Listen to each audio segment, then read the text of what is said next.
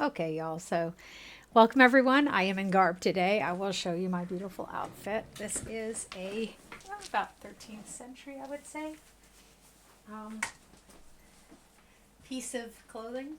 The one I will have on for you tomorrow is more about 1100. These are roughly corresponding to my areas of specialty. By the way, I specialize in ancient Near Eastern history and early medieval English history. Mark Zink. So, Welcome to my channel. hi. Regress. Welcome to my channel. I keep threatening to stream in garb for you, and I'll show you once again. I dug my garb out today. I am of the class of the wife of a merchant, by the way. I don't do nobles, all that kind of crap. Everyone who does medieval garb seems to pick the noble classes, and I think it's bogus. But neither did I pick the peasant classes outright. So you can see by my red that I'm actually a fairly well-to-do person, but not rich. So we're going to stream Tyranny today, guys. I thought we would binge stream it. I'm going to start a new game for you. What I had at hand were primarily magicians, okay? The gal I just picked, I finished off the game once again. Apparently I had killed both of the Archons in that game as well. But this time I swore fealty to Kyros. So we're going to start a new game though. New Game Plus on the hard level. Okay, which is a lot easier on New Game Plus than it is when you actually start a new game. Okay, so let's go. I was wondering why I didn't hear the noise. The volume. There we go. Okay, so we have three choices here. Azura is a magician. Ceana is a two-weapon person. We saw her the other day. And Triana is also a magician. This is the one we want. That's who I had in my party. I get to pick two artifacts that I had. Now you see, these are the artifacts that I managed to claim. Wow. That final scream is so tempting, isn't it? So now we have to decide. This, by the way, belongs to Blood Mark. So -10 to all damage taken. That looks very tempting. Ash's Favor. Head-to-head Peacemaker. That is Ash's weapon. Do you see this? This is Ash. No, I don't want to take it. I just want to look at it. That's Ash's weapon, though. Some of these, if I look at them carefully, I can kind of tell. Oh, just a second. My rabbit's going absolutely crazy. She wants out. Yes. For sure, 100% correct. Before we come back, Bear is in his cage. Okay, I'm gonna bring you in here so you can't terrorize anyone else. Okay? Okay, so sorry about that. I forgot to let her out this morning, and she becomes in the middle of the night, she becomes quite aggressive, which causes me to become aggressive back. She bangs on that cage like she's going to take it down. Sorry. So let's see what we have here. That is so nice. And I actually just acquired that. So let's take this one for sure. What do we have here? Staff of Hours. Graze deflection, hit deflection. Slowing of sands, that's a nice ability. Still trying to think where I have this one from. But I really do like the binding of shadows as well, where we can reduce the damage taken. Let's start with those two. Okay. Ooh, tea. And again, this is the weekend my family is in residence, as you see. 00_Darlin. For over 400 Hi. my channel. years, Welcome, everyone. I the hope armies you're of doing Kyros wonderfully. the Overlord have swept across the known world. All who stood against them fell before their might. Even the Archons, women and men of immense power, were forced to kneel. chained to the Overlord's will. Now Kyros' final conquest has come to our corner of the world, and 2 of the Overlord's armies compete for the honor of taking our lands. The elite Disfavored, and the teeming horde of the Scarlet Chorus. The voices of Nerat, spymaster and archon of secrets, guides the fierce and undisciplined masses of the Scarlet Chorus. With each battle, the Scarlet Chorus grows stronger, as the defeated are given a simple choice. Asmr_Mayu. Or die. Welcome to my channel. Graven Ash, Archon of War and the Overlord's most loyal general, leads the Disfavored. Though small in number, Kyros' ironclad legion has never met true defeat in open battle. Watching over the 2 generals is Tunon, the Adjudicator. That's our boss. Archon of Justice, eldest of Kyros' minions. Tunon brings Kyros' laws to newly conquered lands, aided by the Fatebinders, judges and executioners of the Overlord's laws. You were among the youngest of the court of Fatebinders when Kyros' armies came to our lands. How could we have known that the fate of thousands would rest in your hands? So now we are taking someone who used to be a mage. Doesn't mean we have to make them a mage again. If memory serves, I can actually remodel them. They won't let me re-choose the sex, okay, which is not a problem. We can, however, choose her history. Lawbreaker has a lot of conversational possibilities, by the way. What we're going to do this time is we're going to support the Tearsmen against Kyros fairly openly and see how that works. So let's see what this one is. Accused of a crime you most certainly did commit. You stood before Tunon the Adjudicator, Archon of Justice, and argued your case with eloquence and conviction.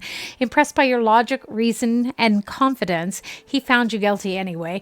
It is rumored that Tunon selected many of his agents from his prisoners. Who better to catch the wicked than those versed in such ways? In his mercy, Tunon offered you the choice of 2 sentences: decades languishing in prison or a lifetime serving him in the court of Fatebinders. Hi, welcome. By the way, welcome everyone to my stream. Welcome to my channel. Welcome. We're going to binge stream Tyranny today. I am in garb. I will show you again. This is approximately 13 to 1400, so merchant class garb, and I do have my pouches attached here to the belt rings. My shoes, by the way, are my shoes. I don't know if I can get my foot up here. My shoes were made by an actual shoesta. Schumacher, it's called in the West. Shoesta, it's called here in the East. It is someone who makes shoes. They're made of real leather. The belt's made of real leather. This is made of metal. My Christian talisman, of course. Tomorrow I will have 11th. So about 1100 period garb, and I will wear my other talisman that's more suited to that. Okay, so the choice was an easy one, and instead of seeing the inside of a cell, you were trained in letters and numbers, magic and war. The laws you once broke are now yours to interpret and enforce. That sounds like a good background. Let's do that one. So see, now we can remake her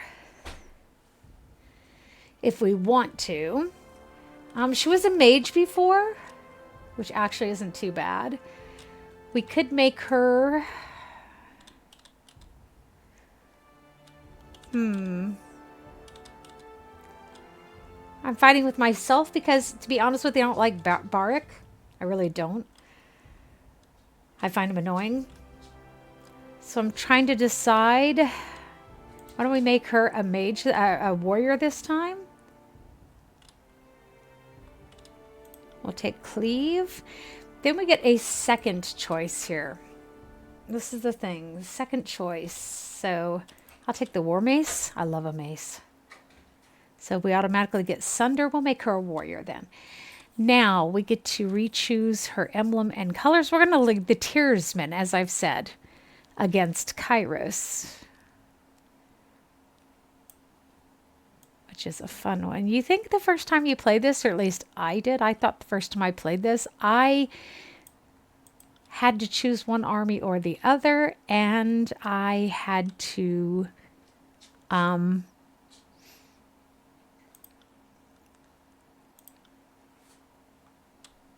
support Kyros. And it became clear to me during the gameplay that was not entirely the case.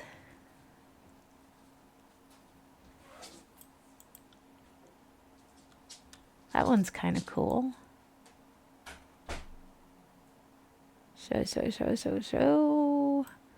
This is going to be our emblem. So we want to choose wisely. She looks so sharp in this red. She really does. What would we think of? Kind of like that. Can we reverse it? Ooh, nice. What do y'all think? I think it's nice. So we're creating her character colors. Let's leave her named. Well, let's give her a different name because we have a file called Azura. So let's call her Christiana. I just make these names up, you know. Okay, so what we need is actually, let us retrain her then, because her points are made for a different build. Retraining your character's attributes, skills, and talent points will return them to their base values. These points will then be available for redistribution. Changing distribution allocation may impact skill levels. That gave me pause for thought. But it looks like, hold it, I don't need to do that because I can just do this, can't I? Finesse is always helpful. Accuracy of attacks and spells, as well as increasing the armor. Okay, that makes a lot of sense to me. Quickness, vitality. I think wits are probably less valued for me. Character's ability to endure physical and mental challenges. So we'll set those both at 14. And let's go take a look here. So we took a magic user and we're making her into a fighter, which is going to be interesting. Her lore is quite high to begin with. This should be interesting. I've not done this. Let's play the Conquest. Next. So we're going to want to support the Tearsmen. All the world has fallen to Kyros. And now the Overlord's eye is on the Tears, our home. The last corner of the world free of Kyros' reign. 2 armies, the Disfavored and the Scarlet Chorus, marched south from the Northern Empire, the last realm to fall to Kyros a century prior. In the early days of 428, Kyros' armies arrive at the Gates of Judgment, the mountainous border that we Tearsmen so long believed unassailable. Unable to agree on a unified plan of defense, the various leaders of the Tears sit and wait for each other to deal with the conquerors, until it's too late. Those two couldn't agree on the color of an orange or on the color of shite, as we say. During the Conquest, you will decide your character's actions during Kyros' invasion, and this does have an impact on your gameplay, even though it doesn't have an impact on the relationships the way it should. It did used to. It doesn't anymore. They broke that. So during Kyros' invasion of the Tears, shaping the world through which you will adventure over the course of this game, or the game, each choice you make affects your character and how major factions of the Tears respond to you, and that simply is broken, as I've said. Your decisions matter, so choose wisely. But there's enough still that does make a difference during your game. I don't know when they broke that, but they never went back and fixed it. Probably one of the DLCs broke it. I have all the DLCs. Is one of my favorite games. The Bastard City stood on the northern border between Kyros' empire and the Tears. Built upon a natural harbor at the crossroads between realms, the city was a nexus of commerce. To the Tears, it was the center of all wealth. To the northern, to a northerner, it was little more than a backwater trading post. Its symbolic status as a gateway to the continent made it a natural first target in Kyros' military conquest. Circumstances were ideal for you to prove your worth as a soldier in Kyros' army. Taking this city would send a message to the rest of the tiers. Kyros will be insurmountable. Now, we do still have a choice, however. Which army do we want to side with? Here and there and yonder. Let's make that count. Let's see what we have available. This is apparently what I chose last time, and I chose the Scarlet Chorus.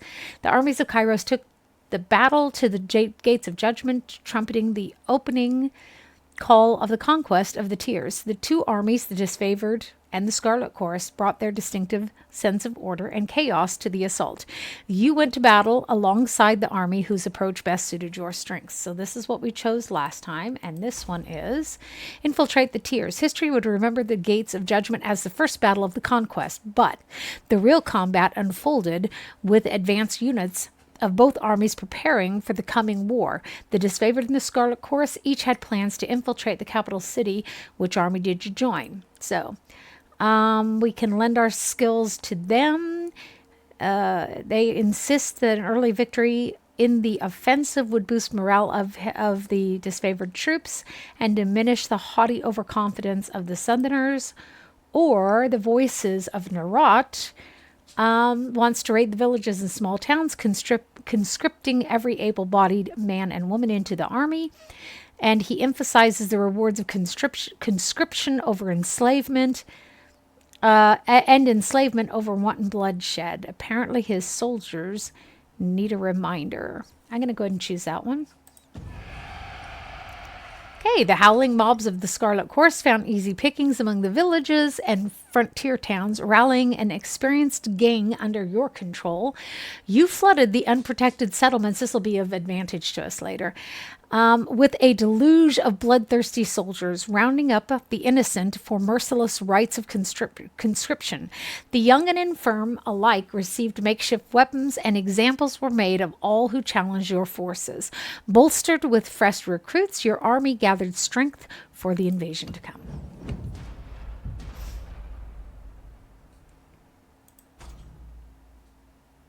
So we can send an inside agent, or we can try to contain a fire. It says your fiercest opponents in the bastard city were the mages of the School of Wild Wrath. The too barbaric to use their powers responsibly, the unbridled practitioners needed to be stopped. How did you trick the hot-tempered mages into their undoing? What we have? Lure them into an ambush, or trick them into a meeting with the Voices. See what the other one was again. If an inside agent, we can enlist a bitter captain of the guard to sell military secrets to the Disfavored. Or we can come to an arrangement with a well-connected smuggler who knew how to sneak agents of the Scarlet Chorus behind the city walls. The Scarlet Chorus were better operatives than soldiers, and this work required a subtle touch. I'm going to go with that one. Set. 1 viewers, +1. Alarm clock 20 minutes and 24 seconds. And again, guys, when you come in, if you click on the little person in the chat, you'll see there are a lot of people who sit and lurk in the channel. It's really sad that Twitch doesn't count them, but there it is.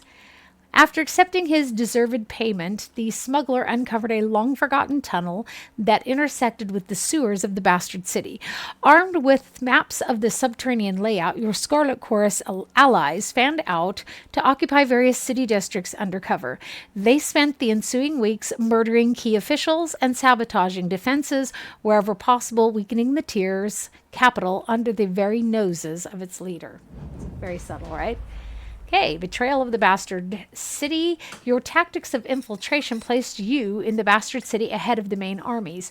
Your work softened the city defenses for the arrival of Kyros' forces, but you wanted a decisive gesture that would give your allies a meaningful advantage. How did you assist in the fall of the bastard city? So now we have 3 choices here. Last time I sided with the Scarlet Chorus, which was, and this is what you gain from it. It's very tempting. Spreading the word of Kyros, you converted the poor and disaffected into a hidden army of the Scarlet Chorus. Once the dust settled, the army wished to bolster their troops with the sleeper cells. Or you challenge the commander of the Bastard City defenses to an honorable fight to the death. The disfavored wish to spare soldier lives for the battles ahead and civilian lives for occupation. That actually sounds quite tempting this time. This gets us the ability to give ourselves a small respite. Okay. Or we can spread fear through assassination and gain concealing shadows. Keeping to the shadows, you eliminate the leaders of the... Okay, so let's go with the disfavored this time. Again, we're going to want to save the lives of the civilians in the tiers as well because we're going to want to lead them. The city marshal was an old but experienced fighter, and his value to the guard was an accepted truth. After making guarantees for your protection, you met him in the square of the market district and fought in full view of the tense onlookers. The battle drew on longer than you thought possible. Good fortune struck when an ornamental chain hanging from the marshal's armor snagged the quillon of his sword. Oh, he shouldn't have had that thing on. Welcome to my channel. Hi, welcome. Granting you the opportunity to end his life swiftly. I hope everyone's doing wonderfully. It's really cold here in Germany. I actually have on some knee-highs. So, Kyros forces celebrated your return to camp and the dissolution of enemy morale. All agreed that the Bastard City was poised to crumble. So, this one's sort of weird because we went neither for one faction nor the other. Okay, so Apex would be my choice. Last time we picked Leviathan's Crossing. We can choose who's going to be in control of the iron supply. This is a new game plus, by the way, guys. So that's why I keep saying last time. Okay, the Bastard City settled into a new state of normalcy, or normalcy, I've heard both, with every tower displaying Kyros' banner. Your name was whispered alongside rumors of a decorated career to come. The armies divided into 2 fronts and migrated south. Tunon sent word that you were to join the next frontier of Kyros' conquest, either as judge and overseer of the settlement of Leviathan's Cross, or as a war advisor with the armies advancing into the realm of Apex. I want to go to Apex. Still can't tell if it's chosen the one I want to because that one keeps... Okay, I guess it has. That one keeps lighting up. Okay, year 2 of Kyros' Conquest, 429.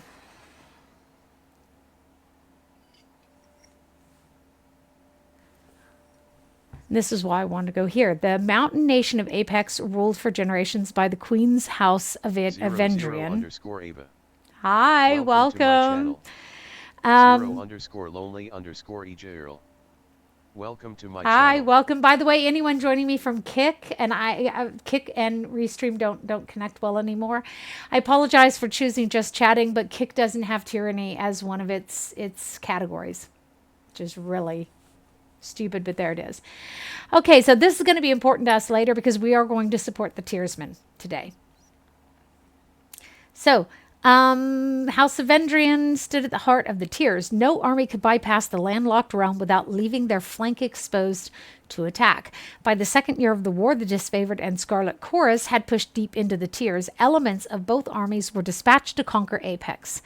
Tunon assigned you to accompany them, tasked with bringing Kyros' law to the territory as well as keeping an eye on both armies, who, as I said earlier, can't agree on the color of shite.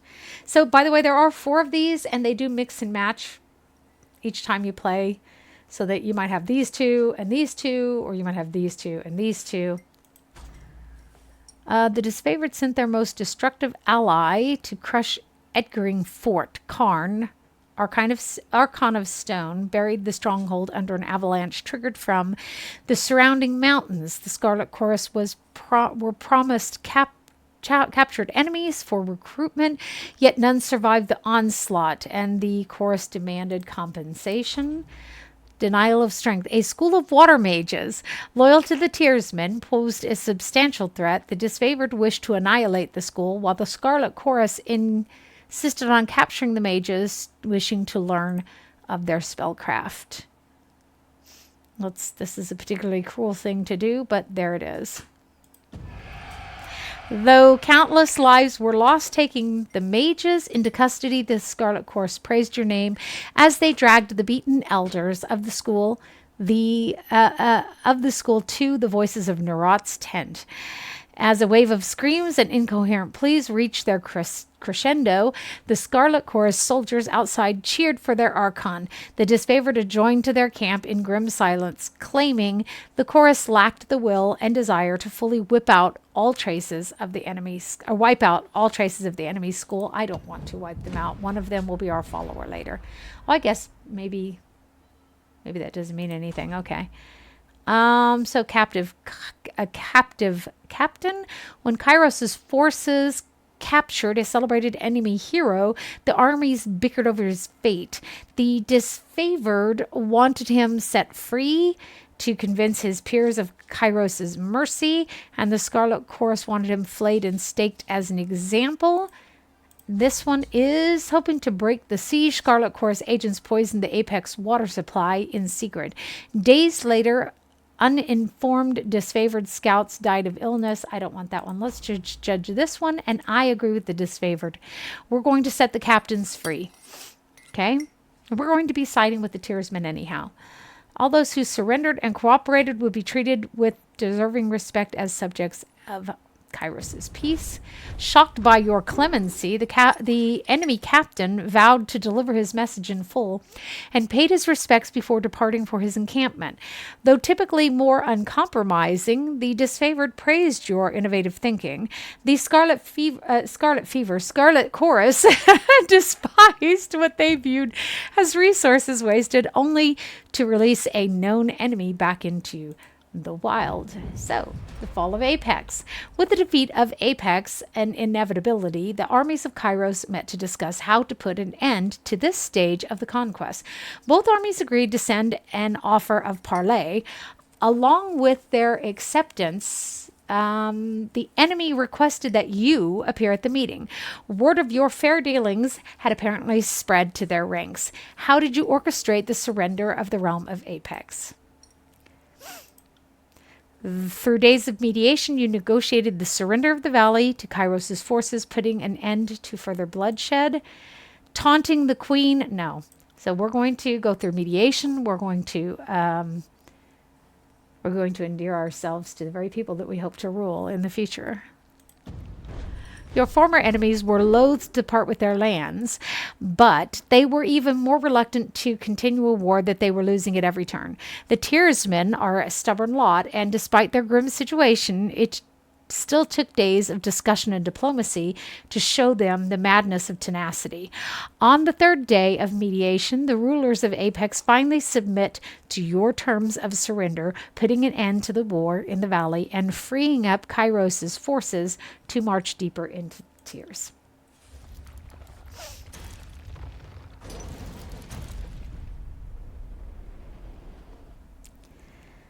So far, we've not done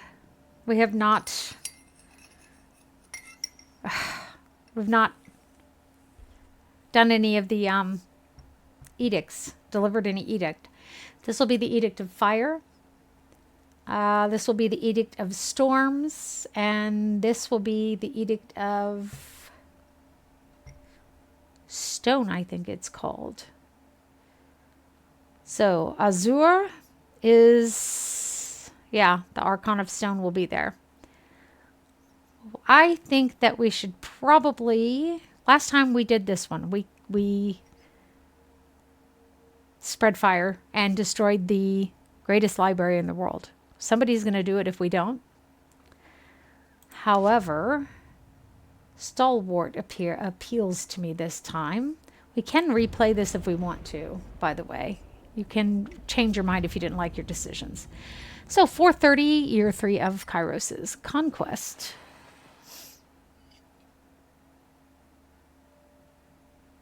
The realm of Stalwart was best known for its proud army, disciplined, courageous, and undefeated on their home soil. Skill and resolve made Stalwart a military power that Kyros's forces approached with due caution. With its southern position, Stalwart had been largely safe from war. Watching for 2 years, you see there's a semblance of a wall here as well. Watching for 2 years as its neighbors fell to Kyros's forces. On the dawn of the 3rd year of war, Kyros's forces were finally poised to invade the Stalwart Peninsula and subdue the Tyr's most vaunted army. Ooh-tee. Marching on empty or contentious setback. What's this one? After a defeat at the hands of enemy defenders, and I have played this several times through, by the way, to the end. It's just that I play so many games I can't keep all of it in my head. I have a lot of historical data in my head as well. So after a defeat of at the hands of enemy defenders, the Scarlet Chorus accuses the Disfavored of recklessness. The Disfavored claim the Scarlet Chorus brought too few soldiers to cover their flanks. Both armies refuse to march until you give a ruling. So knowing the Disfavored's reputation for discipline, as well as the Scarlet Chorus's powers to instill fear and frenzy, you decide that the Scarlet Chorus was in the wrong, or lacking proof that the Scarlet Chorus recruits were negligent, you punish the Disfavored commander for his failure and for bringing charges without evidence.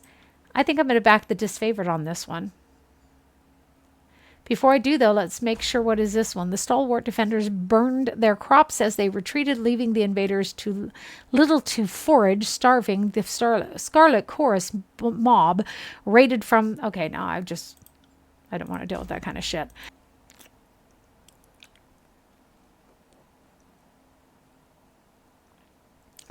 Okay, this time I'm going to side with the Scarlet Chorus. They're actually right. He agreed that the word directionless menace, sowing chaos and disorder wherever they went. What further evidence did I need? After you politely remind him that his opinions were inadmissible, he storms out of the camp with a unit of soldiers and didn't return for several hours. Okay, but they're right. Their reputation is not enough to damn them. The armies of Kyros collaborated on the capture of an enemy leader. The Scarlet Chorus requested that she be interrogated by the Archon of Secrets. The Disfavored wished to display her corpse in battle. The Scarlet Chorus soldiers were spotted fighting alongside the Okay, so they say they're treasonous. You order the Disfavored to execute these spies when they were found and demand a full accounting of the so-called agents from the Scarlet Chorus. In a move that towed the edges of Kyros's law, Disfavored soldiers tracked down and executed the Scarlet Chorus operatives in Stalwart under your orders. The voices of Nerat insisted that your bumbling effrontery had cost him critical intelligence and that the very Conquest would suffer for it. Assuming that he wasn't lying, you questioned if the precedence of bolstering the enemy ranks with Kyros's troops was worth the fringe benefits of espionage. Okay, so the Disfavored carved a slow, steady path into the heart of Stalwart and surrounded the enemy's massive fortress. With the main bulk of their forces defeated, the enemy leadership retreated to their mighty fortress, content to wait out the war. The Overlord's answer was the Overlord answered this impotence with an Edict of Storms on the peninsula, a devastating spell that would endure as long as the cowardly hearts of Stalwart leaders persisted in beating. In other words, their leadership had to be completely wiped out to end the edict. Pleased by your efforts, Tunon deemed you the proper representative to deliver Kyros's edict. Aside from being given 3-day window to read the edict, you received no other instructions. So, agreeing to the wishes of the Disfavored, you proclaimed the edict at once, leaving the enemy no time to react, or In an attempt to ingratiate themselves with the people of Stalwart, the Scarlet Course insisted that warning be sent to the towns and villages so that the people may prepare for the horror about to descend upon them, and we will choose that one because we hope to rule them in the future. Kyros' wrath was intended for the cowardly regent of Stalwart, not those unfortunates swept up in the calamity of their leadership. A warning in advance of the spell would give locals time to prepare for the devastation to come. You were content to let the punishment fall on the innocent as lightly as Kyros' will allows. Comforted that you might yet spare lives, you broke the seal of Kyros' Edict of Storms and read the Overlord's incantation. We imprison Barik in his armor, by the way, by proclaiming this edict. The clear skies darken as you read the final words of the edict. A flurry of wind and rain whipped through the rolling plains and craggy mountains, turning rocks, uprooted trees, and hapless soldiers into hazardous shrapnel. Armed with a measure of foresight, you were able to remove yourself from the area before the storms grew more violent. Over time, nearby communications told of cyclones consisting of thousands of soldiers. Why didn't they get the armies out? I never understood that. They should have pulled Kyros' armies out as well. That makes no sense. Worth of limbs, spears, and armor and skulls. What's more, the weather showed no sign of dissipating. Several units of Disfavored who fought the enemy in spite of the advancing storm were caught in the Overlord's magic. I don't understand that. They knew this was going to happen. Ash should have pulled them back. So their failure to topple. The few survivors regrouped and nursed their wounds. Their failure to topple the Stalwart Legion shamed them into believing the dead more fortunate. The name Stalwart fell from use. People took to calling it the Blade Grave, for the remade landscape festooned with iron and bronze armaments of two once great legions. As Kyros' forces departed, you spared a glance back at the ruins of Stalwart, marveling at your work. You didn't have long to rest before Tunon called you into service once more. Okay, so now they will save the game for us. I am so sorry. I don't know why that happens, but I have tried to make some adjustments. No, we're happy with our decisions.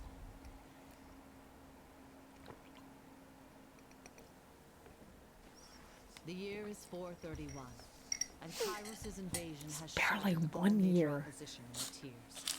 The younger realms, the bastard tier, the free cities.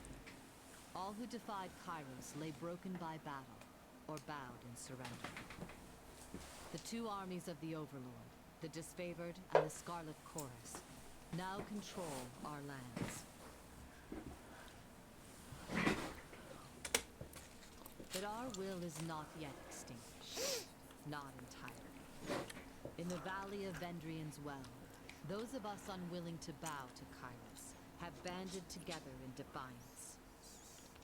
Violating an oath of surrender from 2 years prior, we arranged. Murdering the Disfavored and Scarlet Chorus garrison in a midnight assault. Ooh. With their main forces spread across the tiers, the Disfavored and Scarlet Chorus redeploy to Vendrian's well to crush the resistance. But months pass with no definitive battle. As disagreement and discord paralyze the Archons, we bide our time and wait for our message of insurrection to spread across the tiers. The Overlord is not amused, and Kyros has one message for the Archons: crush the Oathbreakers or die. Kyros backs this threat with an edict, a magical commandment that can slay all in the valley should the order be ignored. The honor of proclaiming this edict fell to you. Sent across the mountains to Vendrian's well, you carry the Overlord's edict to read before the Archons. As you finally make your way through the winding mountain passes into the valley, the ground trembles, and Kyros' magic seals the way behind you. You are trapped in Vendrian's well, with Kyros' armies and the Oathbreakers. The only way to survive is to fulfill the terms of the Overlord's edict. in any way that you can.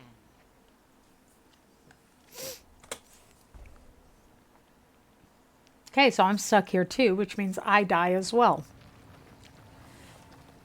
If the edict is not broken. Kyros, the Overlord, be praised. When I heard the avalanche, I feared the valley was sealed with you on the other side. The disfavored warrior clasps her gauntlet to her breastplate, the traditional salute of her legion. We were told a Fatebinder was coming, and though our commanders will not say why, it seems obvious. Graven Ash and the voices of Narok can agree on nothing, least of all battle plans to wipe out the Oathbreakers. I trust you bring orders from Tunon that will break this deadlock. So now, as you see, if you hover over these things, okay, it'll tell you, give you information for those of you who have never played. My favorite one is number 4. It requires a lore of 32. Can you hear that hum in the air? That glow around the rocks? The avalanche is Kyros' magic. The Overlord has sealed the valley. Your senses see more than mine, good Fatebinder. I do not pretend to know much about such things, but if that was Kyros' magic and you're here on important business, well, you don't have to be the Archon of Secrets to guess that you are here to proclaim an edict. What does Kyros have in store for the enemy? 10 years of festering plague? An edict of twisted bones?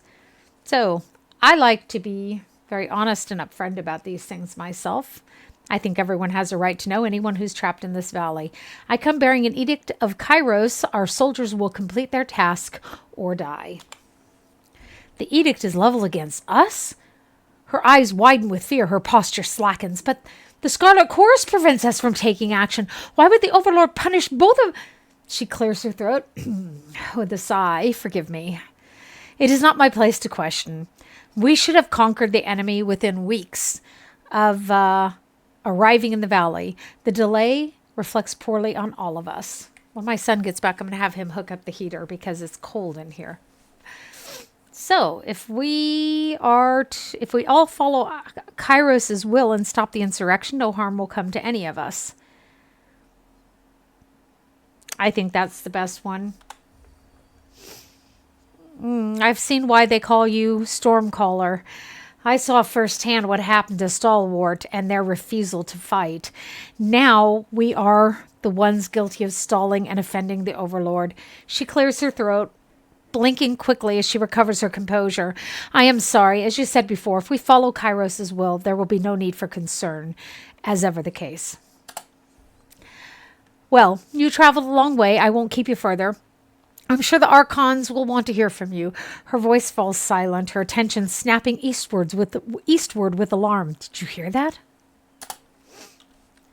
More runners. 3rd time this week. The Oathbreakers keep trying to send messengers through the mountains to gather help from outside the valley.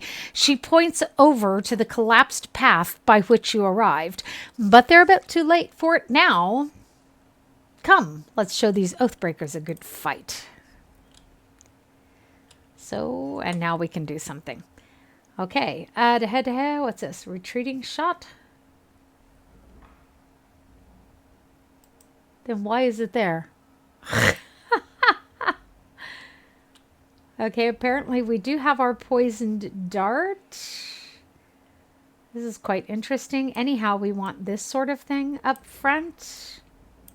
What is this? Energy shield. So let's put these things up front. It's weird that I have all the wrong things here. Let's go bonk him on the head. By the way, oh. Maybe I can change now. We'll change to our giant mal here. Oop. And go again. It's not very effective against him, is it? He seems to be fairly immune to physical damage. Or at least to my special attacks.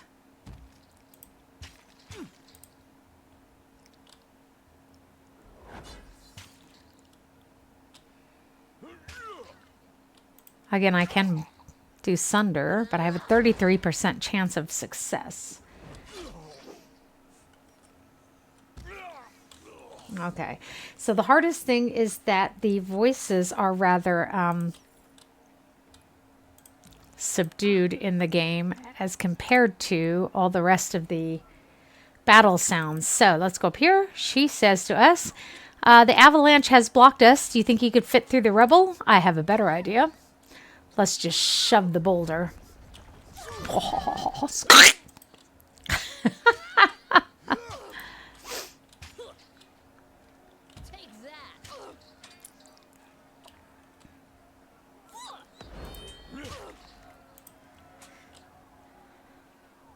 See if we can get them both. Doesn't really do very much, does it? Right.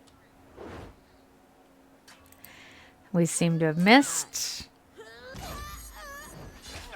I'm going to turn down my speakers a little bit because that is really, really loud in my ear. I don't know about anyone else. Will do. Will you don't stand there and pick your nose. Fight. I don't know how she's got a little teeny dart hid in the breast pocket of her armor, apparently. This is one thing I really like, by the way, that you can zoom in and out.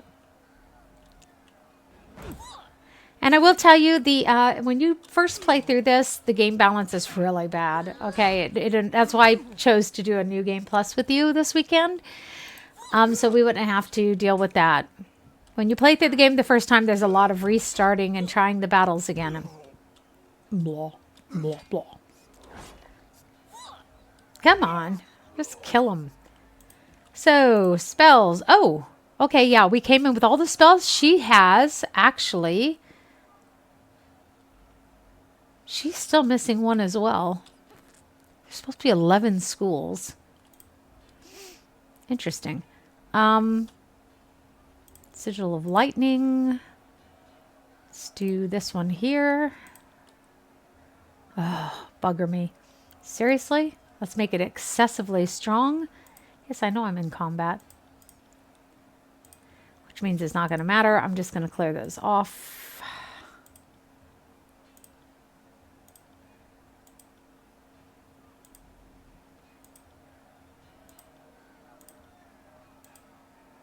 See, we got, wow. We learned a lot of spells, we did.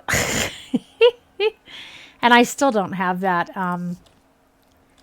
So here's the Archon that they're showing. See, we have no reputation with him at all, and we should have done, given the fact that we made a lot of decisions during the Conquest. Look at this. Nothing. Absolutely nothing. That's broken, and they need to fix this. What we do have is we have 2 reputation unlocks, and we will spend those later.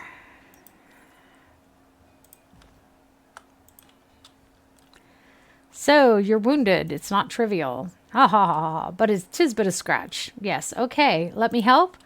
No. Okay. Graven ash protects. That's what they always say. The dude has a mushroom on him. Okay. I have questions.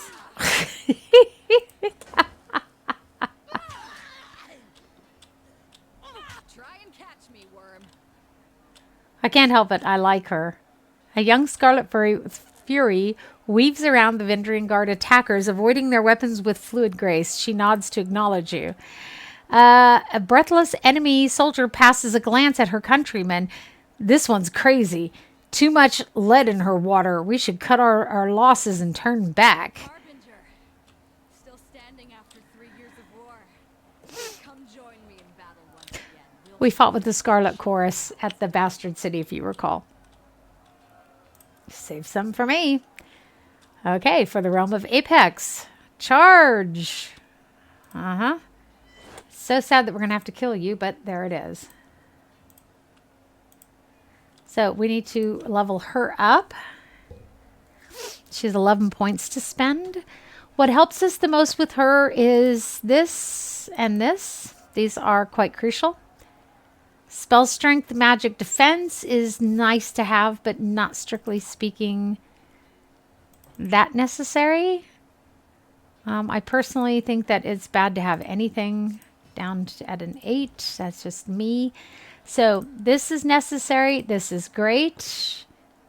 Attacks made with bow gain armor penetration, which is also not too bad. Okay, let's give her the passive dodge bonus. Let's give her she strikes twice. Force will counterattack enemies that miss her in melee combat. Increased weapon damage with 2 weapon wielding. This here I haven't found to be that incredibly useful. We had her with this. So what did we do? When versus in the party, all members gain experience for dual wield, bows, and athletics. Increased accuracy and removes recovery penalties. Okay. Gain immunity to burning and bleed afflictions. That's cool. So now we finally got down to that one. Gain bonus damage against targets suffering from damage over time effects, which could be very cool. Actually, we need 1 more point spent in this school, but we don't have it, do we? I think that's all our points. That's okay. That gives us some nice abilities here. Okay, so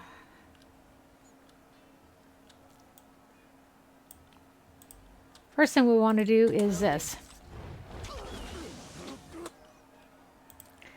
She can dance on this one's head, and our gal can go and fight this fucker who's throwing their ranged weapons at us, which is not exactly something that is desirable. Not a problem, boss.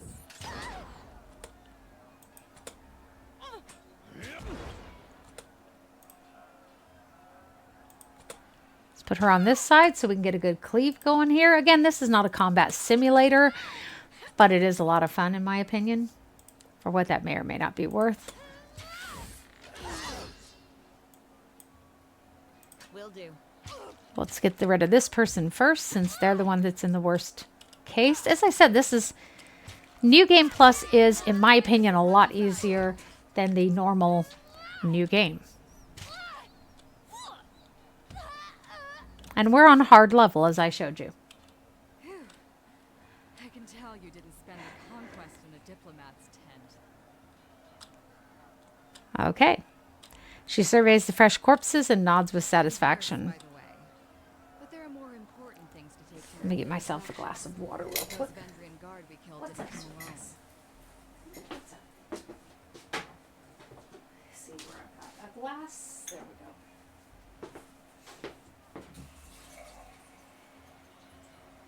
So, here we go.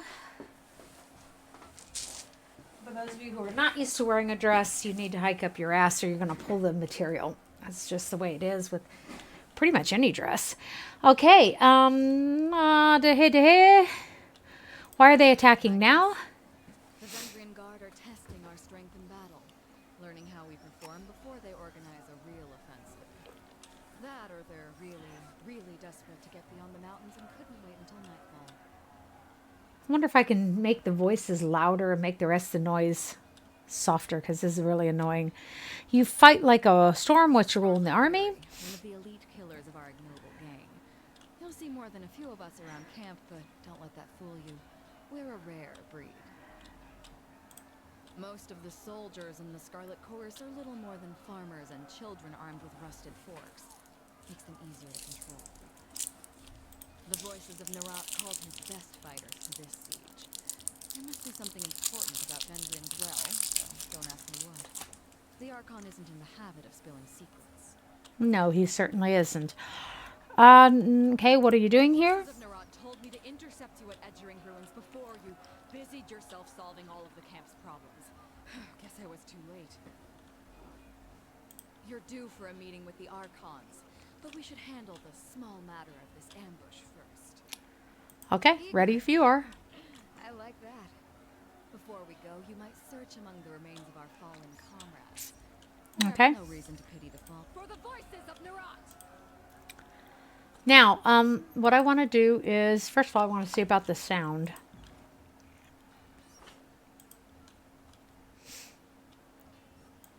Let's turn the effects down a little bit because that's actually what's annoying me more than anything. Okay, that should take care of that. My actual experience with this game is that by and large, you don't find a lot of loot on the bodies. Let's let Verse heal ever so slightly here.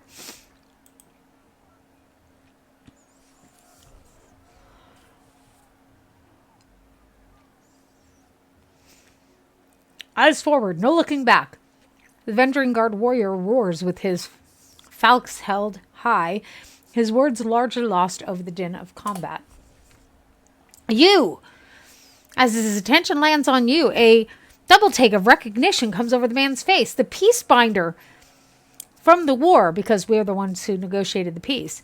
If you've come once again to talk peace, it seems you're too late. So we just gained major favor with them, which will be very advantageous to us. Drop your weapon and perhaps we can settle this without bloodshed. We knew that violating the surrender meant an end to what little mercy and goodwill Kyros' forces have or ever will show us.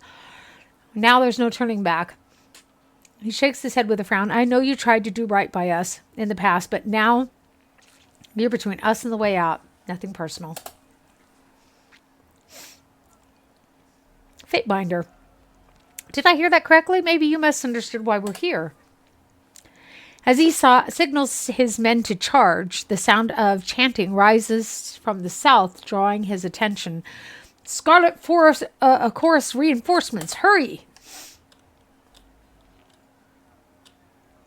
Okay, guys, I make 6 against 5. Mocking Blaze yells out, run down the Oathbreakers, let none escape. From the red mob of reinforcements from the south, a bled chanter emerges at the head of the rabble. That's their mages, by the way.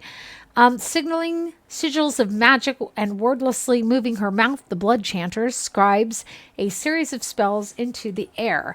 A red glow surrounds the Vendrian Guard warriors as the chanter's magic worms its way into their mind, blinding them with rage. She did not just do that to us. She just enraged our enemies. I'm going to get that bitch. I'm going to tell you what. Hold position, all of you. You there. Keep to the path. The warrior gestures along the canyon trail, but his soldiers turn their attention to the Scarlet course, roaring challenges. No, don't engage them. We need to run. His orders fall on deaf ears. The warrior reluctantly readies his weapon. Don't think I'm not going to take a mile and a half out of their fucking hide. I certainly will.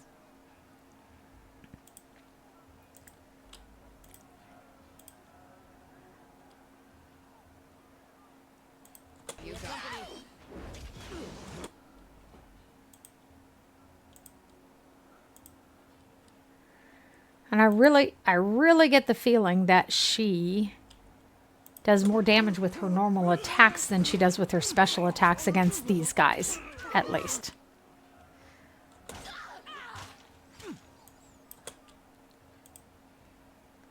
Fuck, and me with no spells. And her with just really crappy healing. Now, yeah, we'll live to tell about it, I feel certain. She is going to do a headshot. And my gal is going to... Not a problem, boss. Wunderbar, darling, einfach fabelhaft. Fuck me. Sorry.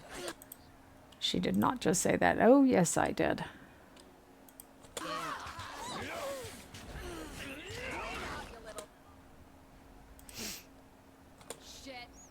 You got it.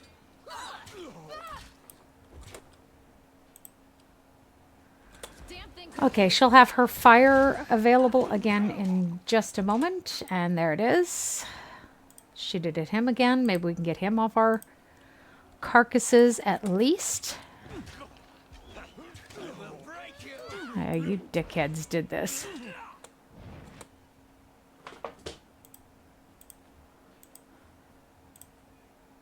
You got it. Takes care of him. Maybe that's not exciting, but it's effective. Come on. Come on. Just beat him over the head. Come on. Oh, seriously? You suck. So let's see if we can cleave and get either one of them. Maybe even both.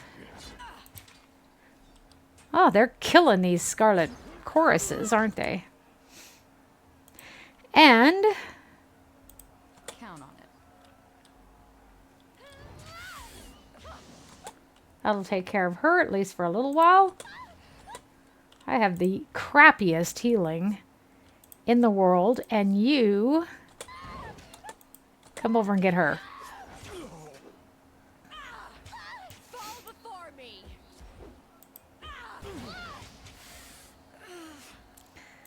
Well, we lost to the Scarlet Chorus there, but that's our own fault. They enraged our enemy. Get my hands on their feckin' asses, I'm going to tell you what. Yes, I have a mouth. Okay, come quick. We have a situation on the cliffside. They have the commander. Well, I don't. Hardly my problem, is it? As long as she's not chewing on my shoe. Like I said, you're not going to find a lot of loot this time around.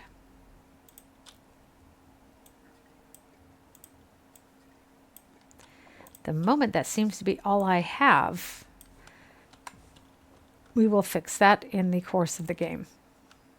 They're not going to start without us, by the way.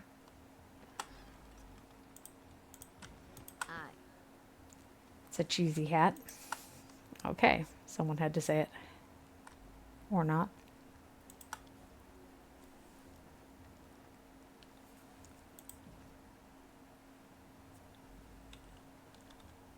Why is she bent down?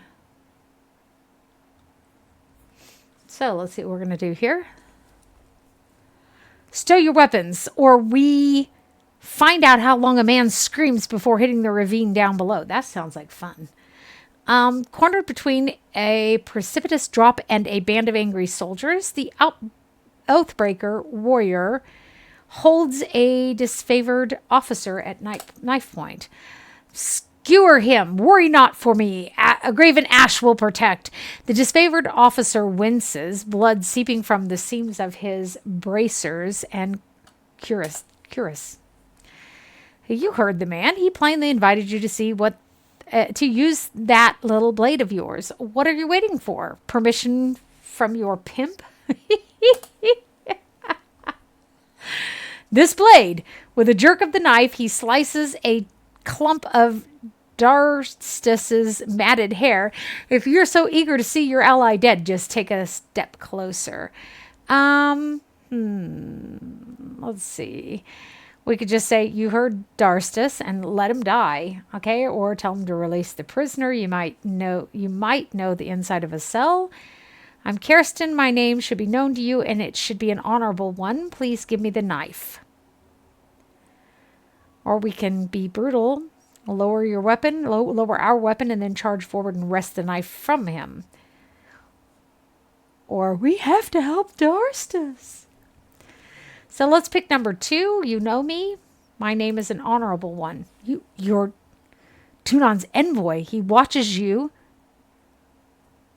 And they're going to kill him, and I'm going to have to kill them. I wish the game would let me. I see they just killed him. I offered this man my mercy, and you made a liar out of me.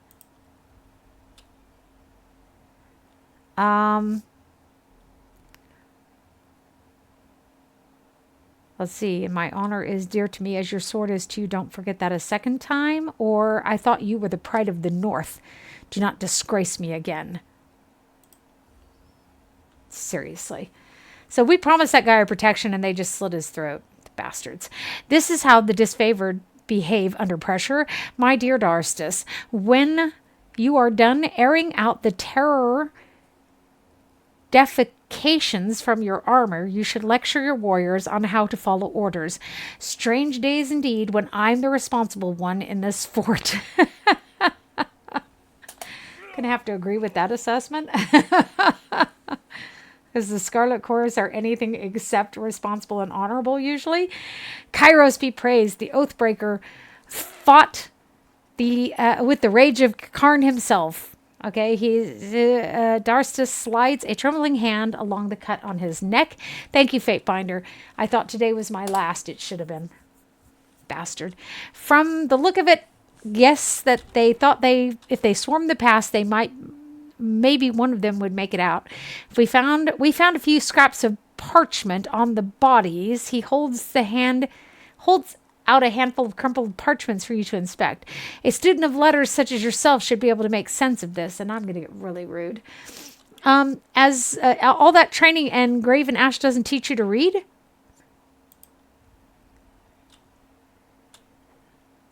So now let me examine the parchment. Recruitment material. Okay, well, from the looks of it, we kept them from slipping out of the valley. Whatever they hope to accomplish, I think their plan died here. The Archons are expecting you. When you're ready, leave by the gate to the southeast and follow the trail downslope for a few hours. You'll see the camp fires leagues away. Can't miss it. Wunderbar, darling. And now we need to get to him before them so we can loot his body. Bastards. So let's take this one, and everything else can go into our bag. I forgot that we start with all our spells intact. Oh yeah, we have to do that from the outside. So let's come and decide his fate. The prisoner says his name is Tarkus Demos.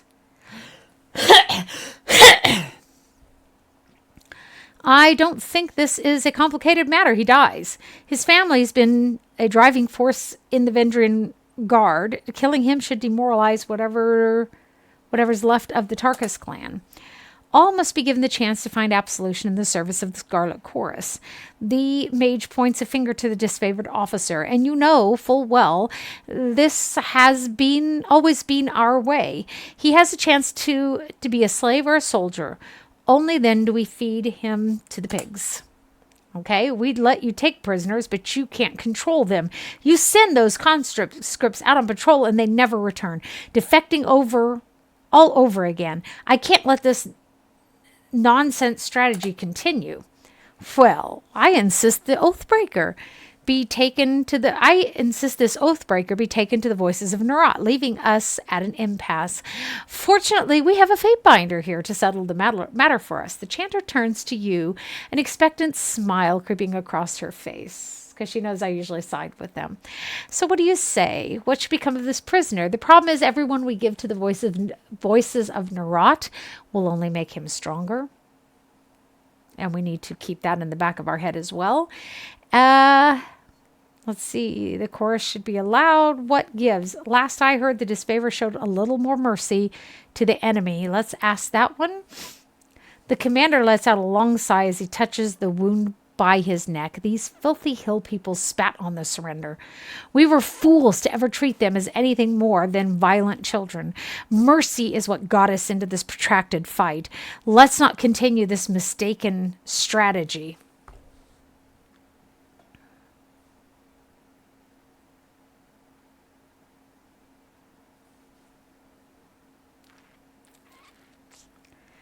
So no one's going to like us anyhow when we're done. Let's say execute him then.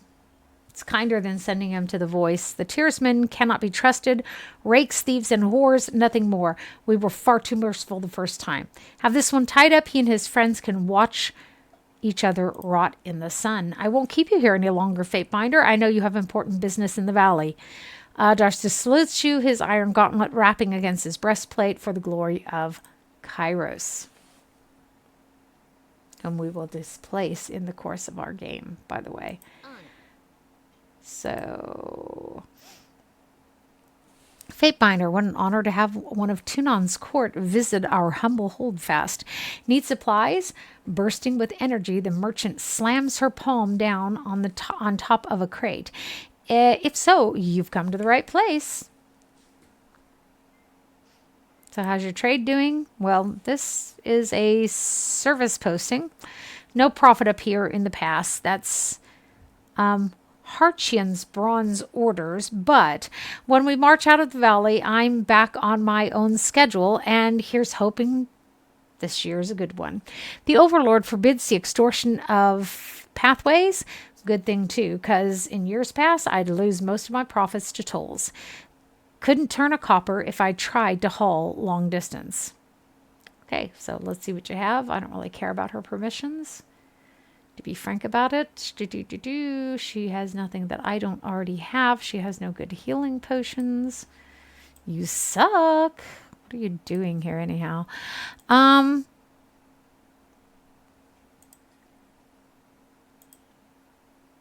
So I always put this like this so I know what can easily be sold, and the rest of it I will take a look at. Really?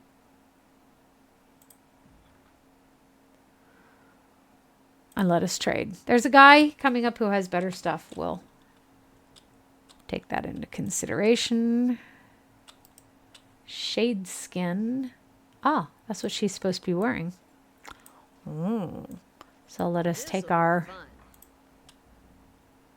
Excellent. And what else we have? We had something else. What else did we have? We had this one here. This is a two-handed sword. Let's put this on, this here, and let us equip that. So now we have our artifacts here. Binding of Shadows, which gives us cooldown once per rest. We can use it once per rest to take minus 10% of all damage for 40 seconds and plus 20% arcane damage on hit. Okay, well that's going to really be useful to us. Storm Wheel. Cooldown is once per rest. Damage is 10 to 20% shock. Okay, so now we can control these also over here, by the way. Artifact abilities. Looks like we can't use those anyhow, so let's get rid of these. Combos, she has it. We don't need to have it too. Seems wise as well. Okay. Class. So what we should do, we should be creating some spells here. Let's create a healing spell.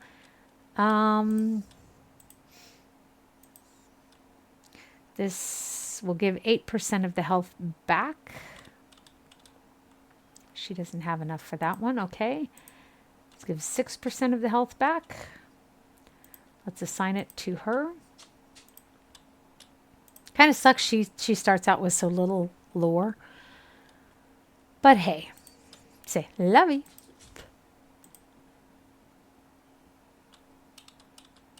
Let's do this one. Can we chain it? Not yet. Sigil of Accuracy we can do. And we could make the range just that wee little bit better. I hate that symbol. Now, yeah. If you want a different symbol, make a different spell. I like the stone ones. This can be quite a fun one. What is this one again? Expression used to create a spell that affects random targets within a circular area. I kind of like that one. That sounds like fun. Oh, it's too advanced for her. Oh. You suck.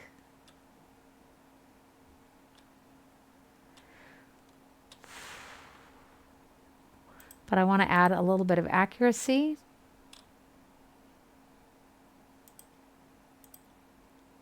Yeah, that's about all she's going to be able to do.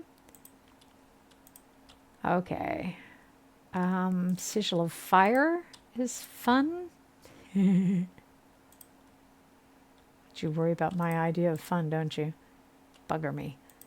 We can make that actually less and put a chain aspect on it. Which will be fun. It bounces. That'll be fun. What's this one? Emotions. You can fuck with people's emotions. Won't that be fun? Illusion. Vigor. We can actually deprive them of their vigor if I'm not mistaken. Okay, this is just giving our allies vigor. Let's go to the illusion. False pit. Again, we can do this, and we could, let's set that down again. 1, and we can actually do this. We get raw damage, 9 to 15, which might not be too bad. Let's take off the chain effect, though. Strengthen it, and up the accuracy on that. Let's get an ice spell going here.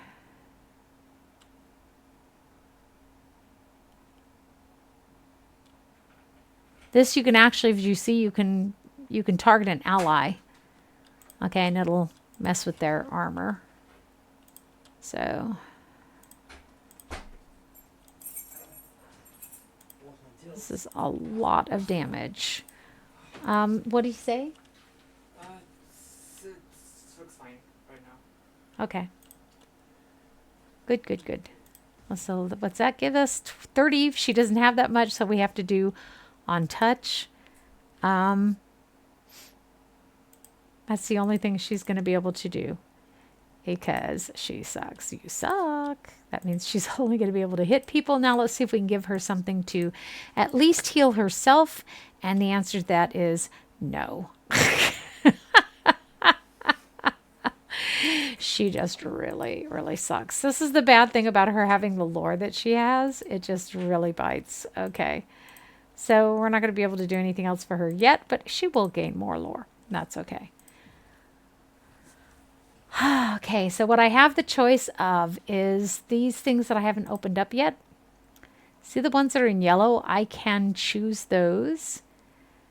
It's passive. I get a +3 on all melee damage. That's something to think about. I can spend 2 reputation points. Okay, that's what those are. I think if I want to, I can even spend these. No, I cannot.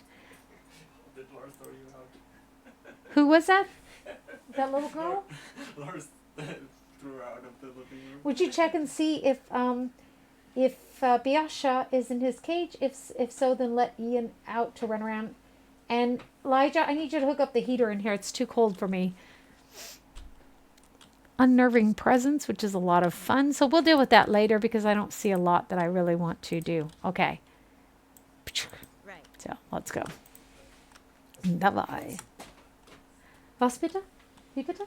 Soll dann die Türe wieder zumachen, wenn ich die Kasten anhabe. Ich will auch die Heizung hier anhaben. Ich friere. Ich gehe jetzt mal heiß. Okay, hun. So, y'all excuse us. We have as I said, my family is here. So,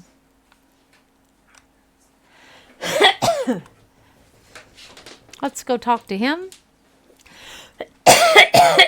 You there, end this. I beg you. Okay, request granted.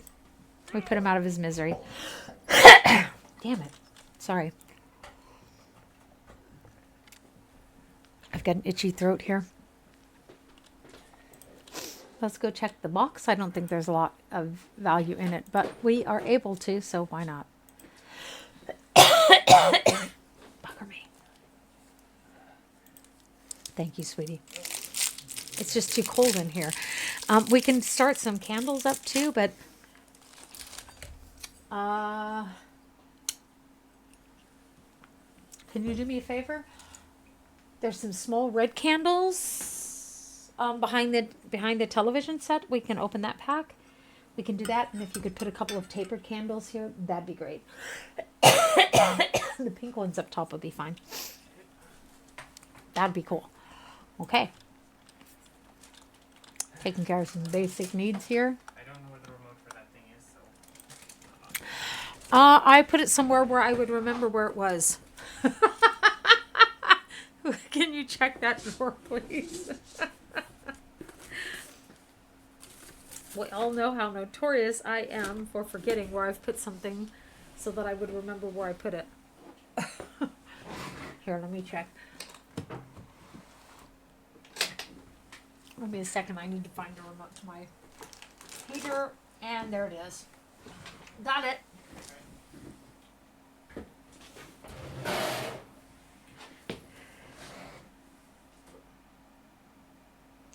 It's not working, honey.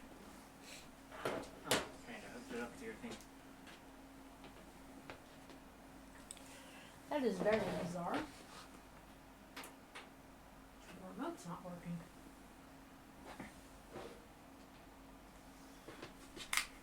I took the batteries out. Well, we were putting away for the winter, so I took the batteries out. Okay. Oh, fair enough.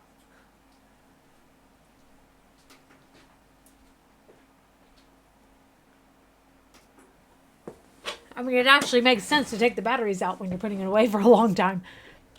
Okay, ooh.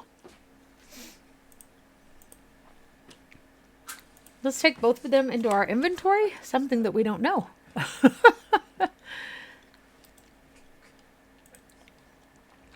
Isn't that a pleasant surprise? We'll put this on us. We'll put this on us. We'll make my guarded strikes. Thank you, sweetie. Charges low health enemies with energy, triggering a violent explosion on death. That's kind of cool. Oh, no, not on me. I need to compare it to, she's got some, she's just got some, the starting stuff, the stuff she starts with is really kind of crap. Yeah, minor parrying stuff.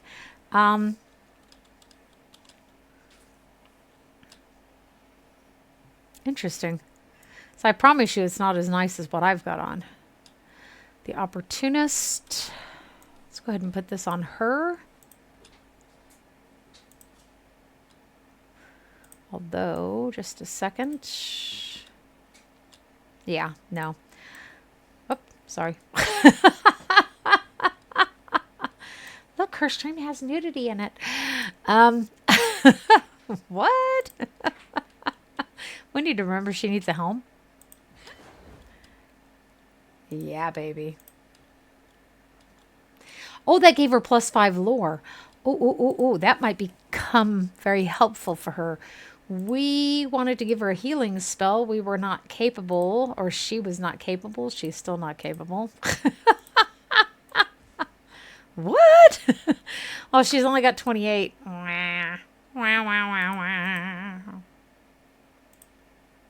Bugger me. Is that enough to do this? Nope. Okay. So now we need to remember that we want to support the Tearsmen here. Okay, that's the point of our game.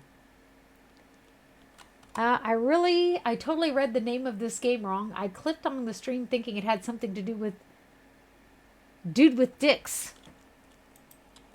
Is that a thing? MurderCom? Is that, I sorry, I just now saw your message. I hope that's, and I saw it fairly sight. Now, I don't have my reader on. Normally I have my reader on, but I wanted to save computer resources. Dude with dicks. Don't most dudes have dicks? Actually, in my experience, most dudes do have dicks. This is a very strange thing.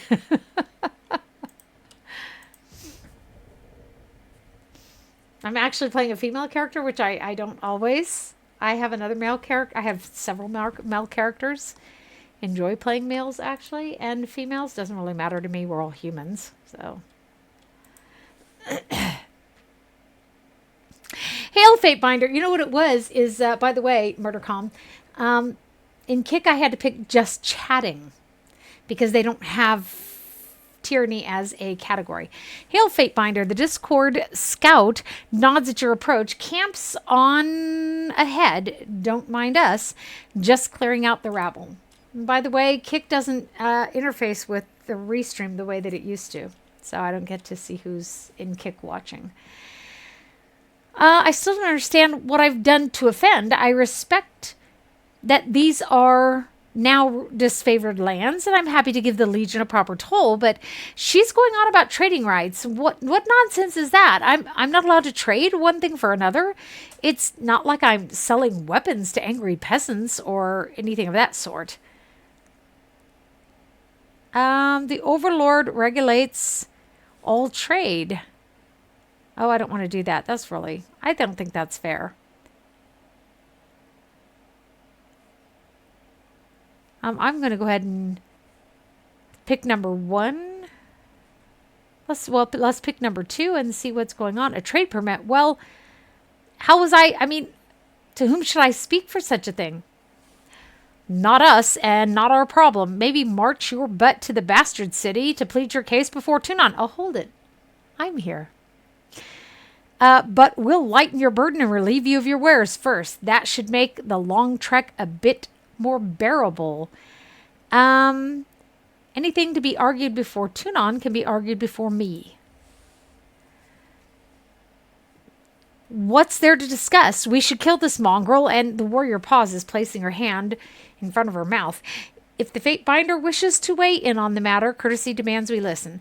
The soldier clears her throat, looking at you expectantly. This is a disfavored matter, but I know the agents of the court do so love to throw their judgments around. Bitch. Seriously, people? Well, you could rob me now and have my supplies today. The merchant grabs a flask from his cart. Or you could leave me alive and have fermented honey for all year long. I even know a few family recipes for painkillers and healing draughts. Certainly any army will need those. You have a lot of perishable goods, but no hauling crew.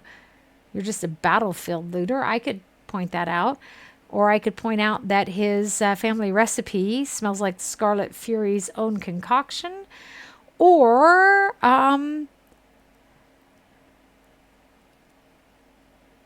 let's see. You have a lot of perishable. We already looked at that one. No. These are a lot of essential goods to the war effort. Goods essential to the war effort. We should leave the supplier intact, but he has no permits.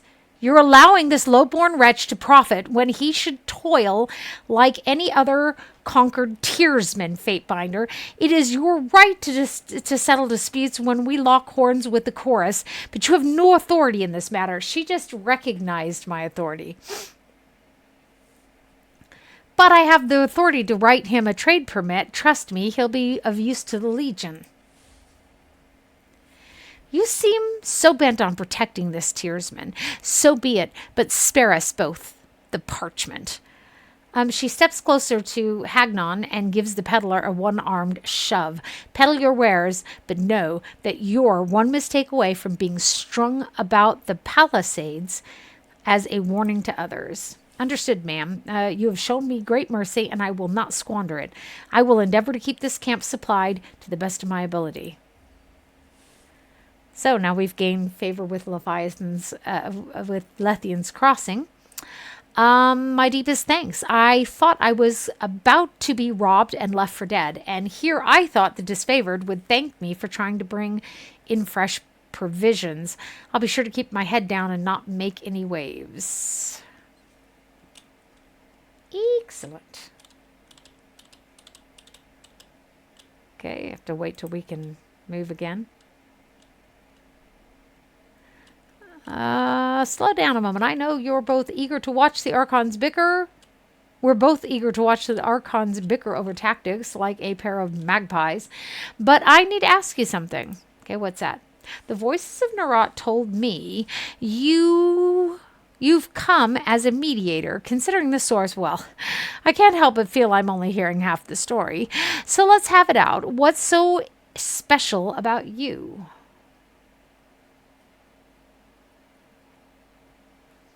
Okay, I'm here to deliver an edict from Kyros. Well, that makes a crazy kind of sense, considering how long the siege has taxed the armies. I can understand why Kyros would send you with an edict to speed things along. Have you read it? Do you know what it says? The Archons must claim Ascension Hall, or actually a servant of Kyros, I think it says, must claim Ascension Hall by Kyros's Day of Swords, or all will perish. Oh, one more thing for the Archons to fight over. Well, thanks for cluing me in. If Kyros sends any lightning our way, just tell me when to duck. Okay, number 3. Did the voice send you to spy on me? At a loss for words, verse regards you with momentary unease. Well, are you even surprised? He's the Archon of Secrets. Knowing in advance is his business, so is scratching up any advantage over Graven Ash. Those two compete like a couple of new recruits for a spot around the fire. It's nothing nefarious. The voice was just curious about why you're here. If he wants to know more, you wouldn't be able to suss it out that easily. He would have sent one of his scarier peons in my stead. Okay, so why are you so suspicious? Well, it's just a feeling I got. When the Archons are together, the air gets as taut as a bowstring. I can't help but think that no amount of compromise will get them seeing eye to eye. So why invite a mediator from Tunon's court? It doesn't add up.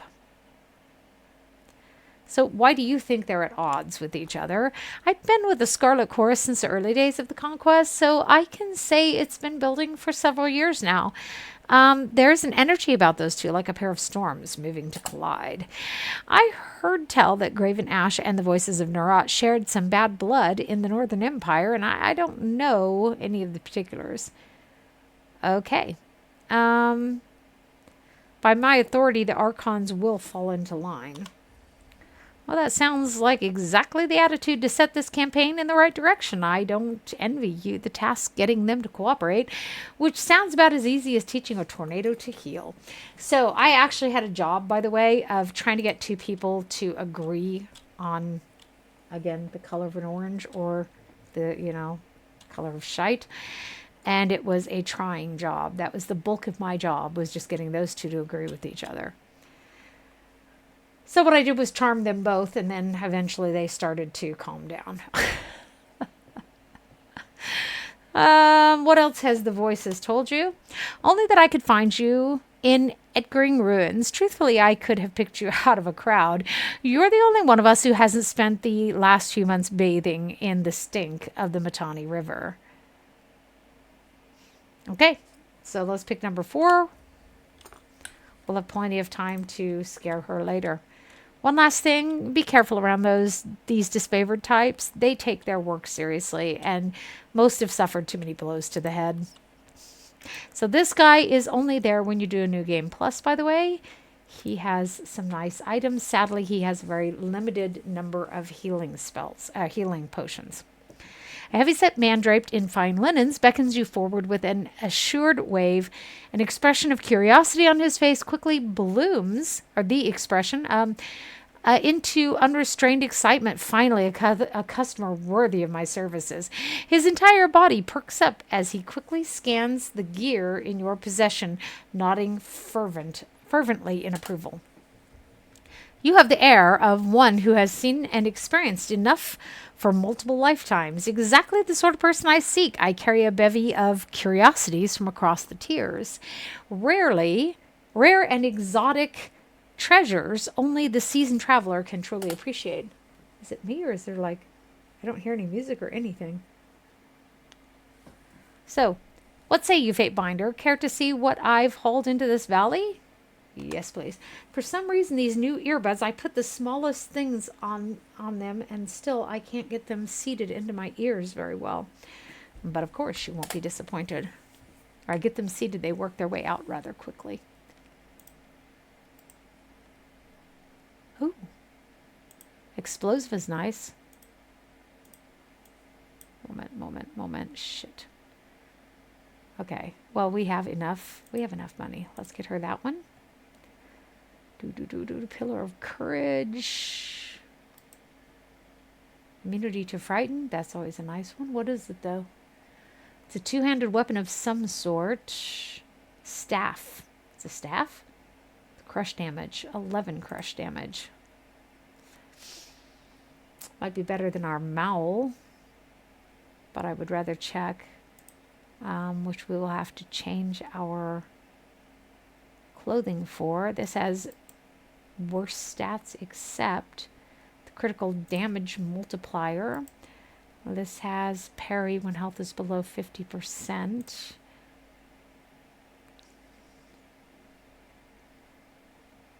Still, I mean, this is better than a sharp stick in the eye, right? Sorcery is probably, yep, +3 to all magics. She does not have a helm, as we remember. Okay, so this would be nice for her. We have great gauntlets at the moment. Multi-strike. That might be useful for her. Or +2 health while has wounds every 6 seconds. That means she heals more quickly.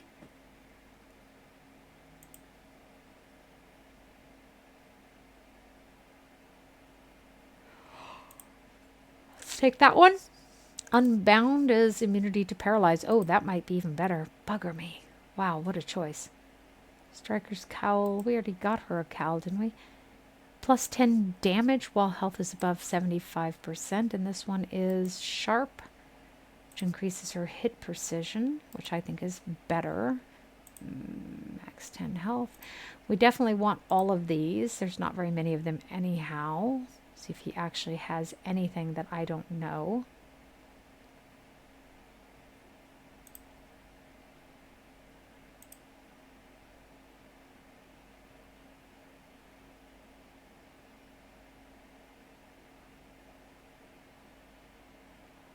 Camping supplies, we have 4. I think we're only entitled to 4.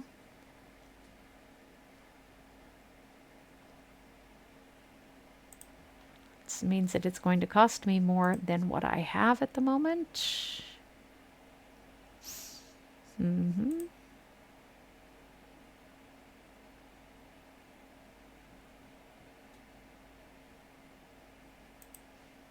There we go. Let's sell her Red Rivers. It's for shits and grins, you know.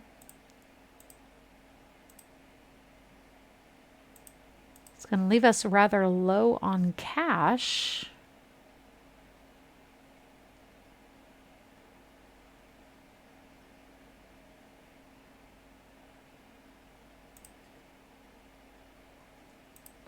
But that's okay.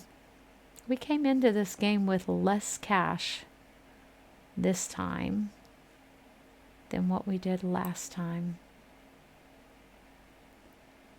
Okay, so let's trade those.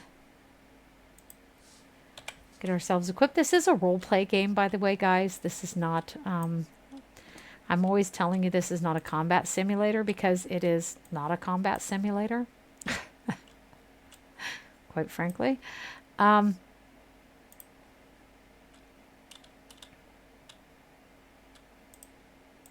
had gotten that for her, and I had gotten this one for her. Actually, let's put that down here too. We want to learn this. And then that lights this thing up over here. This gives us greater precision, so that we are actually getting better and better here. See, we have a few things we want to sell. We can sell her bow. Does this do guarded strikes? Sell that too. We could, in point of fact, sell all of our own equipment, but I think we're not going to. But at least this would be a start. And he doesn't have anything else that we need at the moment, and this area will be closed after we finish the conquest portion of it.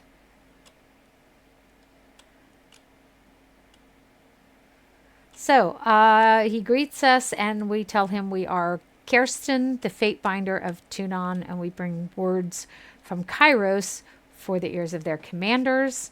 So we are being welcomed to the camp, and the Archons are gathering in a tent. There's Barik. And there are some advantages to having him and Verse in your party at the same time, by the way. I just don't really care for him that much.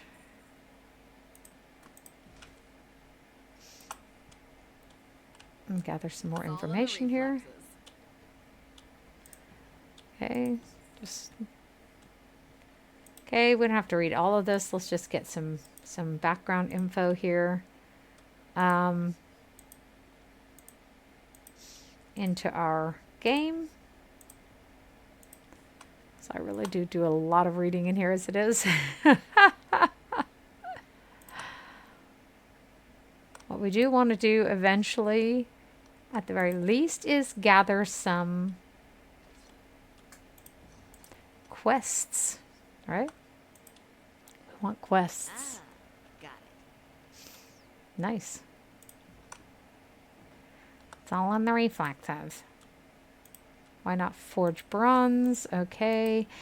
You mentioned an iron shortage. I'm afraid so. The last shipment sent down the Mittani went missing near Echocall Crossing, and I'm afraid we won't be seeing any more now that the valley is sealed. Okay, forge-bound iron is Tunon's responsibility. Why is this the first time hearing of it? Shh, keep your voice down. Graven Ash doesn't want to cause a panic or pass any information to the Vendrian guard. Best case scenario, the iron tumbled off the boat and is rusting on the riverbed. Worst case, it ends up in the hands of the enemy. That's true. If I find myself in Echocall, I suppose I can keep an eye out. Okay, so I don't want to be, I don't know. I just don't see any point in being rude to people, really. Okay, you can trust me to handle this. Excellent. So he says, he glances at the crate beside him and points to a small set of notches on the wood. You see that? That's how we tell our iron shipments from the rest. Inconspicuous so people don't go snooping around. You'll want to keep your eyes out for these. Good hunting. Just want to check my... because the heater sometimes will inadvertently point toward the computer. Okay, I'd like to see your wares. So there are choices that are not available to us because of the background we chose, and we don't actually have any business with him otherwise at the moment.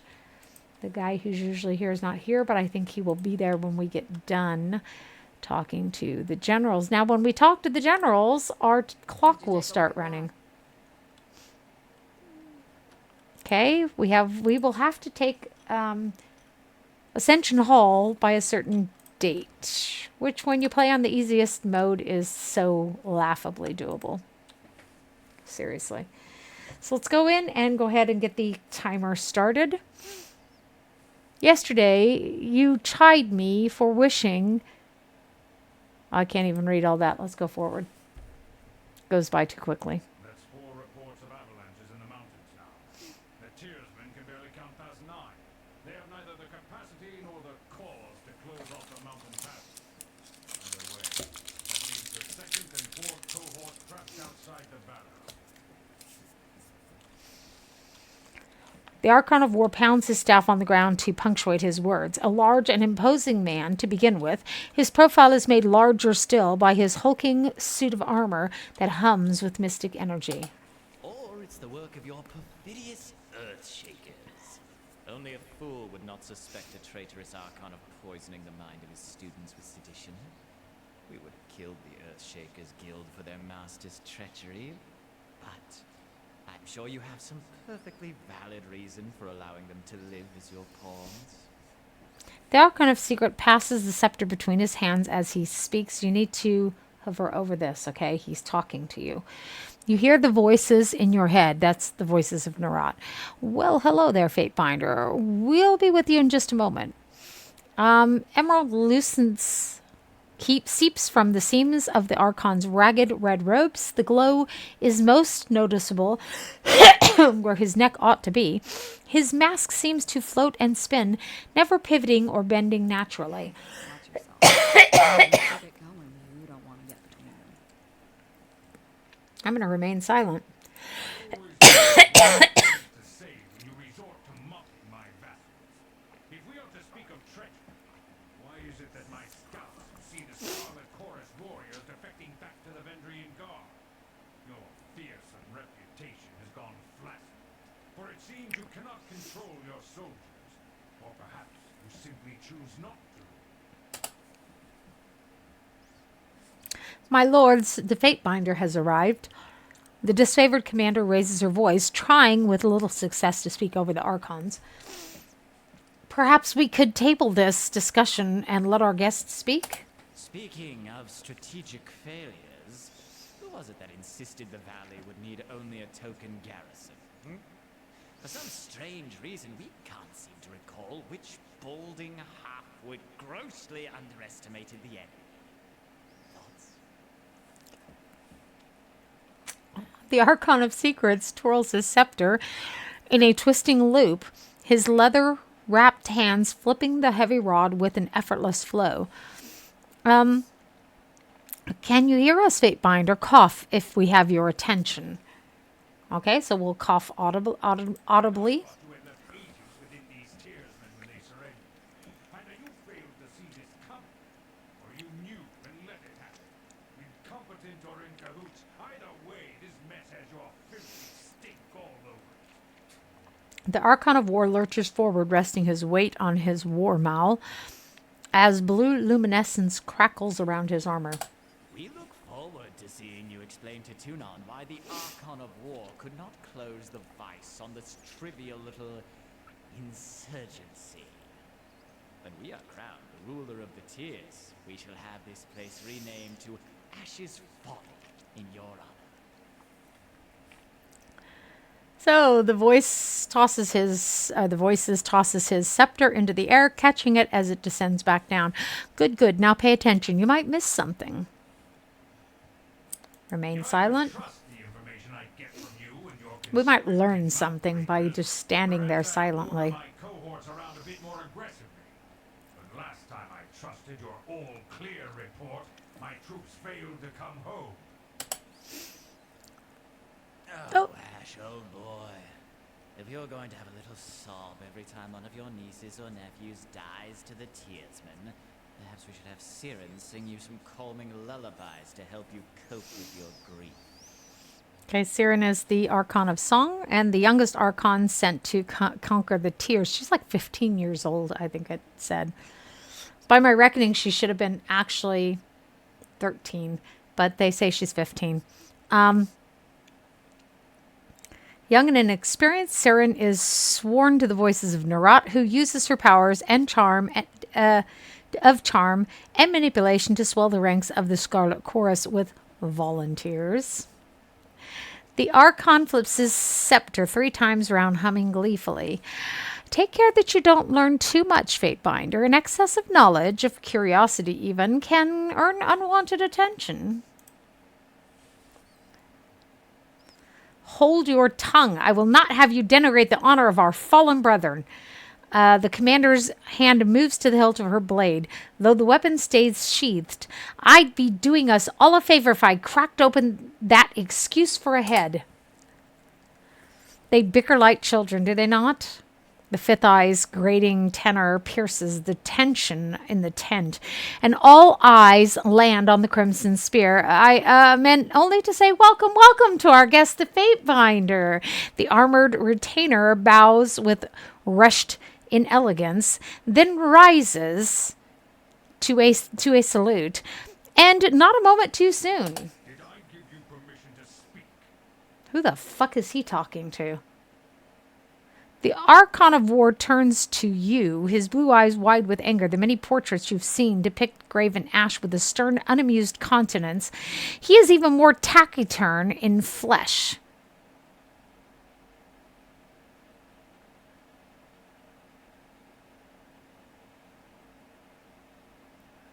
Glare silently. Ah, the Stormcaller. I Conveniently was like, who the placed fuck once is he talking to? Our eyes and ears tell us you come bearing an edict. The anticipation is killing. I will be so glad to turn against both these assholes, seriously. My soldiers tell me you helped Commander Drotus on your way through Edgering. You honor the court with your selfless cooperation, but that is the sort of camaraderie that Kyros demands of us all. On the last of his words, the Archon of War glares at the voices of Nerat, furrowing his brow as he utters the word camaraderie. So we have gained favor with Raven Ash.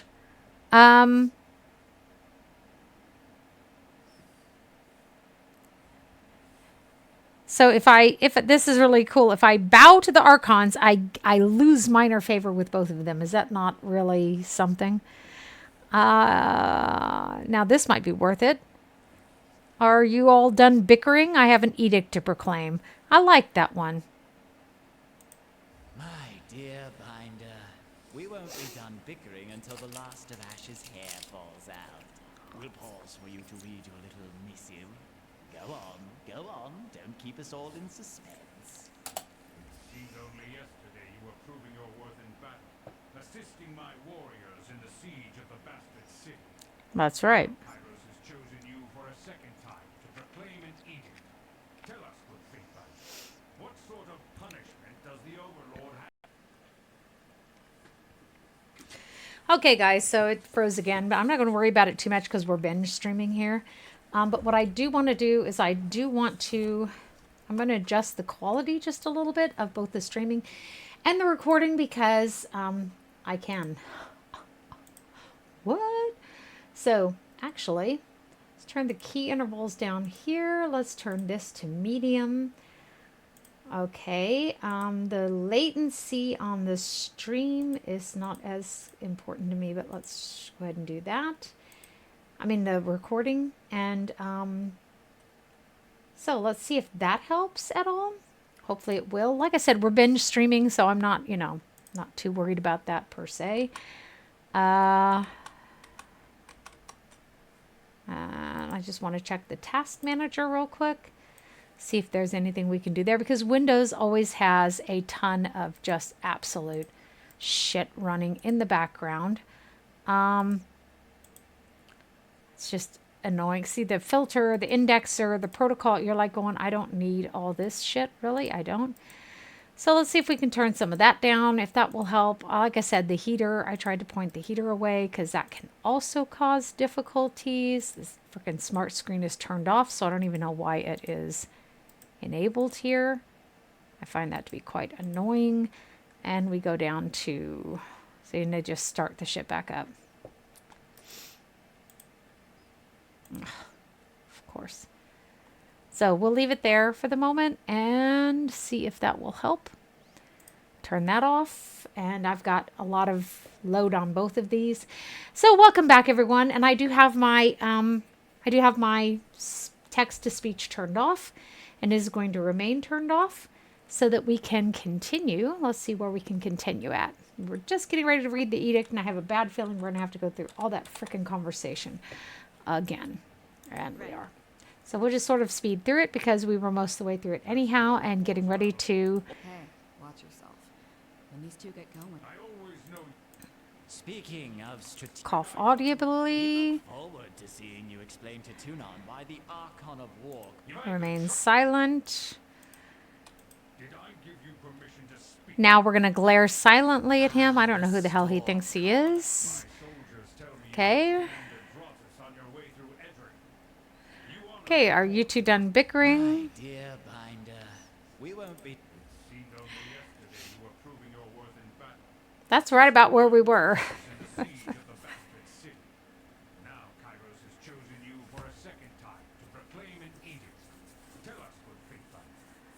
sort of punishment does the Overlord Okay. inflict on the Oathbreakers? Let's see what we got here. It seems you need some encouragement to work together.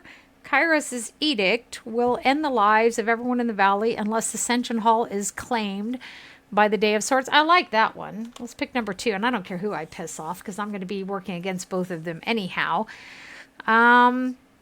The earth sways with each word you utter, the air thickening with warmth as you pronounce the tersely phrased commandment.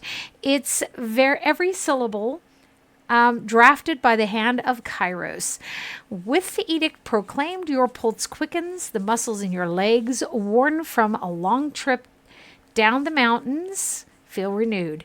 The tired limbs now nearly buoyant with vigor. Okay, and again, I want to thank everyone who sticks with me here. We did get a whole hour and a half in before the stupid thing froze, so hopefully it won't keep doing that, but there it is. No doubt the avalanches in the mountains are part of this ultimatum. We must conquer the Oathbreakers or die in failure. There is no room for error. And That's no right. other way out of this valley alive. You got it. We'll move to advance Summed it up across the nicely. mountains. We lose everything if we stand still. And we move to back up Plan Green. The Earthshakers didn't make it over the mountain in time.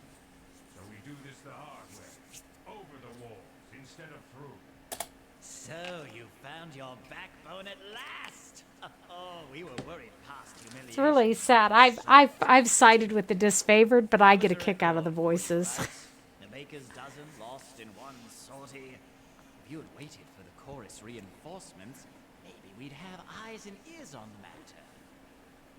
Okay, the Archon of Secret passes his scepter from one hand to the next. What is he saying to us? Watch him squirm. So many tears over replaceable, expendable, useless soldiers. I miss the old Archon of War. You'd never see Blood Echo in a blubbering mess over a few dead killers. He'd use the knuckle bone of his best disciples for jewelry, and even made a breastplate out of his dead brother's rib cage. Because that's how a real man deals with grief. Oh my goodness. Wah. Okay, bicker all you wish. You're just wasting valuable time. Fatefinder is right. We're acting not as leaders, but as children. You think? Time for your foolish japes and petty talks. We should focus on the objective at hand, and that is taking the Matani River, and then advancing to Ascension Hall and ending this edict.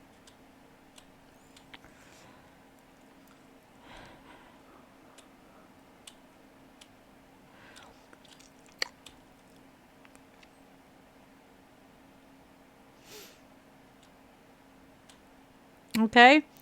So, enough talking. There's work to be done. My lord, Barik and his band have been drilled on the Echocall assault plan. The Crescent Runners should be briefing him as we speak regarding the latest enemy movements along the river. I will dispatch him at once. The Iron Marshal salutes, clapping her gauntlet to her breastplate. And I will ensure the chorus stands ready to march. If the disfavored can take the river, the chorus has the manpower to secure the outer ring of the valley. Our soldiers clamor for battle, and at last we shall have it. Thus, we command you to continue guarding the Fatebinder. Tunan's chosen is our honored guest, and must be shown our finest hospitality. I won't let you down, boss. She'll get through the campaign in one piece, as long as she doesn't do anything too stupid. And perhaps, if you continue to show proper fairness to the chorus, we will look past your cruel decision to label our conscripts and spies in Starwood as enemies. Every Fatebinder has their bad calls, even our beloved Stormcaller. So, it's because we and they're just telling us it's because we did do that, and we did. The Archon twists his scepter one more time. Suit yourself, Fatebinder. The more you ignore us, what is he on about? But it doesn't really matter. Fine. The fool and his puppet are gone. Perhaps now I can hear myself think. Rarely do I question Kyros' judgment, but I will never understand why the voices of Narot is given such authority. I shudder to think what will become of us all should Tunon favor him in the end. Though the Edict threatens the Scarlet Chorus just as it threatens us, I cannot shake the feeling that our allies will work against us. Now, if you leave me be, I have a battle to plan. I imagine duty requires you speak with the chorus further. But if I can convince you to lend a hand, most of my legion is trapped beyond the mountains, so I'm in need of an added sword or two. If you wish to be counted amongst the glorious, speak with the Iron Marshal. She will direct the order of battle until we are ready for the final push into the citadel. War propaganda. Die for the fatherland and all that sort of shit, you know. I'm short a few scouts, short a few soldiers, short a few everything. I'm sure my brethren would be grateful for the assistance of a skilled outsider. Okay, I would be honored to help. The Iron Marshal salutes Graven Ash and then turns to leave the tent. I will be at the training grounds, readying the soldiers. Find me there when you're ready. She pauses, clearing her throat, and though I'm loath to mention it, the chorus can likely use your assistance. They certainly won't secure the outer valley on their own. Fifth Eye will be somewhere in that rat's nest they call a camp, due east. Seek him out if you must. Ooh, tea.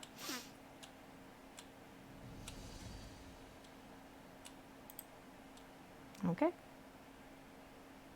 Давай. And there he is. There's the guy we needed to speak with. So, oh, we've still got 8 days? How many days would you have on the lowest level? What? Fatebinder Kirsten, am I right? I'm Sevius, commander and 3rd generation disfavored, specifically, I'm Sevius the Younger. Some folks can't keep track. The rank says commander, but lately I'm just organizing patrols and trying to stay out of the way. You should talk to the Iron Marshal if you've got something official that needs discussing. I overheard you asking that Earthshaker where the reinforcements have gone. Is there a problem? I'm afraid so. Radix, the head of the Earthshakers, was supposed to arrive with a group of his most competent spellslingers to help break the stalemate. I don't know what's holding up their arrival, and that worries me. If you were at all inclined to lend a hand, we could use some support. Okay. Okay, I could lend a hand. Northern Clearing has been unlocked on our map. Could you? I knew that Tunon's agents wouldn't fail us in a time of need. I'll mark the last known site of our Earthshaker reinforcements on your map. Good hunting, Fatebinder. Why do you think the siege has been delayed so long? Well, shit. Oh, we have an insufficient reputation. Don't look at me. It's not like we had any standing army ready. It's not like we had a standing army ready to tackle these idiots. The legion spread thin across the tiers. Okay, the two armies haven't worked well together for years. Why do you think that is? Oh, come on, Fatebinder. Seems like asking why beasts stink. The disfavored are only too eager to deliver Kyros' peace to the tiers, while the Scarlet Chorus bring only mayhem in their wake. You can tell me the Voices of Narot has a plan, and I'll take your word for it. But the chorus sure seems to blunder around, never moving with purpose as we do. I wonder if we've been fighting the same war, soldier. I've seen Ash yank his precious soldiers away from more battles than he's won. If you want to call that progress, be my guest. Unless we find a way to work as one, I fear the Scarlet Chorus will step in front of Graven Ash's strategies at every turn. As far as I'm concerned, it seems like the Voices of Narot is here to amuse himself while the rest of us are here to do our job. Tell me about yourself. Okay, he's not really inclined to, and that is perfectly fine. Because I doubt he is that interesting. So there's a couple guys here who are supposed to take care of us. Or they can train us, by the way, as well. Oh, what I wanted to check, too, was the difficulty level. Some hard difficulty. So, okay. Oh, okay. So I I've got it on hard rather than even normal. And I've still got 8 days. It's really weird. Yeah, it used to be that would decrease that down to like 3 days or something insane like that. Okay, I'm not going to read through all of this. Let's just get some background here. They're not really going to be that important at all.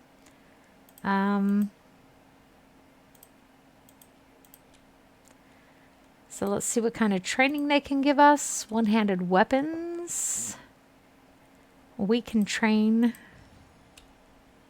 And there's that. Right? Oh. Oh, that's why. We don't use one-handed weapons. What am I, stark raving mad? She fights with 2 weapons style, which I think is not the same thing as this here. That'll be fine. Learn something every day. Okay, so 1 up a level.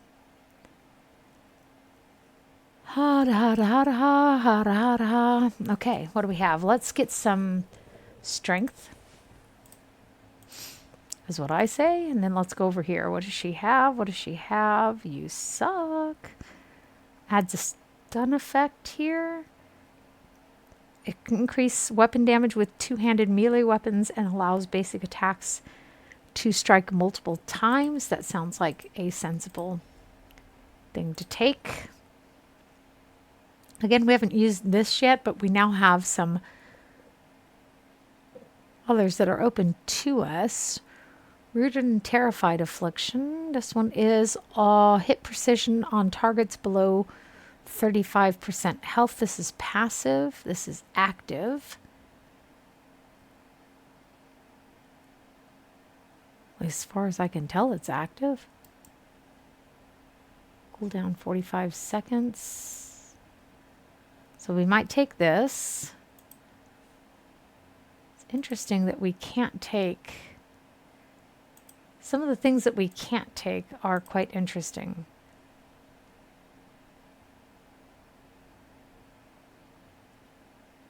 Delayed unconsciousness for 4 seconds. That's kind of cool. Unnerving presence. But we want to be the allies of the Vendrian Guard, so... Actually, we want to be allied with most of these people. Allied with most of these people. So +1 armor. But of course, it doesn't hurt to have some of these. -10 duration for hostile effects. Okay, guys, so I'm back. As I said, I used to have 12 rabbits last year about this time, and now I have 5. So it's been a really just brutal year. And a lot of them were my babies that I say babies. They were not quite 5 years old.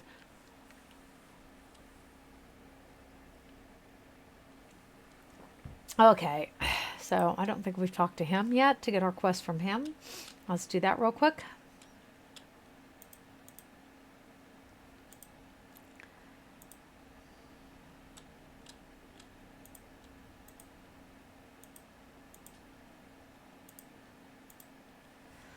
So he's disinclined to really speak with us very in depth. Let's again, let's just grab some background here.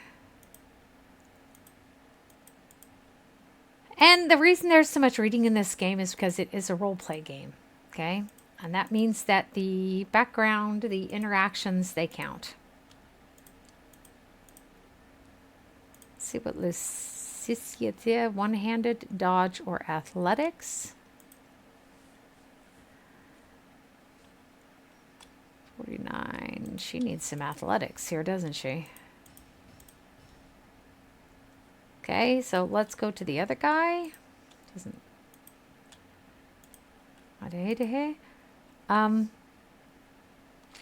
Okay. 2-handed weapons is what we want.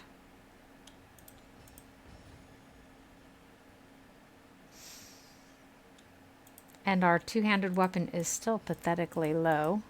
Let's train that up all the way. Learn something every day.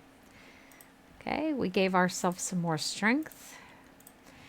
And we gave ourselves this one here.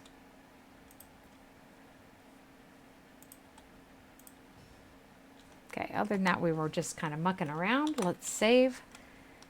And let's... If you look down here on your mini map, it'll show you where there's things that you have not yet looted.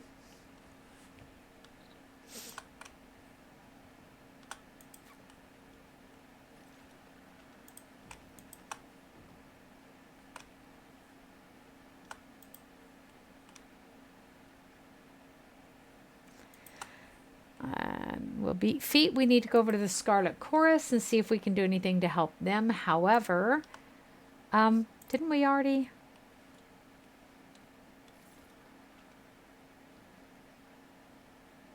I'm quite certain that we already looted that. That is interesting. Oh, maybe we went to loot it and he interrupted us and we got sidetracked.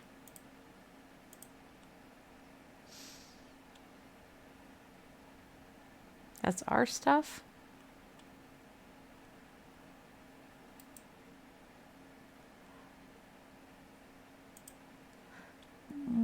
We might want to keep that out anyhow, just so we don't end up accidentally ridding ourselves of it.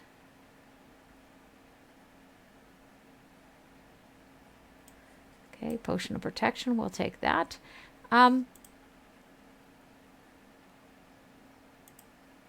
Oh, we can pick a different portrait. Excellent, because that was kind of annoying. That was definitely a magic user's portrait that we have, and I would very much like to have a different portrait for her. This looks like it's two-handed, right?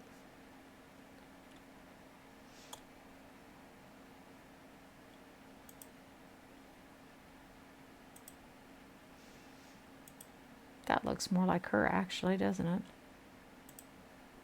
Show her helmet again. Wow. I don't guess I realized I could change that in the middle of the game. It's interesting. Sneaky, we don't need anymore. And you can't. I'll just hold on to this. Okay, so we'll save that. Excellent. Wow. Learn something new every day. But I could, when this thing crashed last time, I could hear all the sounds still. What crashed was the graphics, and the weird thing is I have a fan on my graphic card. I have fan, and then I have a water cooler on my CPU. So it's like I have no idea why it would be connected directly to my computer, to my system. It shouldn't be. Okay, a humble grave lies before you. A battered sword has been used. Grave for the Archon's son, Brennix. We don't bother with funeral rites in the chorus. No point in thanking conscripts for their duty. She says that because that is a philosophy there is, if you live, you're worthy. You're following the road through an expanse of scrubby wasteland, crooked oaks and dry-needled pines grasping toward the sky, when you catch the sound of children's laughter filtering through the trees. Let's investigate the laughter. Abandoning the road, you make your way to a small tributary of the Matani, snaking through the sparse forest. There you discover a group of 4 youths gathered beside the small stream. 2 of the children sit on the rocks, poles in hand, staring patiently at the water. The other 2 are seated on a bucket, taking turns whacking eels along the ground to stun them and carve up eel meat. No, let's just speak to the children. You step out of the woods, drawing the attention of the children, who eye you warily. The eldest youth, almost a man grown, notes your heraldry and hawks a ball of phlegm into the reeds.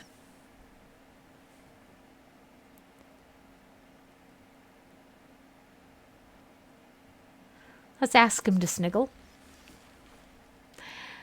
Though initially wary of you, the youths relax as you sit with them, poking your bait into the snig holes and waiting patiently for a catch. Eventually, you hook one of the eels, hauling the hissing beast from the stream and cracking its head upon the stone until it goes still.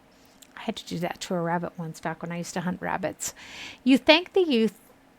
I put a bullet right through the temple and it still didn't die, and I had to bash its head in on the rock. It was what it was. You thank the youth for the use of their pole and return to the road with your catch in hand. And we have gained a wee bit more reputation with the Vendrian Guard. It's going to take more than this. However, you see our wrath. Oh, we've got favor level 1 and wrath level 0. Okay, so that's okay. Okay, and we are well fed. Excellent. I'm going to go harass the Scarlet chorus here.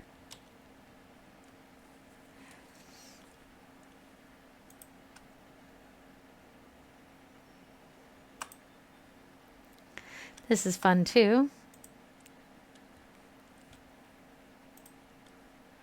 It proves everything. The warrior slams her fists together in a resounding clap, like, for instance, whether you're fit to lead that flock of children.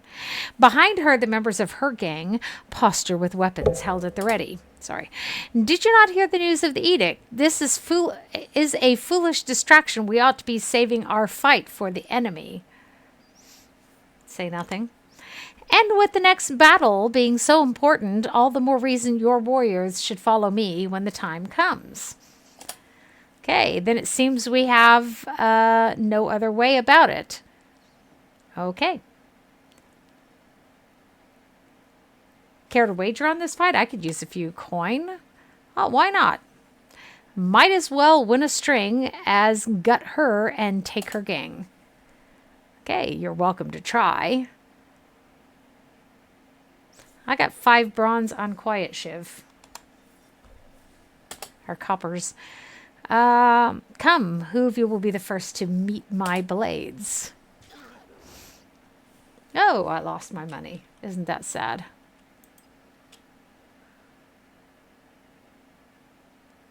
But I'll recoup it with her equipment. Hold it. Who's left? Everyone died. Except this person. Oops. Neither of them were fit to lead. Okay, past this point is chorus territory, and you don't look like someone's conscript. You sure you're in the right place? I'm always in the right place. Fine, just come on in. I'm sure the fairies will gut you if you're really a problem. They didn't give me a chance to punch her. Usually it gives me the chance to punch her or knock her down. Maybe I have to have a certain reputation with them for that. Okay, so I already know this sigil, of course. The binder of Tunon arrives, squealing with a teenager's timbre. The fifth eye's voice makes your gums itch and your fingernails feel in need of a trim. And we just finished having a bit of sport with some captives. But worry not, we'll have more fun with another batch momentarily. Okay, he's dressed in the bronze red regalia. I just happened to think about my own sigil. Shouldn't be confused with their uniform. Of the Crimson Spears, now that you have issued the edict and doomed all of us to die, have you come to help us climb out of this hole?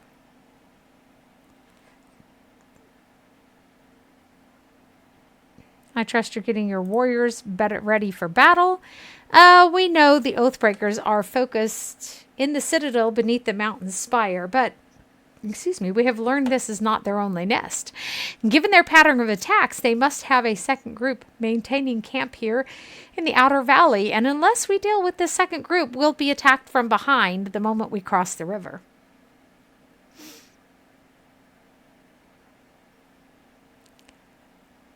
Okay, here we go. You have had a large force, and for all these weeks you've let the enemy move freely through the valley? I'm hurt. Insult my manners or maturity, but do not insinuate that I sit idle when there's blood to be shed. The Crimson Spear clasps his fists together. We have dealt with countless oathbreakers, but one group remains at large despite our best efforts. Captain Palox's crew consistently evades or kills our own gangs. Okay, the Disfavored think that you can't control your horde and that many are defecting back to the Vendrian Guard. Wrong, and perhaps he gestures with his spear in an arch forward toward the sprawling camp. It is no mean feat to herd this many desperate lives. For every 2 hands of humanity, there is at least 1 finger that snaps from the stresses of our ways. A few have been lost on the margins. I won't deny that. But if you store grain, expect some rat feces. If you lead killers, expect some desertions. Okay, so you need help taking these oathbreakers. And while a good old-fashioned slaughter would be an efficient solution, the smarter answer is not to kill them, but to add their strength to ours. My last group of scouts returned with a new batch of prisoners. One of these prisoners claims she can lead us to the Vendrian Guard's secondary camp, though there are shreds of deception in her voice. I could use your help questioning this Varakel. Perhaps you will get less screams and tears and more useful information out of her. If we knew where to ambush the Oathbreakers, we could try and take their captain and show him the wisdom of joining the chorus. Okay. Yeah, why not ask the Archine of Secrets? An unintelligible mutter escapes from under Fifth Eye's mask with his as his posture stiffens. I will not tell the voices of Nerat what to do, nor do I question his motives. The Archon is busy plotting the efficient destruction of these Oathbreakers and is not to be disturbed. I've known the Archon to demand personal interrogations, but it's only ever been with leaders, mages, and others of great merit. I often imagined the interrogation process is not to be taken lightly. Perhaps it downright is exhausting for Nerat. Fair enough. Okay.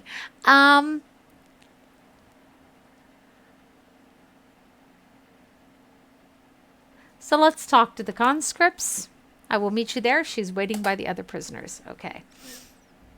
So, I've got knee highs on today because, as I've said, it is cold. Oh, she wants to speak to us. How did you do that? Do what? Back in the Archon's tent, war tent, you cast an edict as casually as reading a supply shipment. How did you do that? Well, I've done it before. Don't I look stupid? You were the one who cast this Edict of Storms at Stalwart, didn't you? The one that tore the battlefield apart with the cyclone of Kyros's anger. That was me, all right. So, well, call me impressed. Considering that you've read the words of Kyros more than once, I'm surprised that you're even alive to tell of it. Your vocal cords should have turned to ash by now. Mayhap. So, I'm not trying to make you feel uncomfortable. It's just worth recognizing what you've done. Not only are you Tudon's Fatebinder, you're the mouthpiece of the Overlord. Gives me plenty of reason to stick around. You're going places, and I want to see where they lead. Okay, that's enough for now. Let's beat it. Beat it. So, yes, those of you who know me know I break into random song periodically. I don't really need an excuse. Yes, we'll be right with you.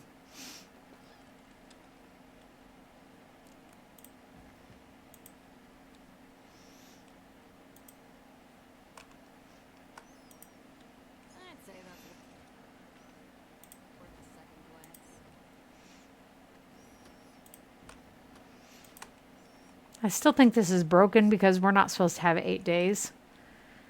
It goes 8, 5, and 3, according to my memory. But hey.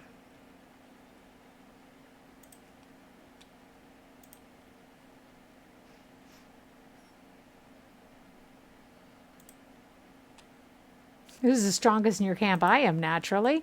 Well, the Archon is, without question. The mightiest in the camp, Knell, is a master trainer here, and she's almost tough enough to take me. She's a biter. Don't tell her I told you that. But she can be trusted to fight and lead, and while your humility is lacking, while her humility is lacking, Verse is correct. She's been running with the Furies even longer than Knell. Too bad that skill and puissance did nothing to save her sisters. Let's see, no humility. I like that in a fighter. Oh, Verse has a shred or two of decency, just enough to keep you guessing. You two should get along like a couple of caged parrots squawking at each other's mutual delight. I swear the fifth eye gets balmier every time I speak to him. Let's get a little better background here. We don't have to read through it. I'll just let it go.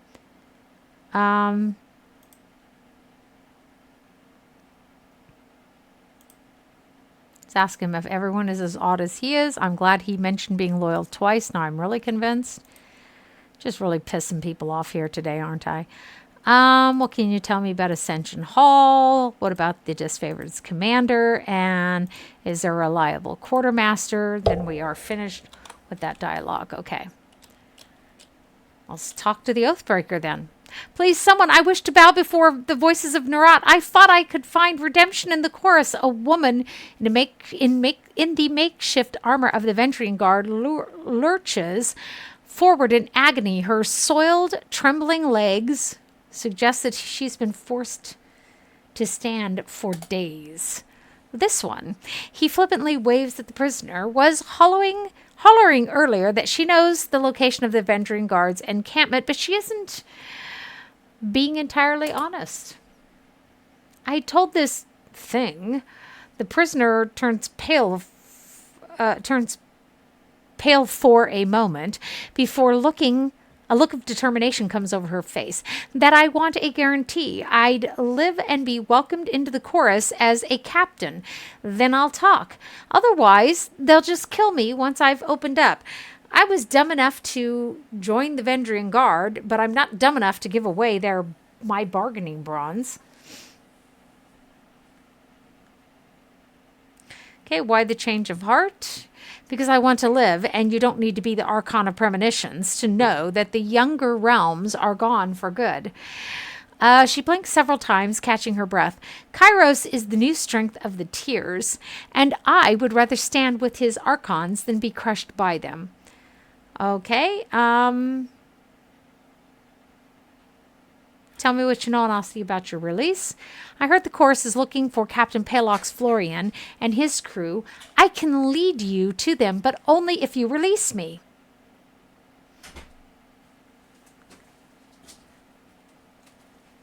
Okay, so let's tell her. She's lying. She should tell us what she actually knows. We'll see about saving her. Well, you see... So I don't actually know where the rest of my crew is, but I can tell you. Search that one. The tall, dark, okay. Oh, this is so lieb, Dunka. The tall, dark one missing most of his face. Check his left boot. He was the literate one of our crew. He had the orders. Fifth Eye, with a snap of his fingers, a pair of chorusmen yanked the boot off the fallen guardsman. A rolled parchment slides out of the boot and is thrust into the Fifth Eye's hands. He unfurls the scroll to give it a read. It's nonsense, just a mash of words.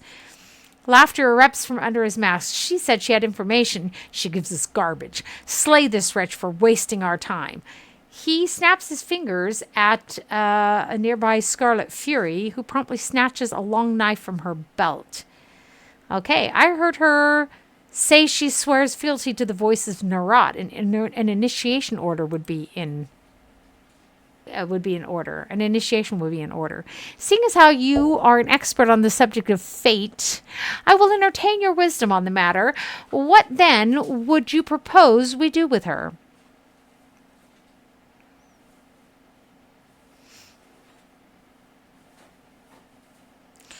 So, I think we should send her back as our agent. When the time comes, she will aid us, and we track down her kin. Or we track down her kin.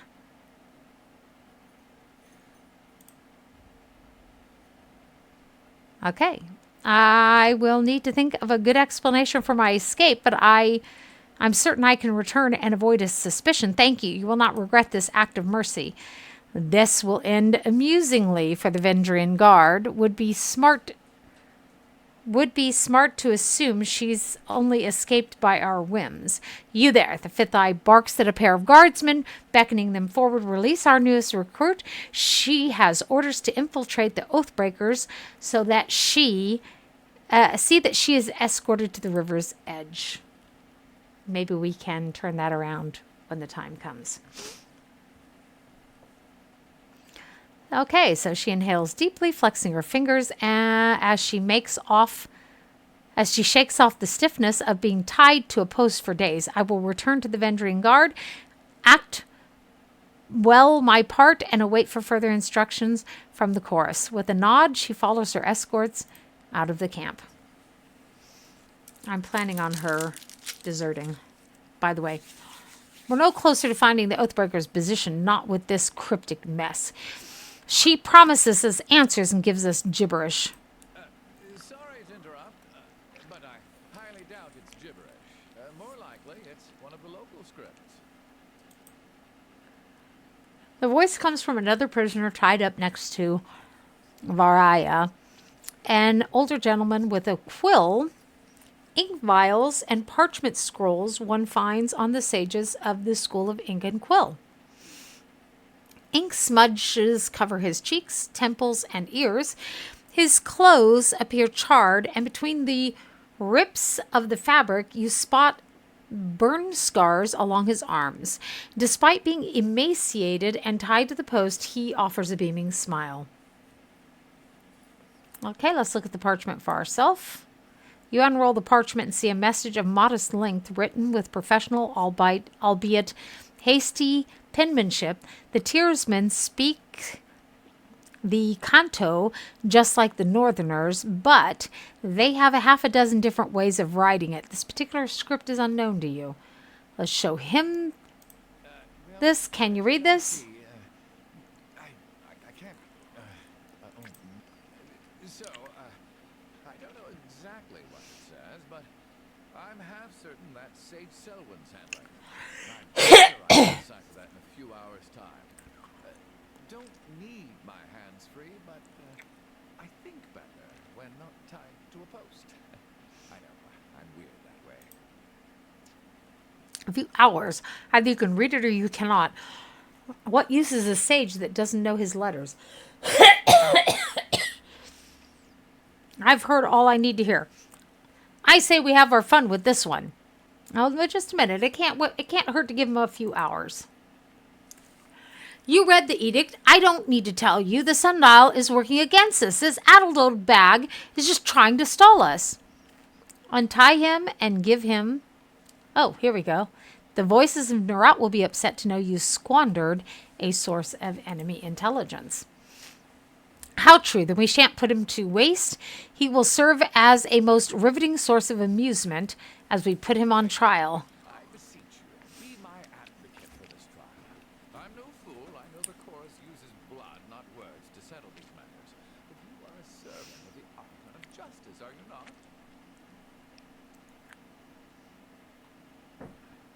Fine, I'll be his champion because this one needs to live. I like it when Tunon's puppies get their paws dirty. Did you hear that, brothers and sisters? Trial by combat is upon us. The sage is unbound from the post. Stiff legs nearly buckle as he attempts to walk. And his arms flex and flail in their new freedom. Shit, we forgot to get Barik. Wiping sweat and grime from his brow, the sage steps closer to you with a nervous smile. A rhythmic roaring and the stomping of hundreds of feet in unison flood the camp. Hordemen begin to circle and swirl about, brandishing weapons and cheering. We forgot to talk to the Iron Marshal. Begin the chant of gathering. Let the warriors know that tonight's entertainment will soon commence. So 3 against 4 this time. Brothers and sisters, who amongst you sets the standard for strength? Who amongst you will winnow the weak from the strong? Oh, yeah, it is 4. Our claimants have been assembled. Now let the trial of the Oathbreaker begin. So we need to level him up. Übrigens. We need that. This is useful.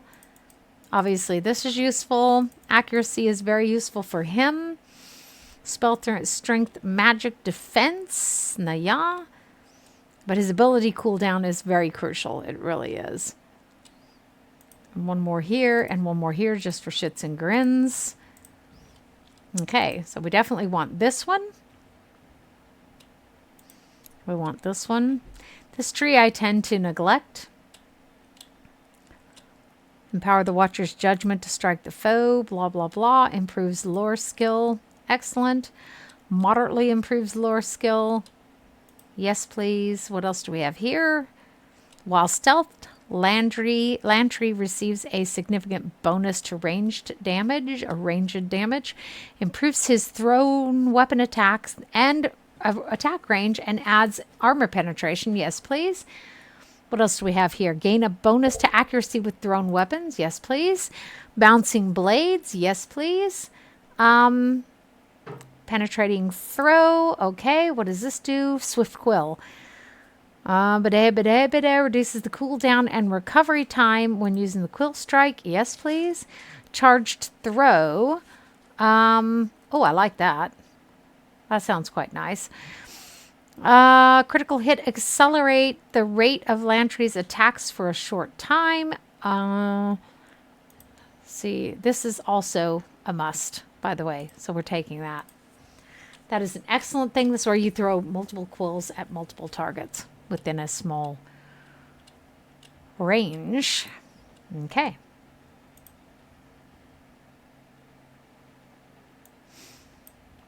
Now to try to get all his stuff organized here.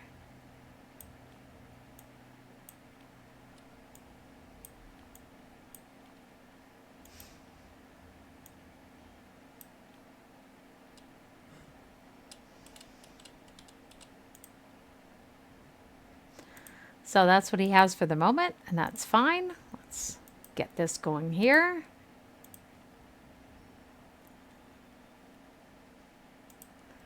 That going there, and bleh.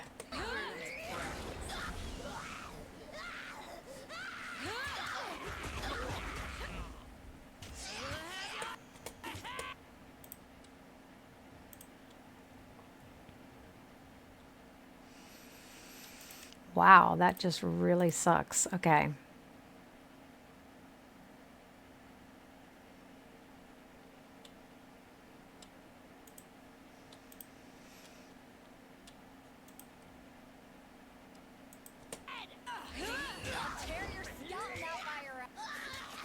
That's what I'm talking about. So, still doesn't have anything really impressive there. He can start healing her, however, and I can come over here, do a cleave.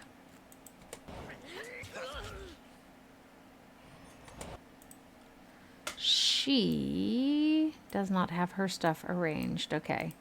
Let's do a headshot here. Not a problem, boss. He already healed her, presumably. Wow, that hurt. Let's excessively vicious.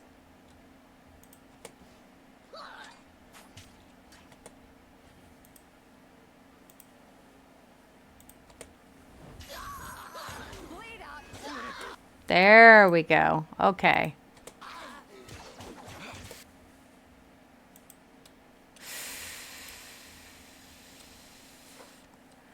So I do tend to get just a little bit quiet when I'm focused. As I recall, that did not do a lot of damage to anyone in particular.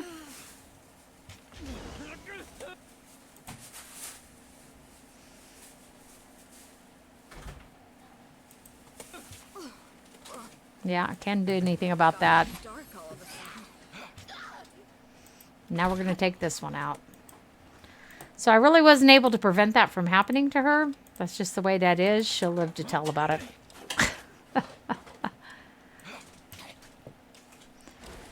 At least I think she'll live to tell about it. I hope so. She's one of my best characters. Okay. By the righteous shedding of blood, we have found our answer. Regrettably, it appears the sage is worthy of leaving our camp alive. The fifth eye offers a short mocking bow to Lantry. By the customs set forth by the voice of Nerat, you are free to go, old man. Brag to your grandkids that you fell afoul of the chorus, yet live to tell the story. Wow, that was fun. Your warriors almost put up a good fight. Okay, it really is bloodletting weather, is it not? My conscripts need to see more warriors of your skill in action. I thank you for the lesson you have given the camp. I thought I'd die tied to that post. The sage looks down at his rope-torn wrists in disbelief. Now, hand me that parchment. I'm certain I can decipher it. Well, much of the parchment was weathered, but I could make out the important parts of the text. The note makes mention of a meeting spot west of Tripnettle. So Tripnettle Wilderness is now opened on our map. So the old sage knows his words after all. I'd ask that you travel ahead and see if you can't get this Captain Florian to yield to the chorus. They will strike at first sight of the chorus gang, and perhaps they will parley if yours is the face they see. Let's hope so. I know the area and suggest that we go at once. I'll show you the way. I'm eager to be far from the stench of this camp. Okay, slow down. Introductions are in order. My apologies. Guess we skipped past that part. I'm Sage Lantry, formerly of the Vellum Citadel, and now of, well, nowhere, I guess.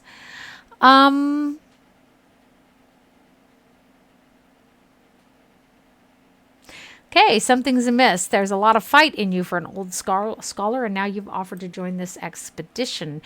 I've met sages every bit as cutthroat as hardened gang bosses. They act the part of doddering scribes, but don't let that fool you. So smart for someone your age to be so mistrusting, but I'm not with the Oathbreakers, if that's what you're thinking. To see my poor CPU. Let me do something else too, just real quick. Let me make an adjustment here to the recording, because that might be just as much what's doing this as anything else. Let's do this. I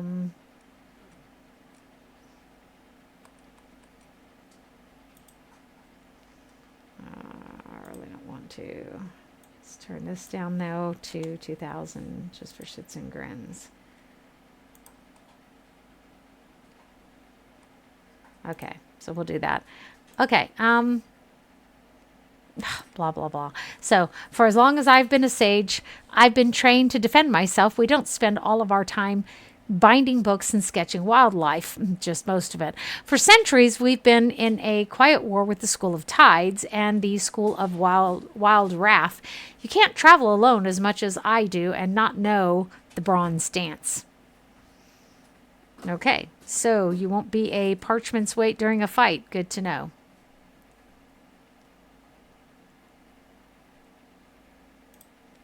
Okay.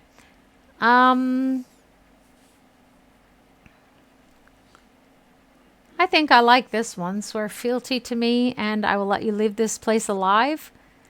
Let's see. Yeah, why not? Shits and grins, right? If that's your price, I will pay it. I, Sage Lantry of the School of Ink and Quill, do pledge my services and skiing to the Fatebinder, and by extension, the Court of Tunon. He dips into a steep bow before rising with a solemn smile. I know I may seem old and frail, but I know how to step lightly and have how not to get killed. Really, I won't slow you down. Lead the way and let me know if I can be of service. Okay. Are we done? Let's hightail to Triplet. Okay, we have one other thing to do here, and that is to talk to... Well, first of all, to loot the bodies, too. Worthless junk. We need to talk to Deathkeel Knell.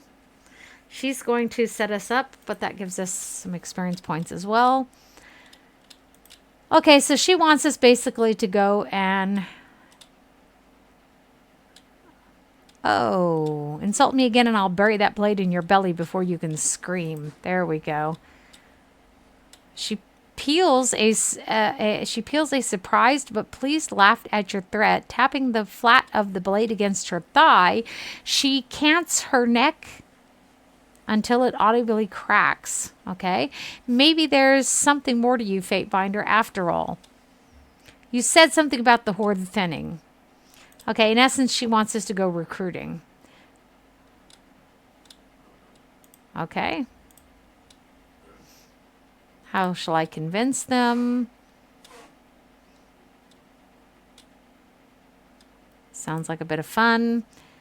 And then let's just go. My partner brought me some flowers home and put them in water. How sweet. So I will need to deal with those. Let's raid the camp too before we go, because we will not be, well, we will be coming back this way, or we could be coming back this way. We'll see. But we might not.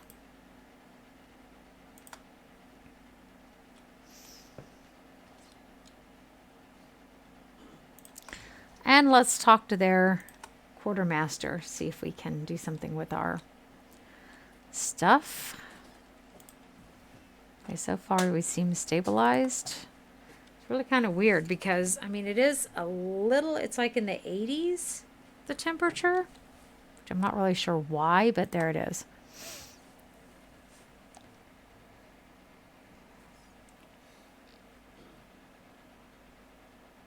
And then I am going to want to take a break real quick.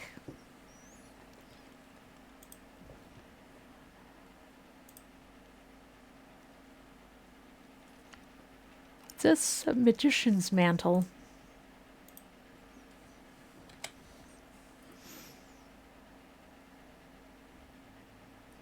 Sorcery is +3 to all his magical skills, which is definitely going to be better than his scholar's stuff there. Let's put this on his head for a moment and see what else we have. The heavy stuff is not really his bag.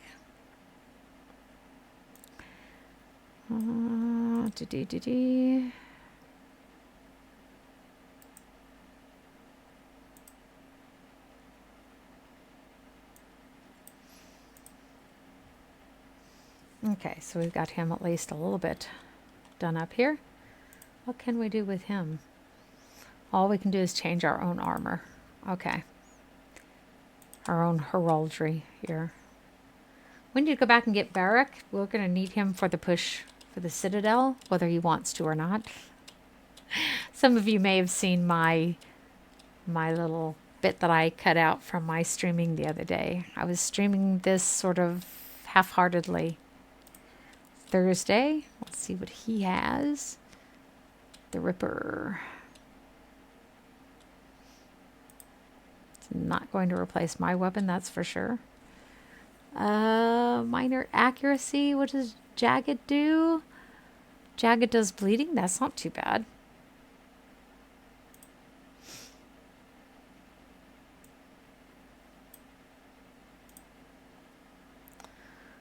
I would say it's less damage though.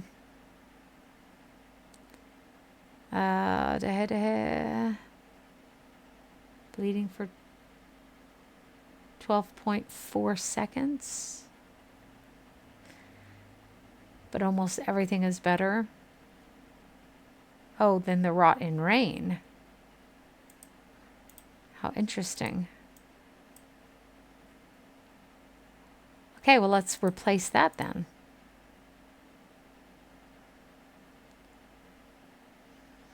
Oh, it's going to cost us a pretty penny, isn't it? What do we have here? We already know this. You already know this. You already know all of this.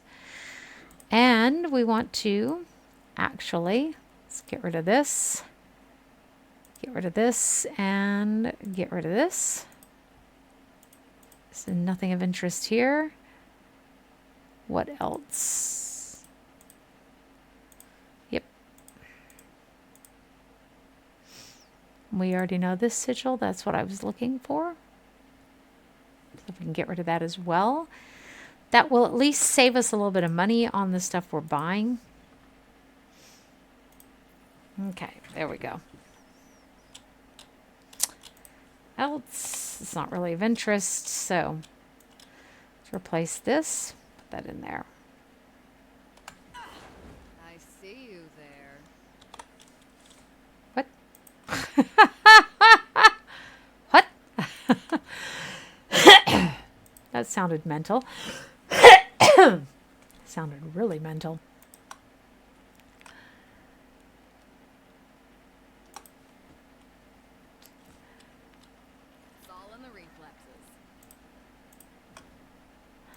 We'll go back and grab Barik real quick. And the Iron Marshal has something. Oh, here we go.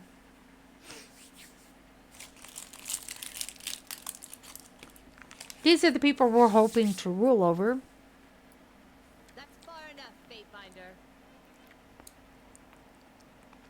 Okay. Did the voices of Nurak send you to gather my head and complete his collection? If so, we'll have to save our tussle for another time. Today I have business. Vengeance can wait.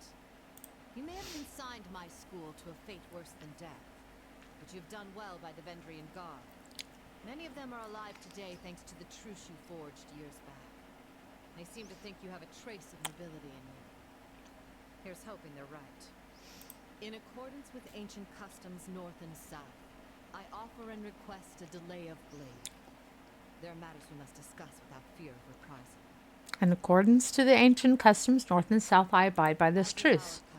We are ready to kill to defend our lands, but we kill only in fair battle.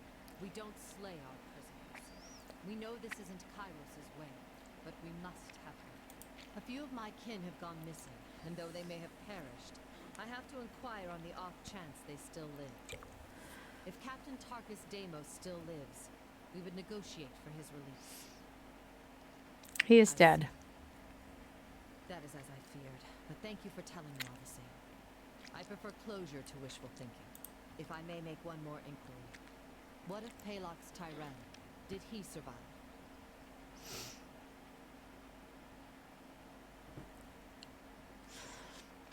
He's also dead. My apologies, Fatefinder. I had a terrible feeling this errand was in vain from the start. Yes, but it had to be I had no undertaken. expectations that our friends could be saved, as I'm sure the time for swapping prisoners is long gone. But at least I know of what became of them. That'll have to be enough. Bow deeply. Sorry you did not find what you were seeking. Then all that remains is for me to thank you for hearing me out. In accordance with our ancient customs north and south, let us part with peaceful accord. Okay. As I said, these are the people that we want to win to our side. If I had had my way about it, we would not have been slaughtering these people.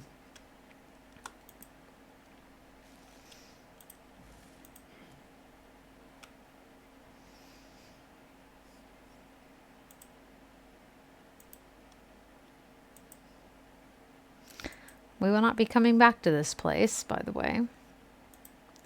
This is a one-time meeting, not a place that you can revisit.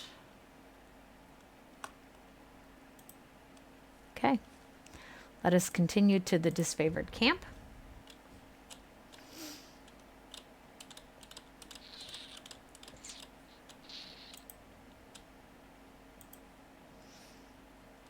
And talk to the Iron Marshal as we should have done. We knew that. That's the worst part. Okay, when we're done doing this, we will take a break. You mentioned you're short on warriors and need help. What's the situation? I have brigades amassing along Placid, Echocall, and Little Tooth crossings. The Vendrian Guard may be able to hold one bridge, but they cannot hold against a concerted three-pronged attack. I have no time to give you orders, but... I have no right to give you orders, but her words falter, a short cough breaking her flow. But we all die to Kyros' edict should we fail, so I'm not about to let my pride blind me to the value of good help. This is the second major attack on this river. Is that correct? What happened last time? Defeat in detail. We carved a bloody path up to the river, but at that point, everyone who charged ahead was lost. We had no chorus backup. It was just a few disfavored squads. I can't tell you exactly how they were defeated, but we lost the whole assault team. She shakes her head, letting out a long, pained sigh. We found bodies washing up in the river for days. It's not often the Tearsmen put up such a good fight. It certainly made us reevaluate the numbers we will need to take this valley.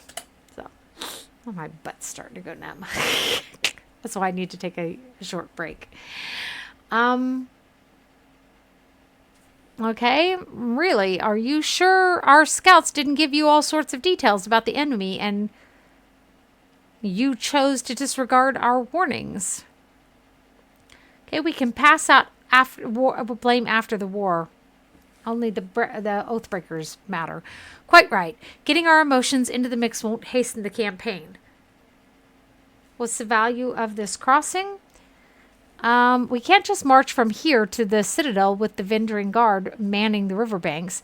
Fording troops and supplies through even the narrowest points of the river makes us vulnerable to attack, especially since our armor wasn't built for swimming. She points north toward the mountain spire looming on the horizon. If we can take the river, we have a clear march to the Citadel, and Ascension Hall will be ours in no time. Okay, I will assist. Then our plan might just work. The Iron Marshal lifts her gauntlet close to her face, shifting her eyes from you to the metal articulations. We are loath to work with those who do not share our training and our values, but we know that Tunon the Agitator selects only the most capable minds for his court, and I trust you will honor us all on the field. Okay, Antio will be leading the charge at Echocall Crossing.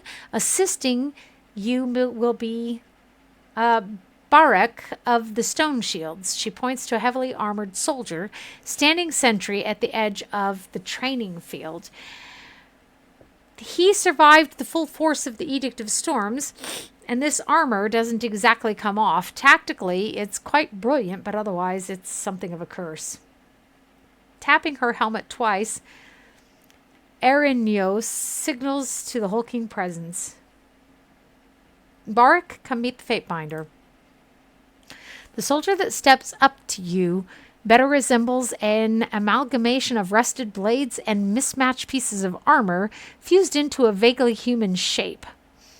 He reeks of sweat, feces, and whatever oil treatment keeps him flexible. The Iron Marshal has tasked me with keeping you alive, and I have no intention of disappointing her. That should be enough assurance for anyone.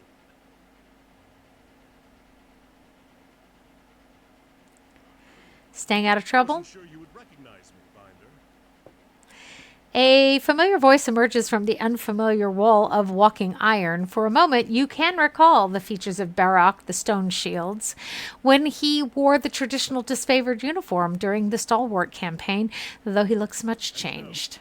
Not This for Echocall? Barik wraps his gauntlet against the twisted bands of iron that form his breastplate. Eric, is that you under there? I had no idea you were in Vendrian's well. Fatebinder, do you know this walking anchor? I encountered Barik in the Stalwart campaign.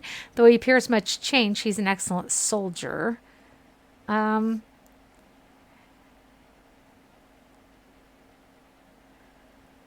So, we'll just go with that one. I'm afraid I left the better part of myself on the killing fields of Stalwart. It's still my pride and honor to serve the Legion. The Fatebinder will be joining us for the push across the river. I figured an extra hand might help. And more importantly, if my worries come true and the chorus tries to impede the mission, we will have an observer from the court on our side. On less than agreeable terms during the Conquest. You misrepresented the Legion to the Scarlet Chorus when some of our greatest victories took place at Stalwart. A shame you went to battle with your eyes closed. It's just my luck that I'm assigned to one of Tunon's legal clerks.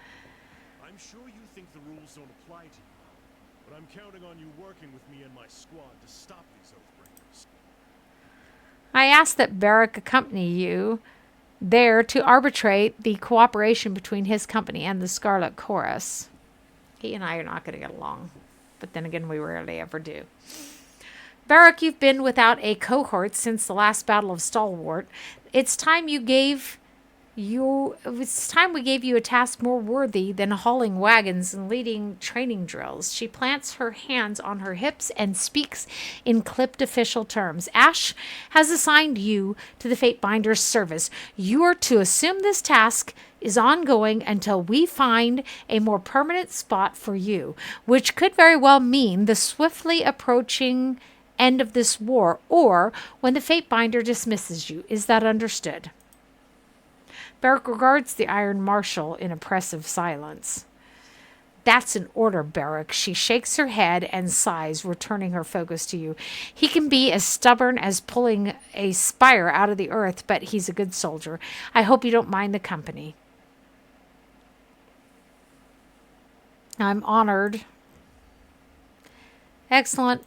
I look forward to your success in the field. So, that was what we needed to come back here for, was to get our mission from her and to pick him up. We can slide him up here, or he will be of slightly more use.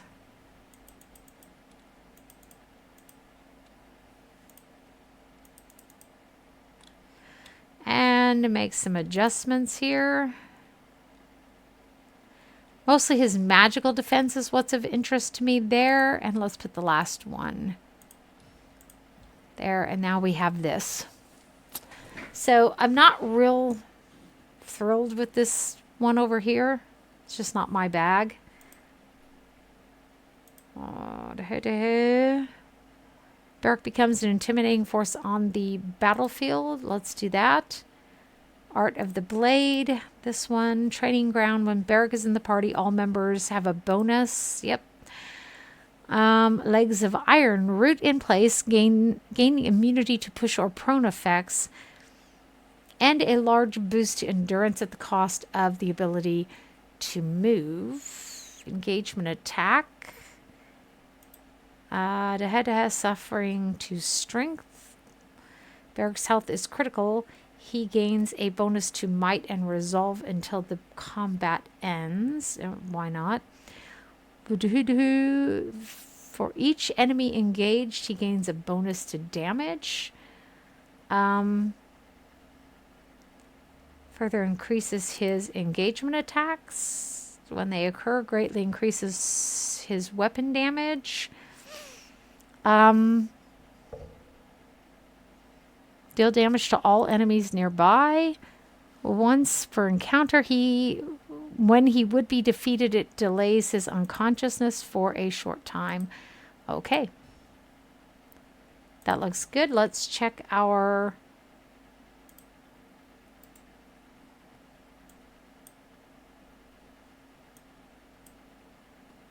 Okay, we'll do that. Then we're going to save it, and we're going to come over here, and then we're going to take a break real quick before we continue with the game. Okay? OT. So put this on, be right back. Y'all can go where am I at? There we go. Y'all can go refresh yourself, let some stuff out, and I'm going to stretch my poor legs. My butt is going numb. But so far, so good. Be right back.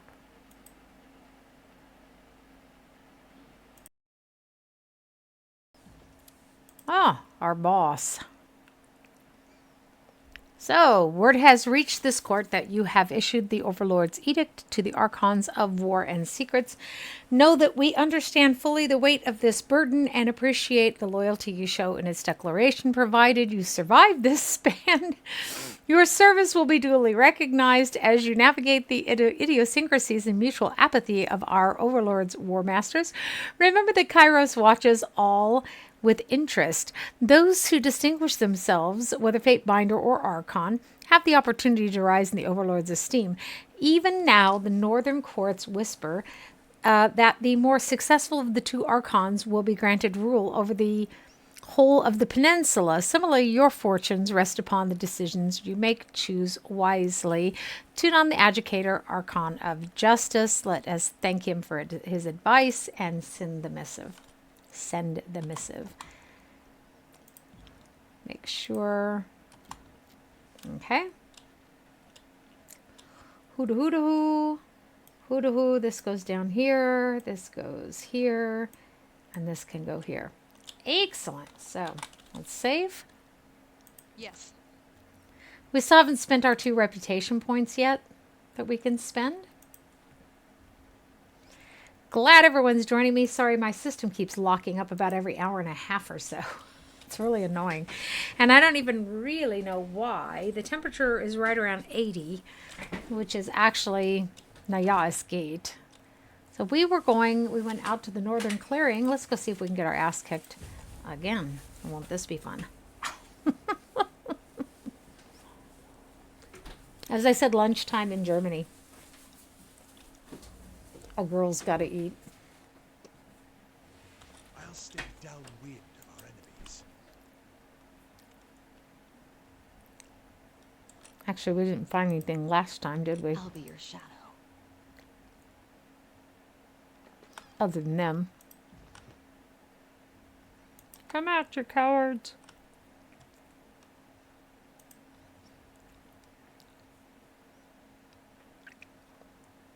So I make 5 again.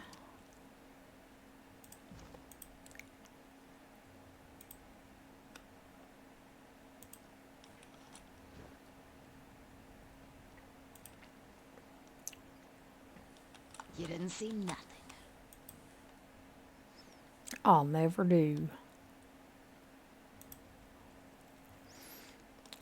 And obviously I could make better use of the edible consumable items. That's always been a failure on my part.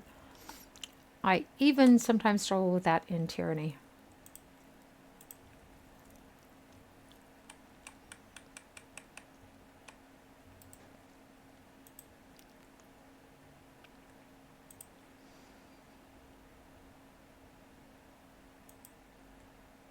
No dice.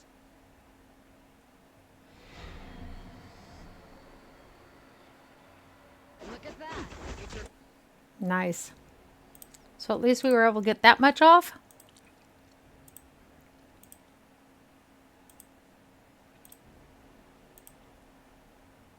You got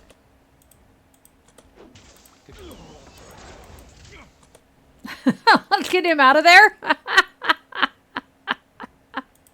Woohoo! What?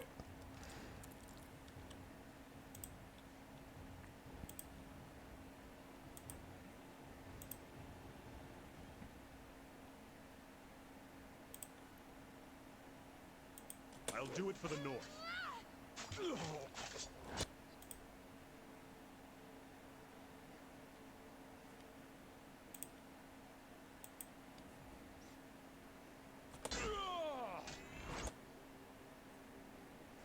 Okay, he's going to have to defend himself because we are all ultra busy over here We could, Mike could spare a headshot, but it'd be better just to take him out. That's fine. Just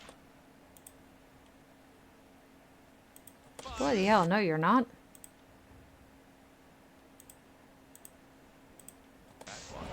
Those two again. So let's let him do this now. See if we can't catch all of them. Maybe they'll leave the other ones alone and come and attack him.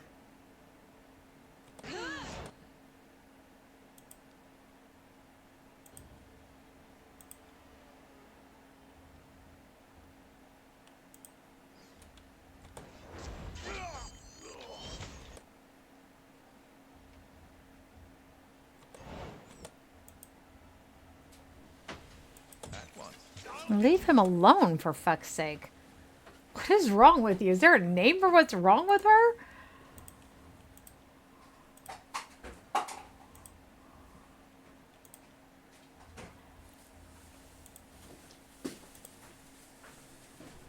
Bah. So, was wolltest du haben? Brezel? Ich wollte, erstens, nicht doch bitte zu. Ich möchte einen Kopfsalat, Brezel und das geschnittene Käse und Eier. Eier allerdings. Ungekochte. Ich koche denen. Okay. Ist kein Problem. Was ist das für eine Sorte an Käse? Ich habe das gerade weggeworfen. Ist einfach so geschnittene Käse irgendwie. Butter-Käse ist gut. Klingt fantastisch.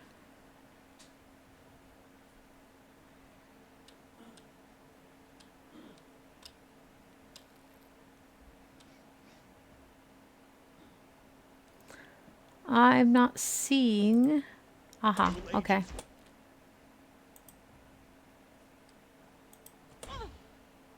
consider it done.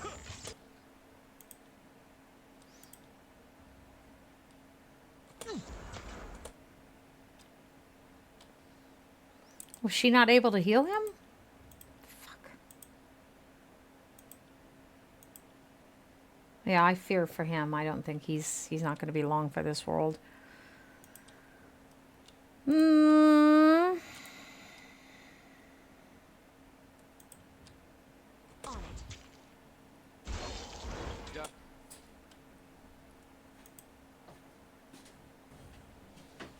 And there wasn't a damn thing I could do for him. That is so frustrating.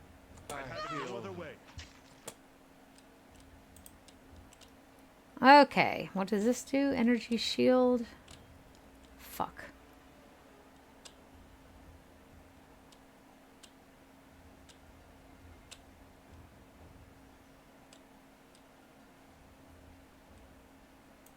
What the fuck is wrong?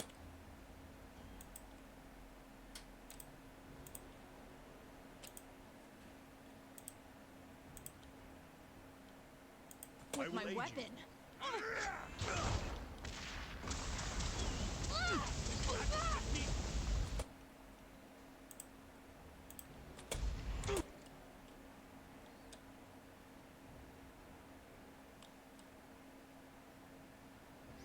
She has this, which I don't see here, and that would make more sense.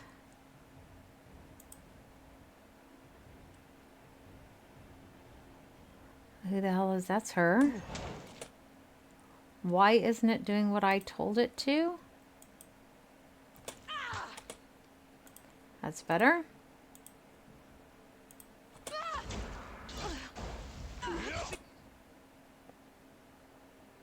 Is it me or are they healing spontaneously again?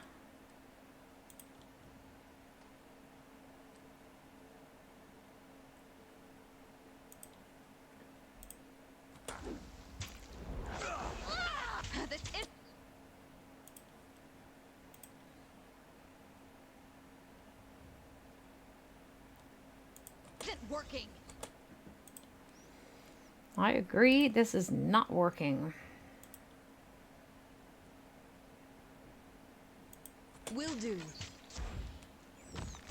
Fall before. How in the fuck does that happen? We are not going to make this, and I don't even know why.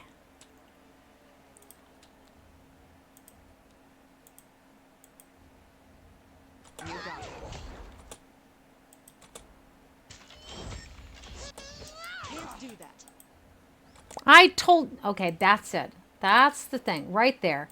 Taking that shit off of every single one of my characters.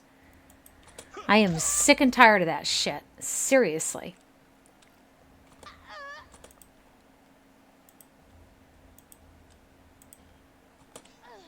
Pull yourself together. Guess I should have expected that. Just a second, please. Ah, it just spontaneously threw itself to the floor. It's too bad my partner never thinks of taking the bag full of bottles with him when he goes to the store, or any of the things that will give us money off of the shopping. I'll have to do some more shopping again this week then. Get rid of those. All they do, he keeps putting more bottles in there and he didn't take them with him. Okay, so let's see, she's almost ready for that. Beyond that, you know what? If you can get him, go get him. You can go ahead and get him.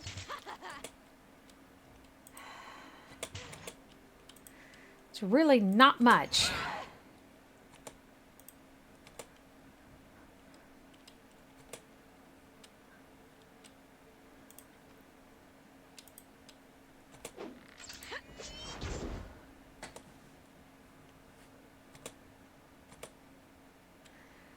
We might live to tell about it.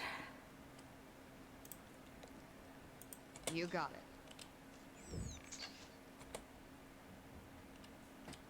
Okay. It's gonna work. Oh, someone stitch me up. You're just fine, darling.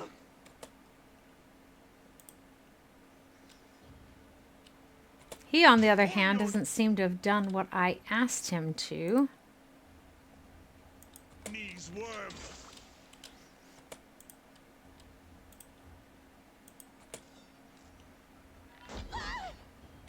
Get that off at least before she goes down.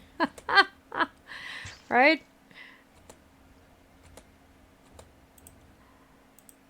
Count on it. He's supposed to be attacking her. What is the deal here? He just randomly stopped. Let's see how she reacts to some spells. Any fight you can walk away from, right? That's the hugest thing here. Any fight you can walk away from. Oh my goodness. We just seriously got our butts kicked, but that's okay. We live to tell about it this time.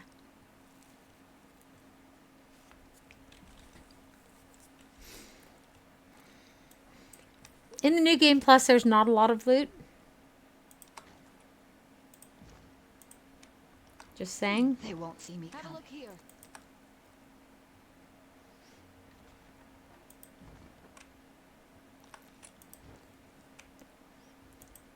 Okay, I'm eating my lunch. I've been streaming for several hours. My computer just keeps freezing up for some reason.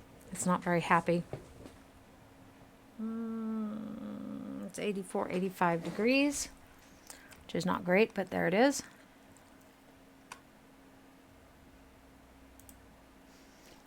Okay. Ah, Fate Binder. How fortuitous. The Earthshaker pounds his chest in salute. For us, I mean, decidedly not for the Oathbreakers. A smile quirks the right side of his mouth as he surveys the carnage you have left behind. Whether intended or not, we're indebted for your help. Okay. I need to speak with Commander Ironcore, please. I'm afraid I'll have to do as I am the mage in charge of this circle, Earthshaker Hellspar at your service.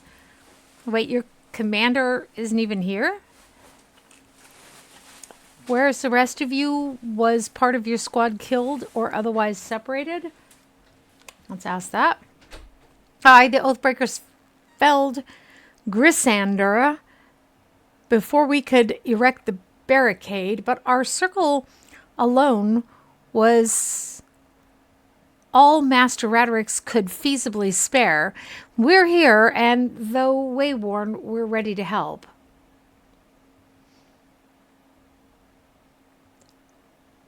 Okay, just a second. What do you mean that's all he could spare? Did Ash not order your entire guild's return to Azure, or from Azure?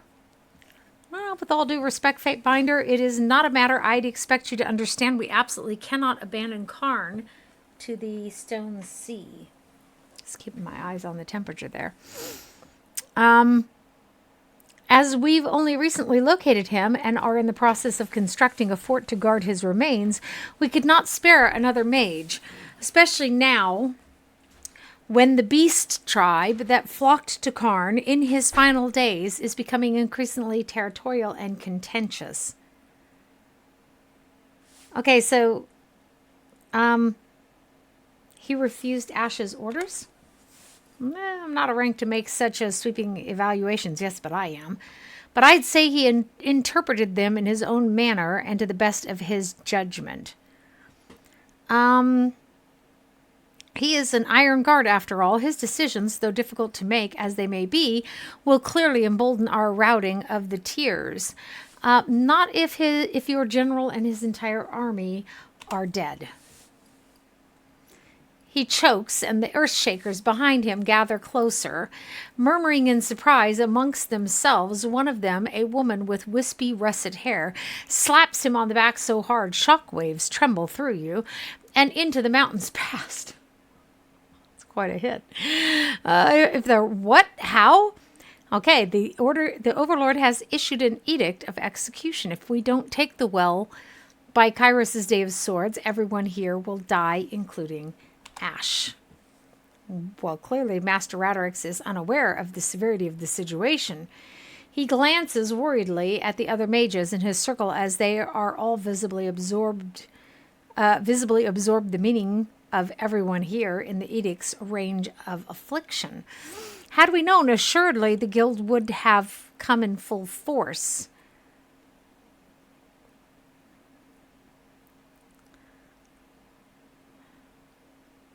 Okay, I am more inclined toward number 2, or perhaps you wouldn't have come at all. But here you are now, and you cannot escape the edict, so I suggest you report to Sevius in the Disfavored Camp and help us win this battle. With a shaky nod and an even shakier salute, the Earth Shaker gathers his circle and cloistered together, murmuring or perhaps chanting in hushed voices, the battle mages march toward the valley.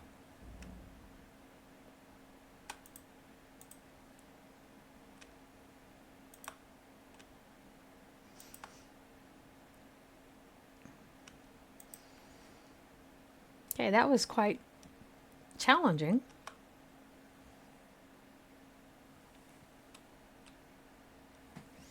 For some reason, I have the impression she wants to speak with me, but she does not. And I don't blame her. So let's go to the Tripnettle Wilderness and see if we can get these guys to surrender. We are trying to rule the tiers ourselves by siding with the tiersmen. This is a new game plus. It's all in the reflexes. Reinforcements, finally, come this way. We need to. The chorus warrior pumps his tattooed arm in salute. Midway through the gesture, a look of confusion dawns across his painted face.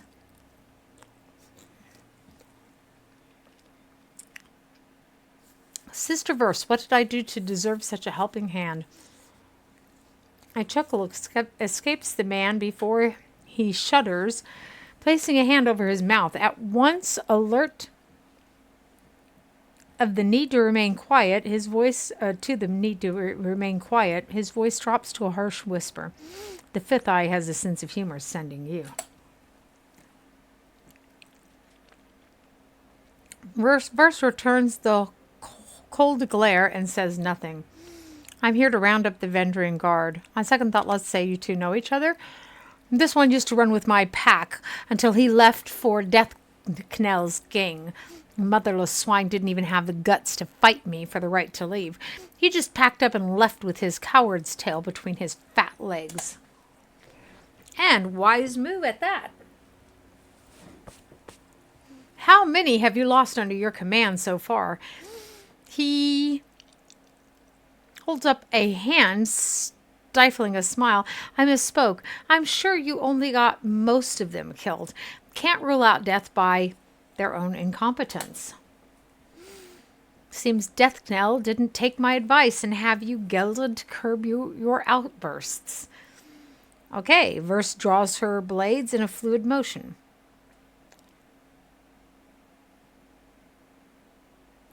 So let's see. Okay, number one. If you want to fight him, I've got your back, but we do have a mission here. Ugh, another time then, fake limp. Get comfortable with the idea of a knife in your belly. It'll come from me, as likely as not. Just tugging your chain for old time's sake. You were always happier when you had a nemesis out in the world, eh?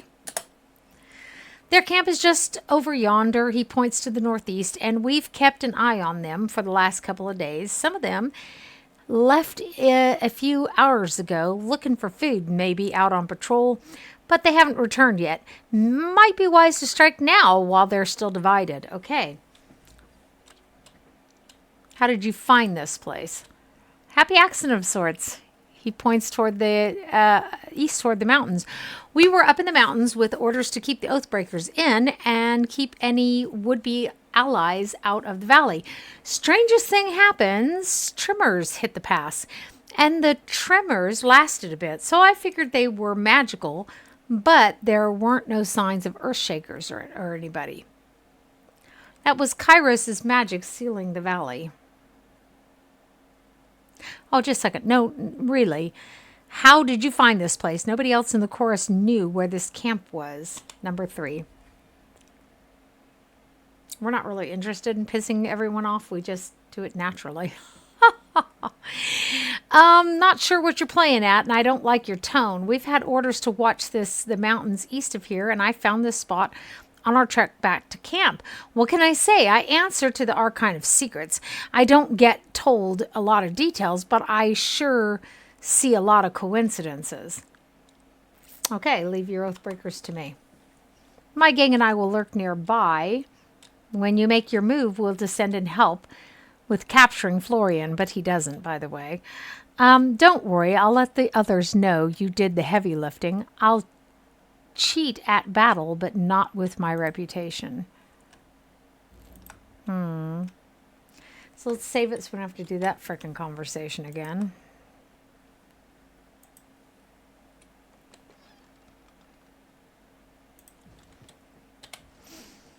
I wish I had better healing stuff. That's the hugest hanging point I'm at right now, is that, oh, good gad.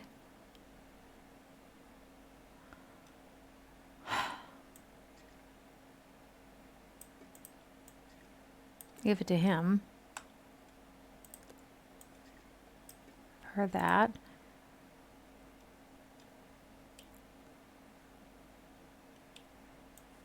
He might need that. Finesse will revive after defeated for 120 seconds. That might be long enough for him to heal himself. Armor penetrated by attacks 4. So, they're using that on their weapon.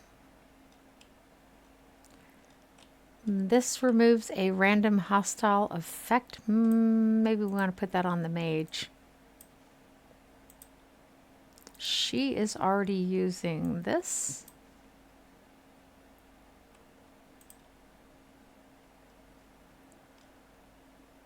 Wits are overrated. That's what I said earlier. So, immunity to bleed, that would be nice. And Give him finesse and that'll be it. Moving cautiously. You see that? This is a good argument for stealth. Aside from the fact that we have several people we need to take down, and there are traps somewhere on this screen, I know. Oh. We're not exactly in shape for this, are we? Let us rest. Oh. Better to notice it now, right? Okay. For some reason, it's 8 days on any level on this in the New Game Plus, and we get 8 camping supplies. Which I really don't get, and we do have plenty of time. They won't see me coming.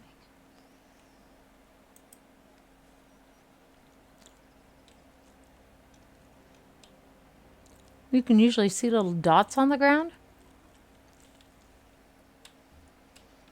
where there are traps.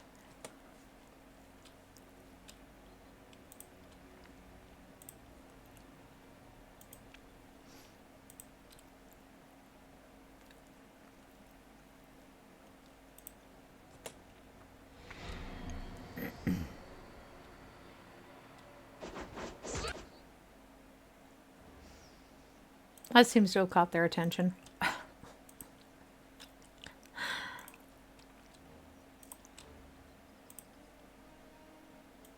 Do it for the north. There's only 2 of them, so that looks just fine.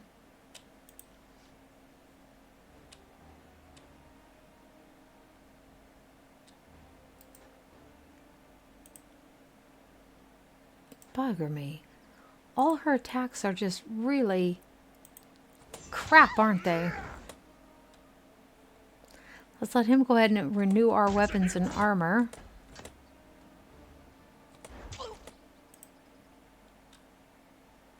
Oh, good gad, her normal attack. What is up with that? I can't help but wonder what is up with that.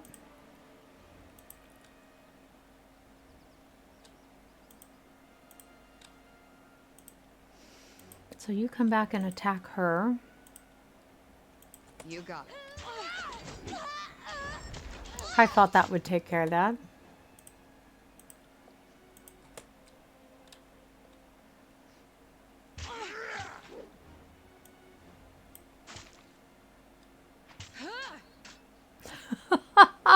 All of a sudden you just kind of hear bleh, bleh, bleh, bleh, bleh. This isn't working. Okay, so there's those guys. See, there's almost nothing to loot. If y'all thought there wasn't much to loot in the other, in a regular new game, there's not much to loot. Oh, I know what the problem is. It's F6 in here, not F5. So what have we here?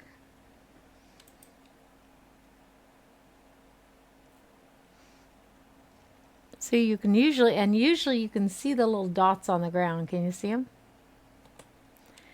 We do need to check out one small thing here.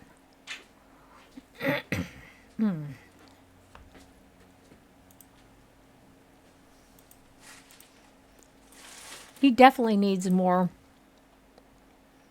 spells.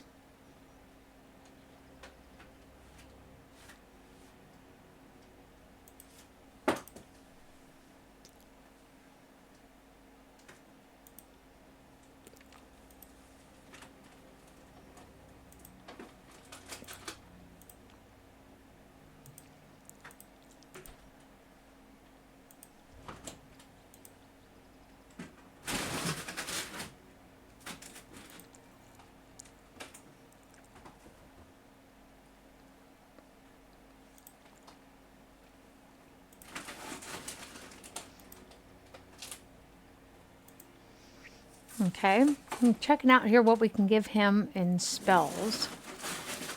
I cannot imagine that all of my people are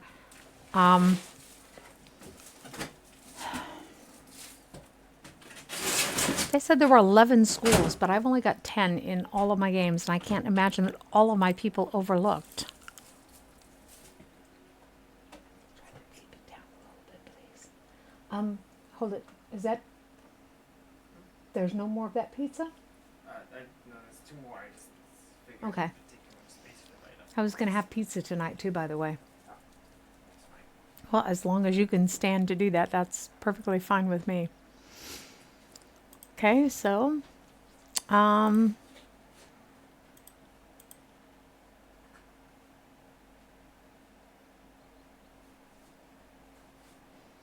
Moment mal. Well, just a second. We can also use this. And then use that. That'll be nice. That'll be very nice. I like it. That is really good. So what does he have? He doesn't have a lightning spell yet. And we can do something with his Titan touch as well.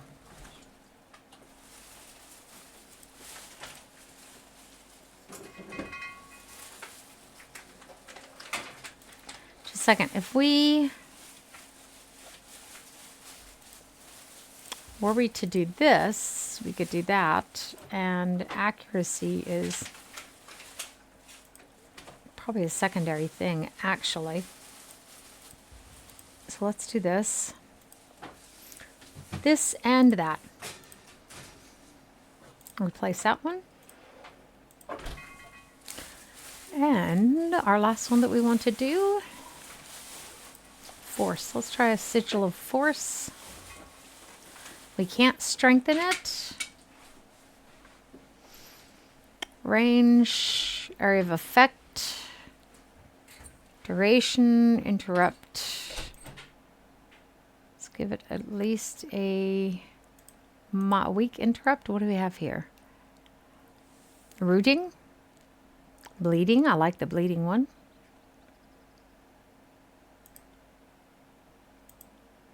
And the rest of what we give him then will be accuracy, which still is not. That would let him recover a lot more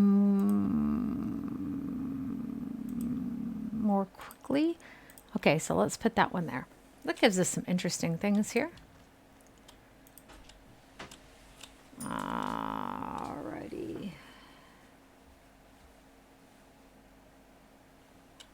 I think I would rather have this one here.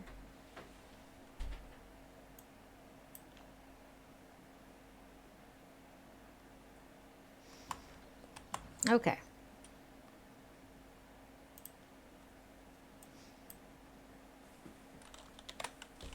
And there we go.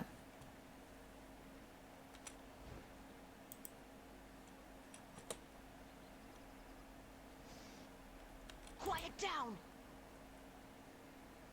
We will meet more before we get to our target for this section.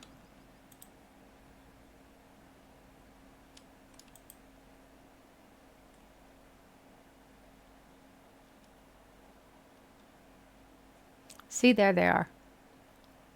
See, if you're zoomed in enough, you can actually see the traps. And what we can do is we can force them to trip that trap. And I actually think there's 2 of them, but okay.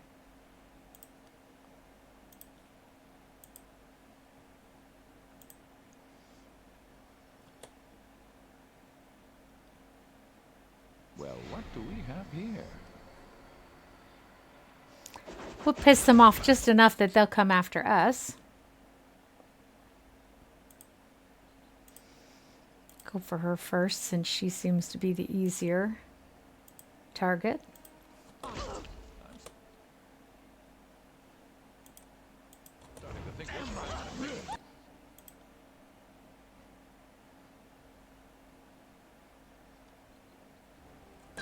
I was thinking we went for her first. Sure didn't feel like it for a second there, did it? Okay, since that works so well on him, I want you to take him on. Take this one on, and she can help take him on. See that? I'm not entirely useless.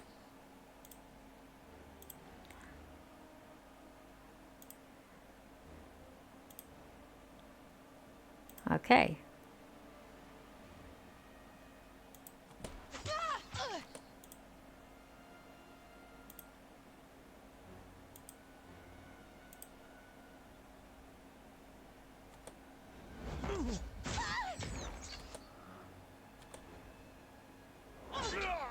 Okay, we'll let them finish killing that guy. And he'll turn his attention here. She... I swear to God, we're using a potion every single time we fight. She can do the deadly arrow to the head and... Okay, so there we go.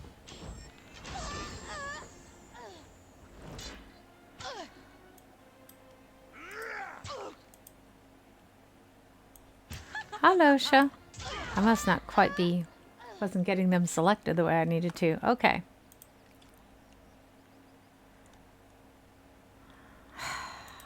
This is what I'm talking about. You really don't find very many... There's the other trap up there. You really don't find very many items at all as loot on the bodies in this. I'll stay downwind of our enemies. Found something. In the new game plus is what we're playing, by the way. We took a mage and turned her into a fighter. A one or two-handed fighter, not two-weaponed. Okay. So let's... We might as well... We're sneaking, but there's no point. They're going to see us anyhow. We're going to enter into dialogue here. Wunderbar, darling. Einfach fabelhaft. I guess I shouldn't... the Overlord's peon has arrived. Blades up. Phalanx in hand and ready for battle, the Vendrian Guard captain bellows orders to the warriors in his camp. Dressed in tarnished bronze and sporting countless scars across his arm, Pelax Florian towers over his peers. If you value your life, drop... His words fall silent as he scans your face in careful detail. Wait, I know you. How on Taratus do I know your face? Can it be Peacebinder? This is because we negotiated the peace that they are breaking, by the way. The warrior relaxes his grip on his phalanx. Come to lecture me about not holding up my end of the surrender.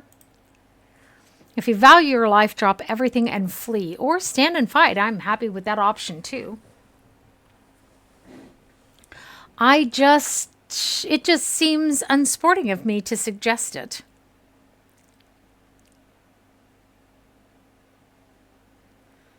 Okay, so surrender now and I can protect the lives of your warriors. Surrender? To you? And what army? We have you outnumbered. You're the one who should be interested in avoiding a fight. So, brother, restrain your blade, Pelax Travost says to him.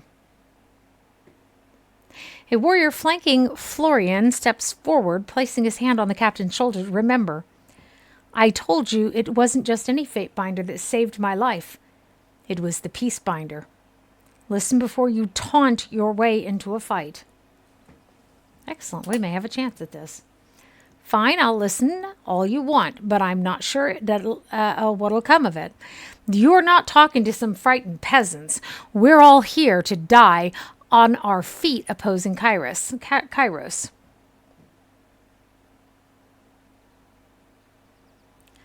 I'm not giving him to the voices of Nerat.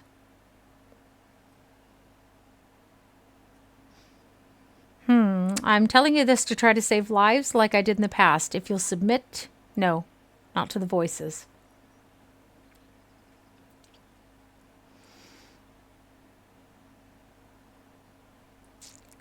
Okay, run now and I'll tell the others you died. I don't care who feels what about it. Did I hear you right? Florian is coming back with us. I have my reasons.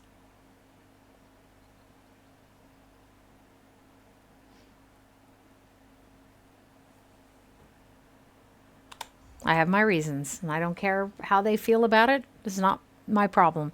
Let me guess, your disfavored friends are in phalanx position just west of here. We run right into them and die screaming. I think I'm dumb enough to fall for this?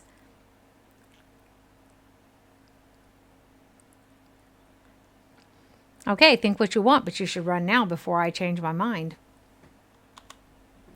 He cracks a nervous smile. I don't get it. Why would you let us escape? Why would you anger your master? My masters? Yes, why would you?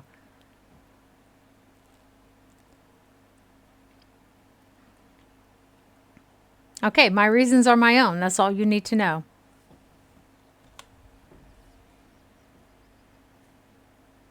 Are you kidding me with this shit? Do you have any idea how this makes us look to the Vendrian dogs? Versus eyes widen with rage as she slowly grinds her jaws.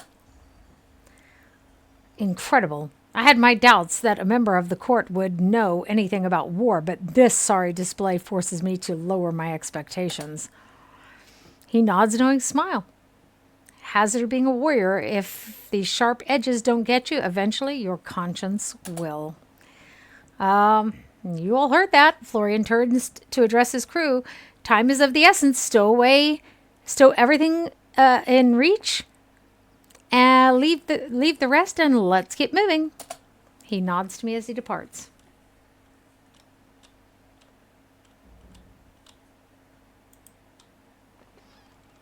No one has to like it. No one has to like me. But it is my right to make the decisions. I got it. I thought that was another trap. I like to soiled my britches here. Let's put those all on his person because I think that he...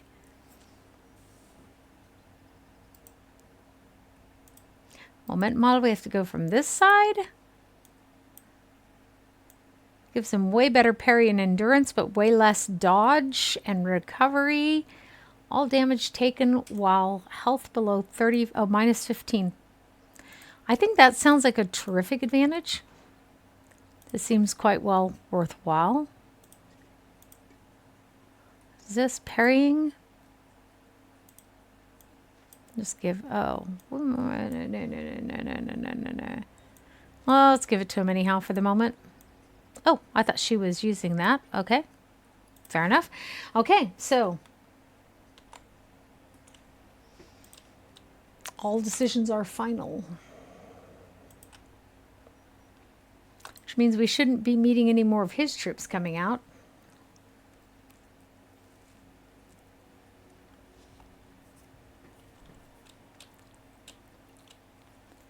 Striding into camp, at the tail end of a sprint, the Scarlet Course warrior begins to speak out, stumbles forward, braces himself short of collapse as he catches his breath. More on the way. His words roll out between labored breaths. Patrol from this morning, coming back. Wait! Fucking where are the Oathbreakers? His eyes widen as he looks at the camp and the lack of signs of struggle. Where's the captain? Where in the name of Kyros is he? The fifth eye was adamant. The warrior marches up close. The pungent smell of henna and tooth decay assaults your senses.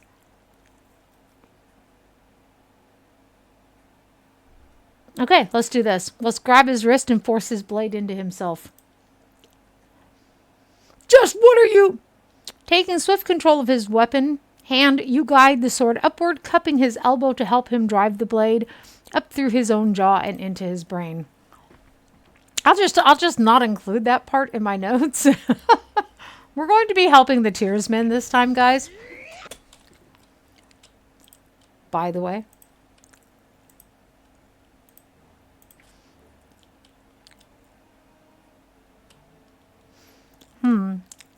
Works just as poorly on one as it does the next. Oh, it's using the back. That's not going to help.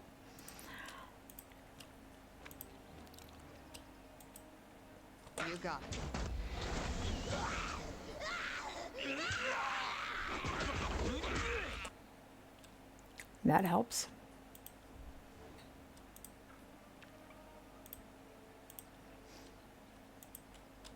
Okay. So let's get her over here. Let's get him to try to taunt them into attacking him. That was nice. I did wanted to do a cleave attack here. Who's this? Screw him. I don't like him anyhow.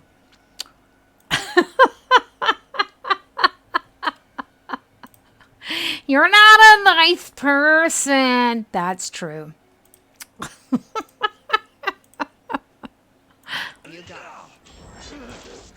It's called role playing, but you know, hey.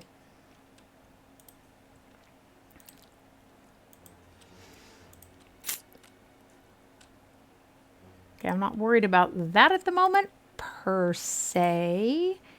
And then you. At once. They're not particularly susceptible to his flying daggers, are they? You know what? We have other things available to us as well. Ooh, they're fairly resistant to that too. Oh. Well, in that case, you have our attention. Like it or not, you have our attention. So we have just let some of the Oathbreakers escape because we intend to ally with them later. This is a new game plus, by the way, for those of you who are interested in the game. I took a mage with which I had finished the game. As in, actually, I think I killed the voices of Nerat in the end of it. But I did bend the knee to Kyros, and this is a second playthrough. That person has been turned into a warrior. Let's go to the remote settlement next. Trying to think of the where. Oh, that could be fun anyhow. Let's stop in the chorus and tell them that we let that guy go. As you make your way along one of the wide dirt roads that winds through the forests of Old Apex, the mountains loom above you on every side, and only the mountain spire jutting skyward from the center of the broken realm provides a consistent landmark by which to navigate. Cresting a hill, you make out the flash of light on bronze through the trees, accompanied by the movement of several individuals. That much bronze, you realize, must indicate a group of Oathbreakers. They seem to be just around the next bend in the road. Let's speak to them. You decide to continue along the road. You are the Fatebinder of Tunon. After all, find yourself looking at not one patrol but two. Okay, now we can speak to them. The Oathbreakers and mercenaries turn on you as one, muscles tensing, all about, hands inching toward weapons. The lead Oathbreaker's mouth falls agape as she recognizes you.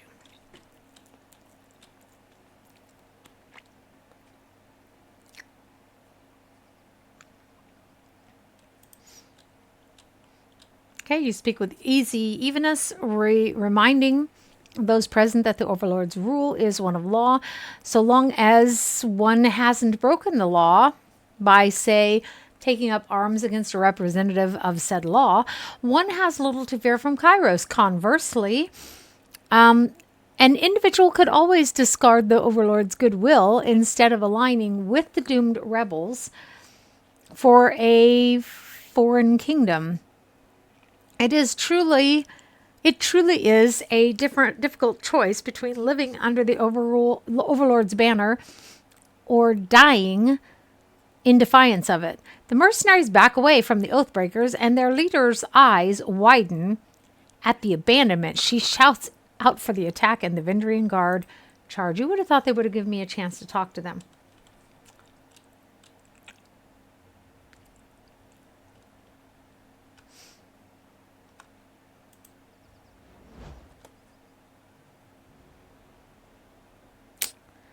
Wasn't a damn thing I could do, was there? Oh, he has to, that's right. That's one of those area of effect things. For whatever reason. Okay, let's start in on her. Right. Ah! This ain't our fight, Faint Binder. Have at them. Well, that's something at least, right?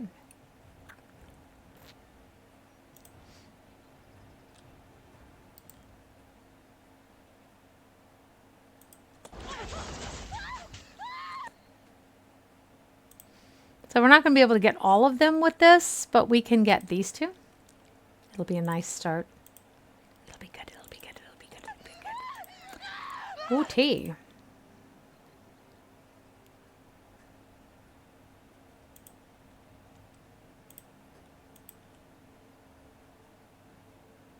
Bugger me. Seriously?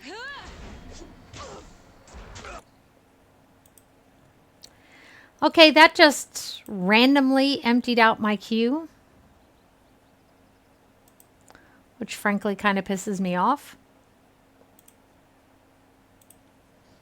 I expect that in The Sims. I do not expect it in this game. You did that, darling.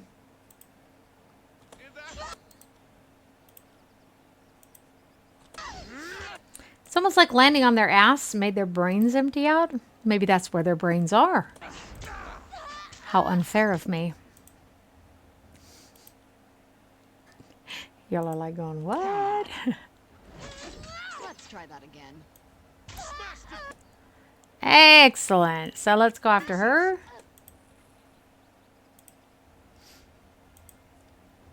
And you have a stone whatchamahoo's it? Oh, beautiful. Oh, wow. Not a problem.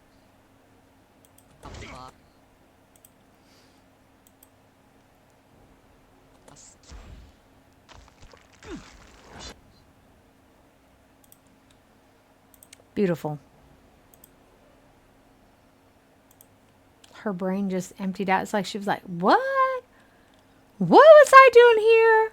What? She has no idea what she's doing. Let's let her fire come back.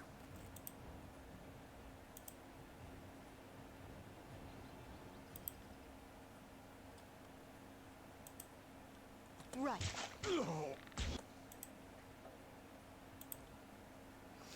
He can do some significant damage there. The bad thing is sometimes when they run around the enemy, their brain empties out and all of a sudden they have no idea what it was that they were doing. Yeah, well, you know, you started something that you couldn't finish. It's no big deal.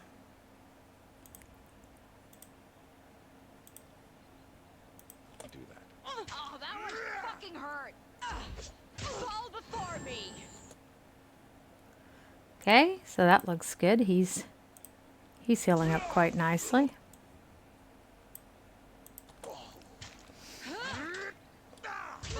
I really wish they'd give me a chance to talk with them. Oh well.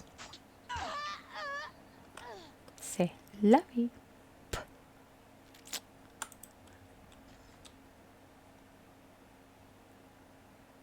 I think part of it is part of the reason there's not as much to loot in a New Game Plus is because a lot of this stuff is of absolutely no use to you. So it's like, why? Come on, guys. I desperately, desperately miss that fast move option that you have in Pillars of Eternity.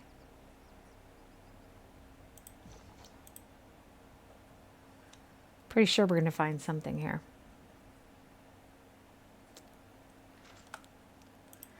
And of course I could be mistaken. Who's this? Kirsten.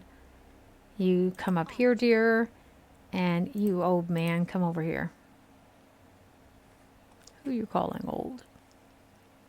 That was very rude of me, isn't it? So we'll probably, I've been streaming for, I don't even know, since what, 8:30 this morning? Which is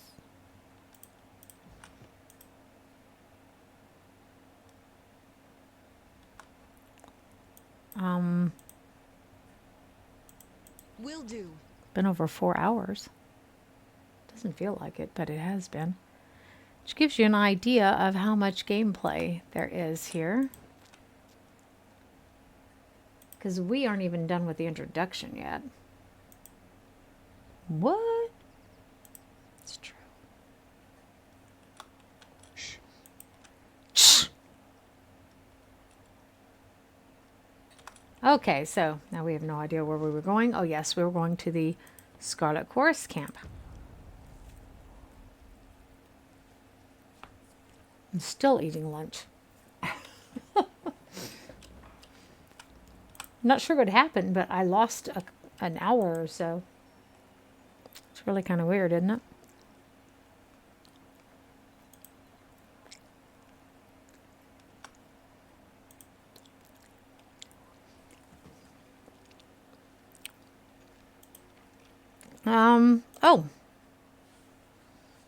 Oh, okay. Well, then let's just go do some other stuff here. Let's talk with Siren. Young woman stands flanked by she's a girl. She's like 15 years old. Flanked by a pair of soldiers. The ornate headdress cresting her brow lends her otherwise small figure an intimidating aspect. From gear to gown, everything about her starkly contrasts with the wretched state of the camp. She looks both at ease and uncomfortable. Composed in her element and completely unsure, she turns to you. Greetings, worm. You look familiar. Have we met? You don't know me, little worm? I am Ceana, and my degenerate allies have the pleasure of calling me the Archon of Song. You hear the distant peal of a bell in her laugh. She regards you for a moment with dim interest. You are Tunan's Fatefinder. Guilty. What brings you here to the middle of the battlefield? Did Kyros send you to shame Ash and Nerat into action? Ash certainly needs someone to dig a heel into his back. Only to distract him from his problem. Wow. Nerat. He's just a cat playing with a realm-sized mouse, isn't he? What's Ash's problem? You haven't heard? Now I find that fascinating. A representative of Kyros sent to deal with the Archons, and you weren't told the whole story. How scandalous. The Disfavored are very close with one another. If one is lost, it's How close? practically like losing a family member. Can you imagine how Ash feels after losing a handful of his men? I told my partner last night I was cold. I snuggled up next to him, and then I told him if I get any closer, I'll be wearing his underwear. I'm afraid my sense of humor is lost on many Germans. Anyway, we have a more important matter to deal with. There is something you can do to assist me. Oh, is there? From the corner of your eye, you see Verse cup her hands over her ears, turning her head away from Siren. Siren's mouth opens in a perfect O shape, and the sound that pours out is captivating, entrancing. It dampens the ambient bustle of the camp until it seems that nothing exists except her voice. Remove my helmet.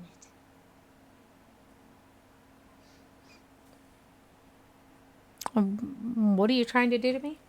Really? That's it? How disappointing. It was worth a try, I suppose, though it appears to have been a colossal waste of effort. She sighs and gives a sheepish smile.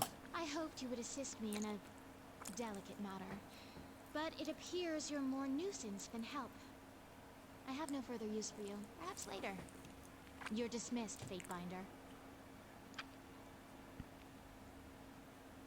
Not as powerful as you imagined yourself to be, are you? I said dismissed until I have further need of you.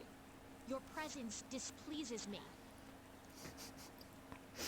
This time her voice takes on a different quality. It screeches like a piece of flint stuck in a grinding wheel.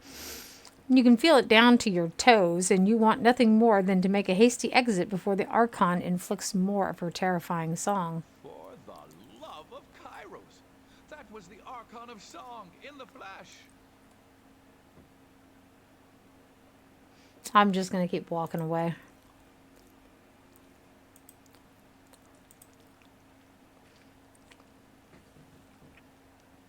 So we need to decide also what we're going to do with the beastmen, because the beastmen are technically part of the Tearsmen, right?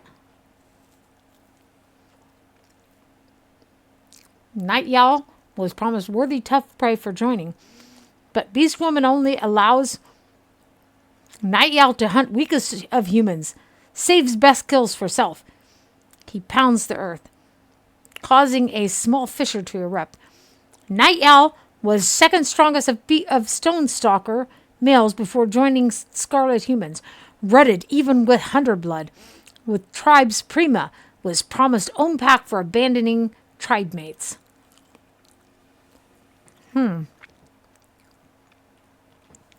Claws at throat. The crouched beast woman lets out a deafening cackle. Her broad, sharp teeth appear between each bellow. Strong Stone Stalker, beastman worth rutting? She snorts. No. Claws at throat sees only muling first season cub before beast woman now. Says sees only tenderfoot. Only weak whelp fit to chase injured dying prey. Not best fighters on battlefield. Okay, so let's go on to the other one. She sniffs in your direction and her nose wrinkles as she scowls, disgusted by your foul scent. Seriously? Humans, she hacks. Always are encroaching on Beast Woman. Have no sense of danger, no recognition for prowling, hungry predators. Are worse than sniveling beastmen. She grinds the beastman's face deeper into the dirt before lifting her claw and gnarled fingers off of him. He quietly scrambles to his feet and nurses his head. Speak quickly, and maybe Beast Woman will listen.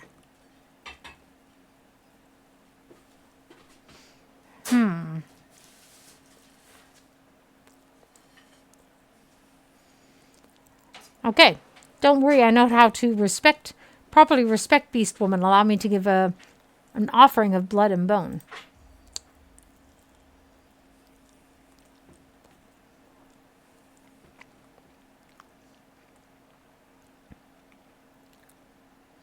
She doesn't want such treats at the moment. Little Blunt Claw will join Beast Woman in hot slaughter of humans in one season soon.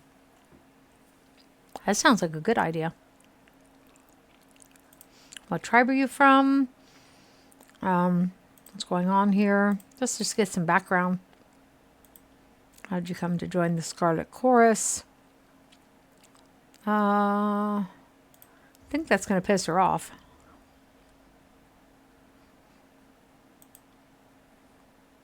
Oh. Okay, there's one more thing we can take care of over here while we're here. Maybe not. Okay. We can't do it this time. So that we didn't waste our time completely. I thought we would come back and report to him, but apparently that is not what's happening here. Okay.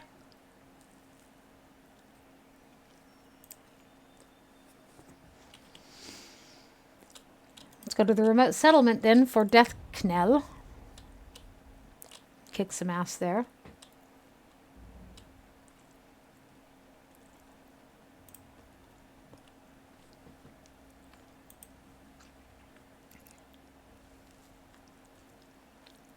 No point in hiding here either. And I'm almost done with my sandwich. As you step into the center of the village, you feel as if you are being watched from all angles. The distant patter of feet echo off the walls of the small and seemingly deserted village.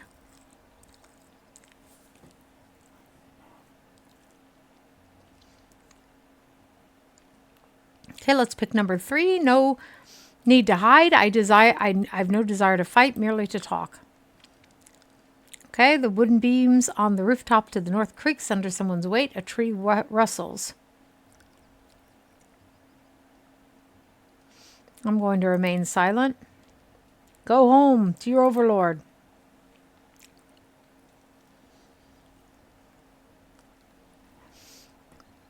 I don't like that there's like no chance to resolve this peacefully. I've tried all the options. Excuse me. Sorry, friend, but you won't be leaving here in one piece. We'll send your head back north. I want your folk to see what happens to those who invade our lands. And now I've got the hiccup monster on my back.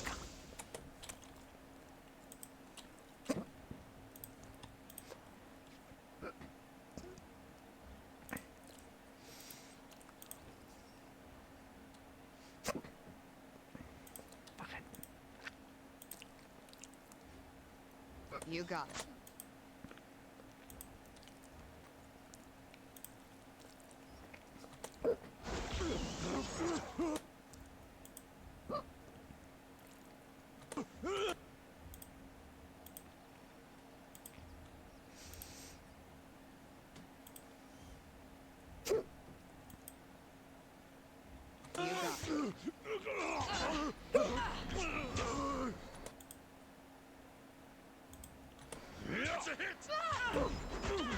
Kids, you might learn something. Got the hiccup monster. It's unbelievable. That's one of my only childish things that I actually say. Because I used to say it to my kids. In case you're wondering. Consider it. I'm not sure I want to know what that noise was.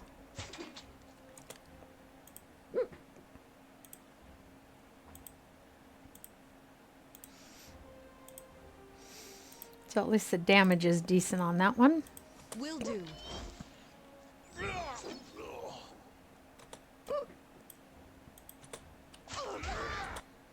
Beautiful.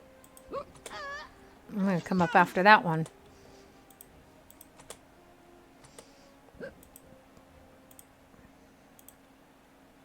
At once. It's got me. It's got me. No. Happens to me. By the way, I had my gallbladder out a long time ago.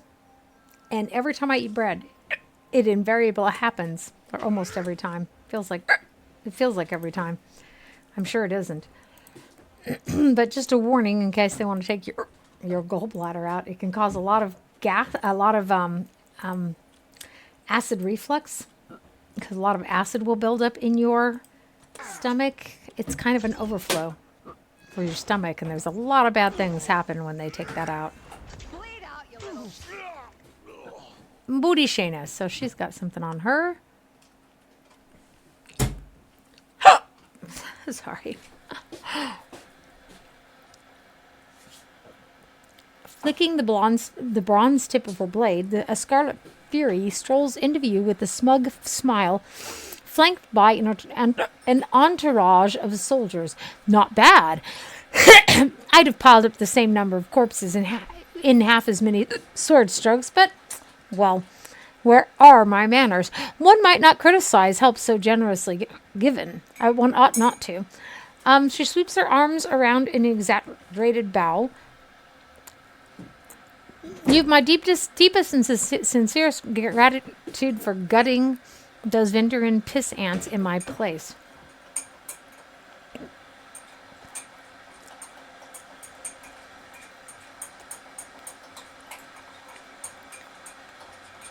Oh, now you step forward to reveal yourself. You're not a fury, but a coward. Perhaps when you're older, you'll figure out what coward... That coward is just a word people use to badger idiots into doing the dangerous work. By the by, well done on surviving this violent mess. How very brave of you to even try.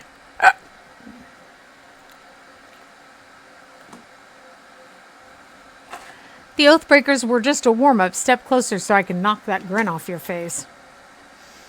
Whoa now! The Fury holds up a scarred hand in protest. No need to break any bones over it.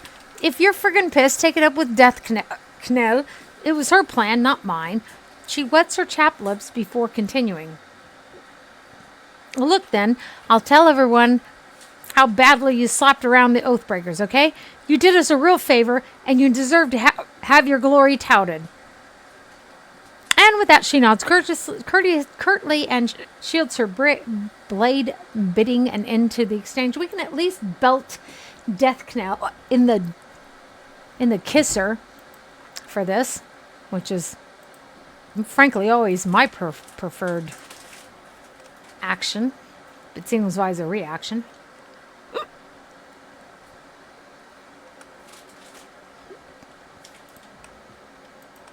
Yes, I have the hiccups. As I explained, pretty much every time I eat, I don't drink my bread, but I eat bread, this happens. You can ask my family. They have to be annoyed by it. Fairly consistently, bless their hearts. Okay, so there's that one. This is not where we are meant to find the iron, by the way. We're not doing too badly. So, let's go and hit her in the face while we can.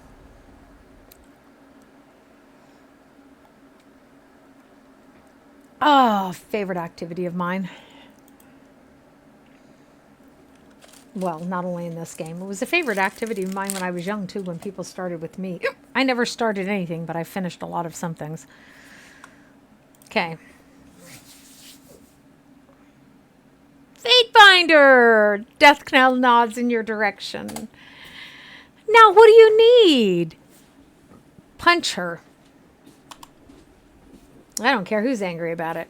In one swift stride, you close the distance between the two of you and land a punch squarely in her stomach. The force of it knocks her back a pace, causing her to take a knee. She lets out a few coughs before regaining her composure and standing back up.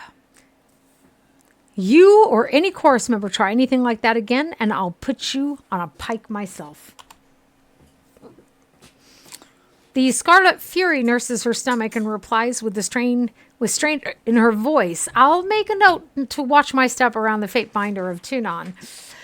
Just before she walks away, she takes out one of her swords and gives it a once over before tossing it into your hands. Good punch. No, why, thank you very much. So, now we have other business to attend to. I just wanted to get that out of my system. Now I feel better.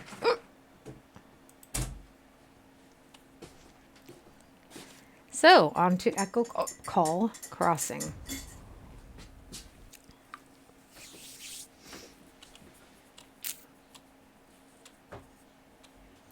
This one is a little bit more drawn out, by the by.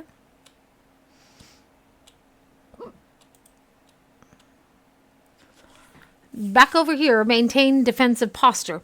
Winded, the disfavored commander clutches his blood-stained chest piece as he takes a deep breath, gathering his thoughts. His focus is on the scattered, wounded men around him. He has yet to notice you. Excuse me. Your plan has been a rousing success. Most of our troops dead, a bridge destroyed, and the Vendrian Guard push us back to where we started.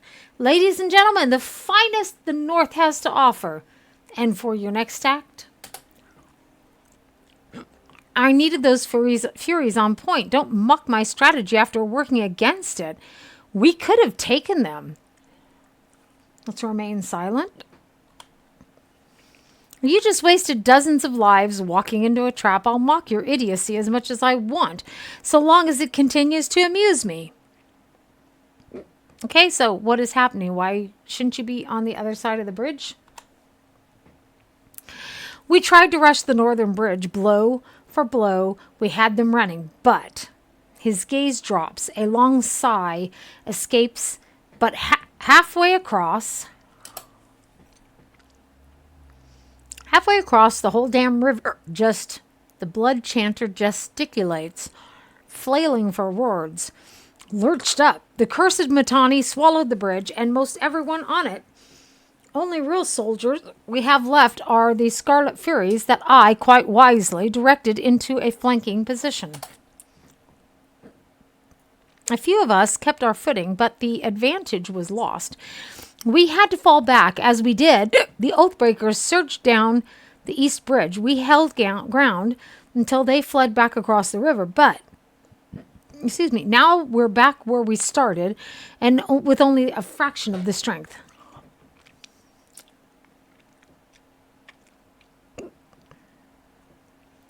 Okay, we met the member of the School of Tides.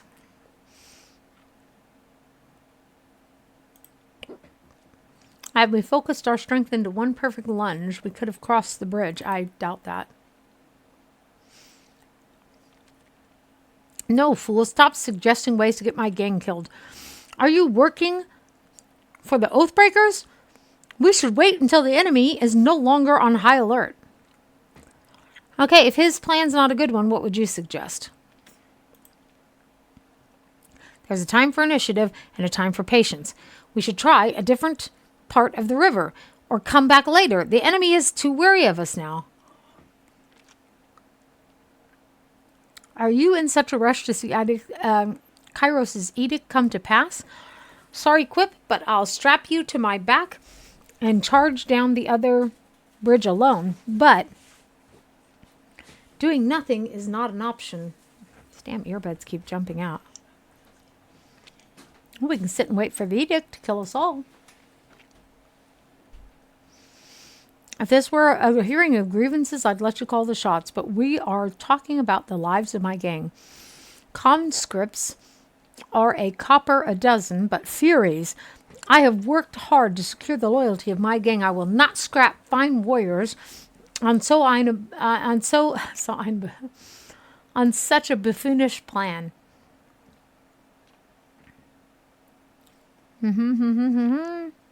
Okay, Conquest. Who runs in your Fury gang? Lockjaw, Vulture Trap, Rotgroom, Spinning Jenny?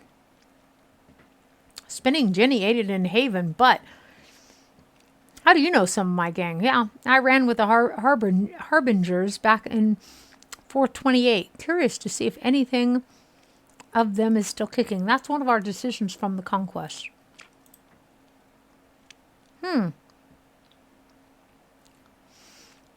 I joined in early 28, weeks before the Bastard City. I take pride in my service and respect those who have drawn blood since the beginning of this glorious conquest.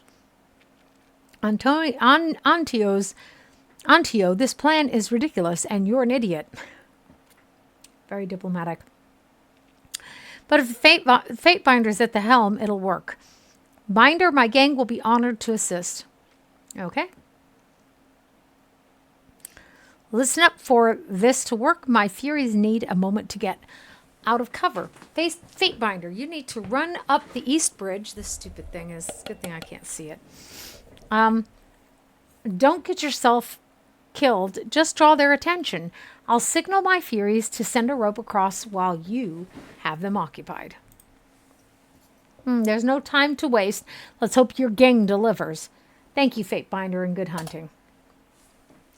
So we did not praise him. We didn't emphasize the fact that he is the one who's in charge. We simply backed him up in a much more subtle way.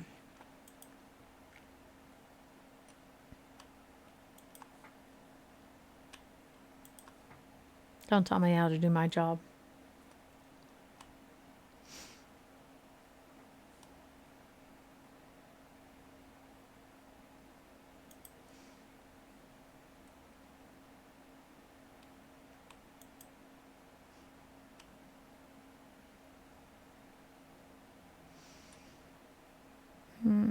Okay.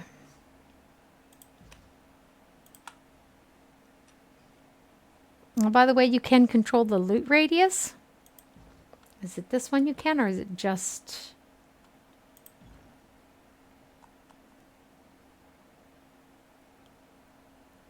Tooltip, voice frequency, here it is, loot radius. See? That way you don't have to be quite as close to the bodies to loot them. Have a look here.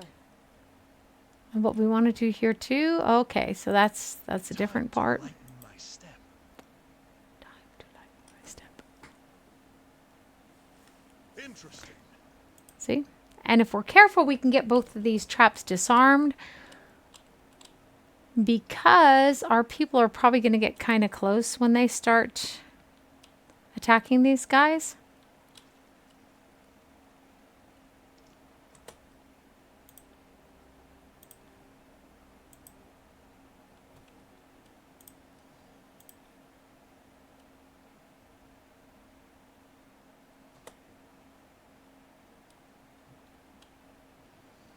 poised here.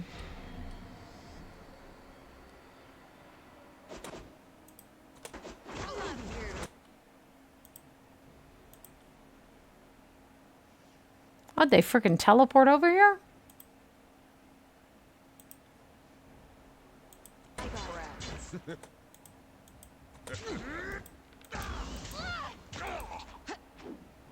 Look, I'm chasing my mage.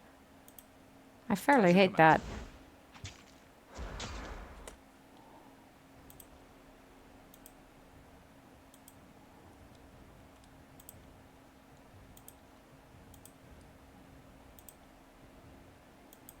You got it.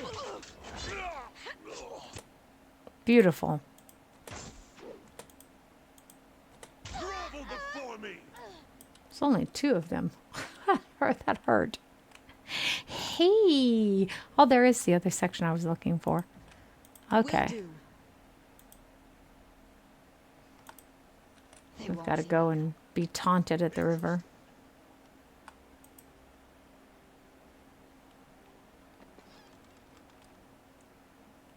It's just most of the stuff that you find in a new game plus is just kind of like meh, you know?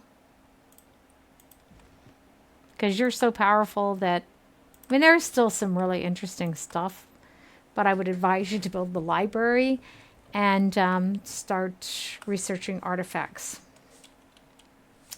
Seriously.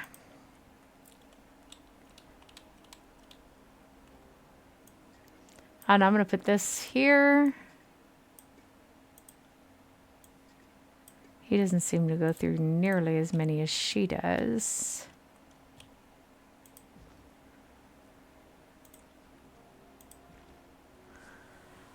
Okay. Kirsten, perhaps our continued and faithful service shall remind the Archons of their duties to the Overlord. One can hope. Or your continued and faithful service. We don't have any reputation with him at all yet. Yet being the operable word. Okay.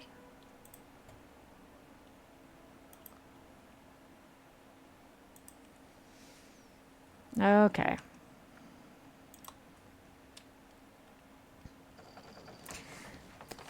So, 8:30, 9:30, 10:30, 11:30, 12:30, 1:30, 2:30. So I've been streaming for 6 hours now. Let's see how much longer. Maybe only another half an hour. I'm getting really tired. It's amazing how this takes something. It really draws something out of you.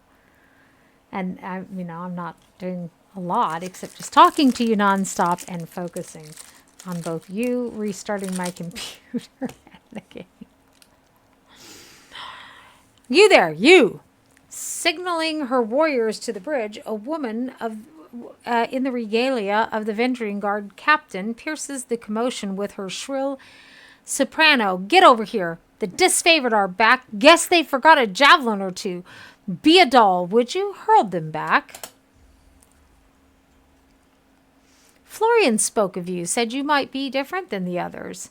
Sure hope he's right. We don't keep the Pollux boys around for their brains.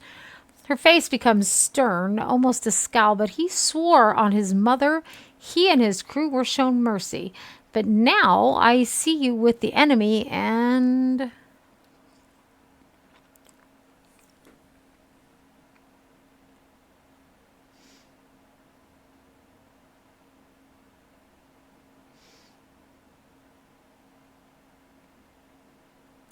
So, let's pick number 1.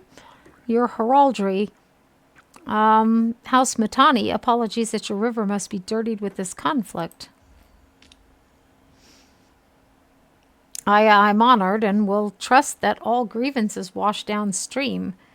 May the river guide you through the valley. Your friends seem to have misplaced most of their squad and guess they're somewhere in my river. My family's been protecting this river for 6 generations, so it's easy to lose track of all the looters and vagrants we've had to feed to the eels.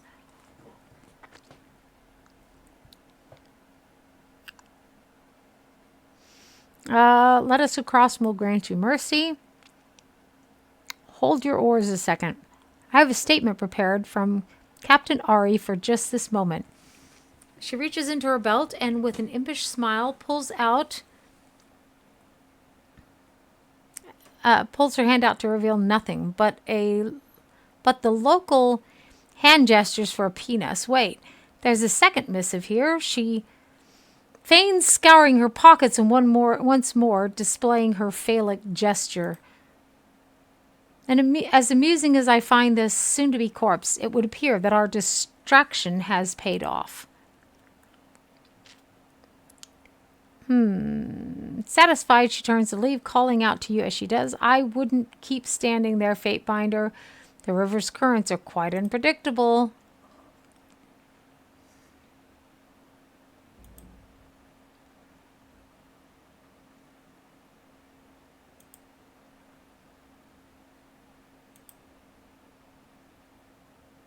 Sorry, I can't.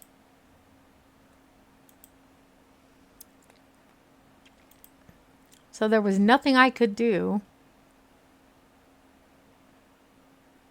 I don't understand.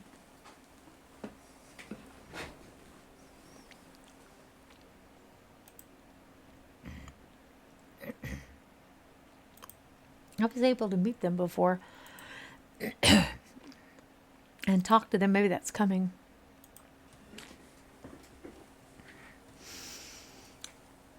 Okay, let's try it again.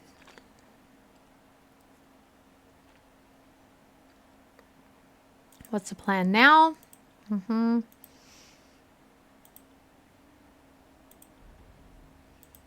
So now we have to cross by rope.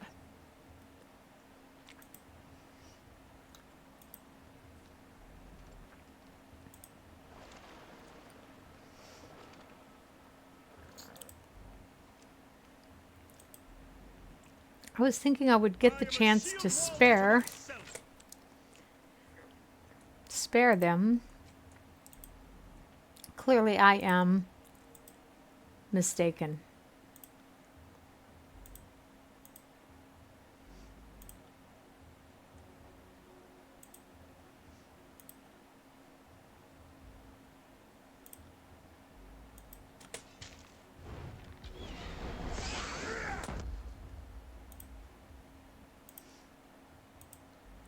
I'm on it. I got it.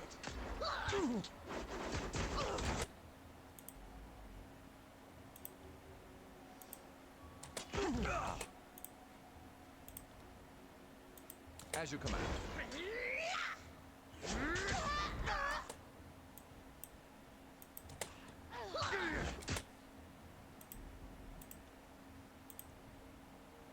So I get quiet like that. It means I'm focusing. I apologize.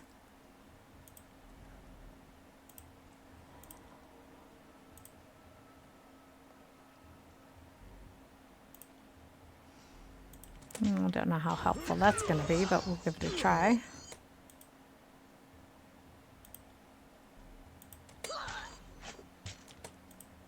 So that's her. Not a problem, boss.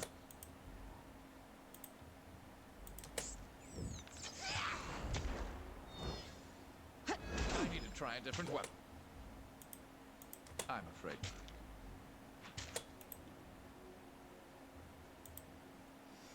Okay, so we're going to start going after the other guy.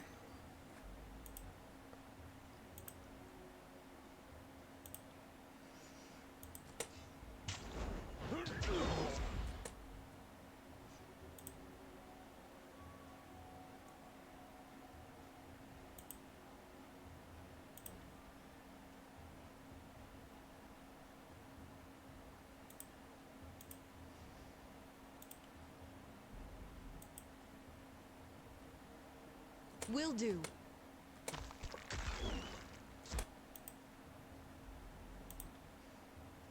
Consider it done.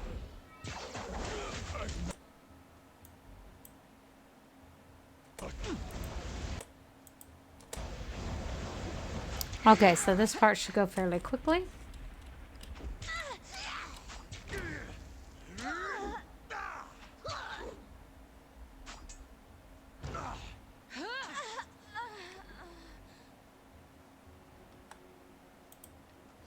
Well, at least she lived to tell about it.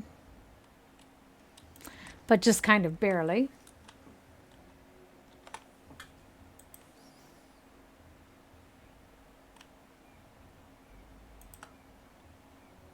I'll stay down wind of our enemies. Kyros' butchers have come! Flee!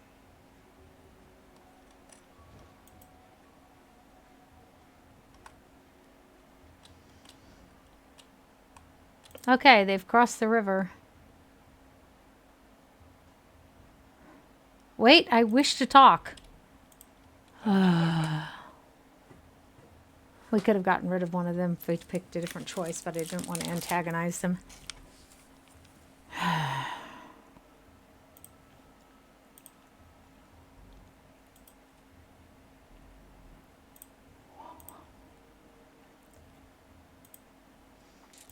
Okay.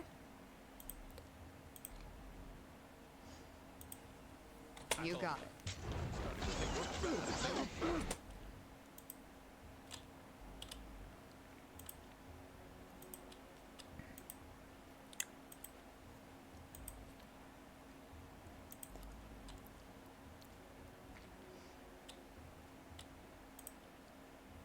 Not a problem, boss.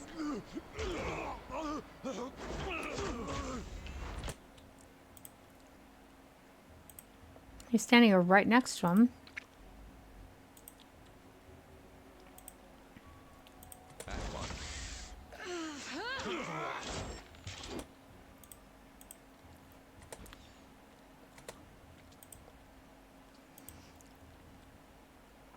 He's the hugest one I gotta watch.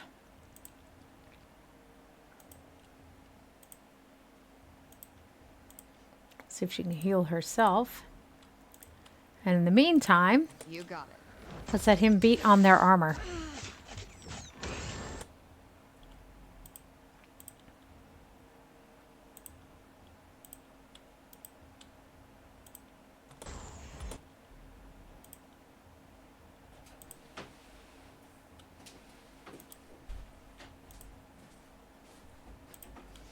Okay. You got it. Time to change weapons.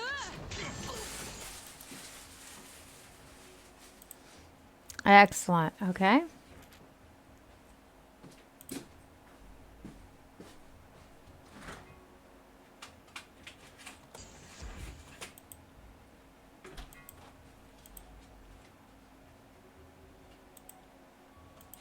I got it.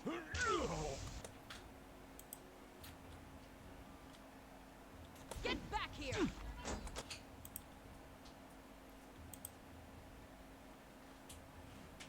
You got it.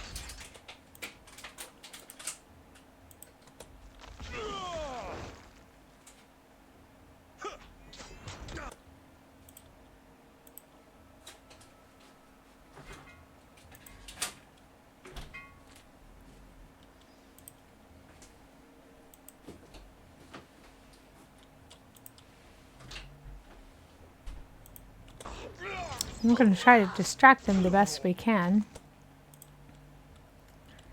from the fact that she is almost down.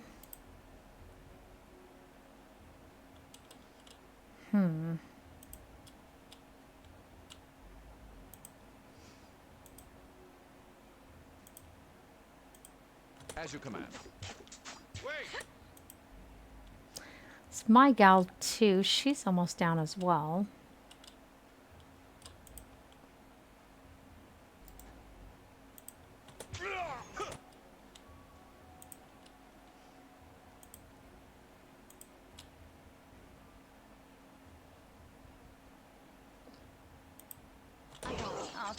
That is such bullshit.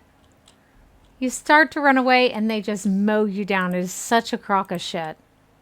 Me up when it's over.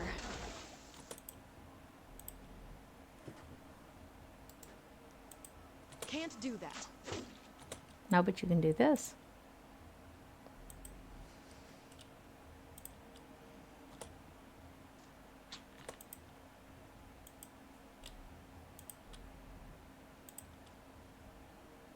I will aid you.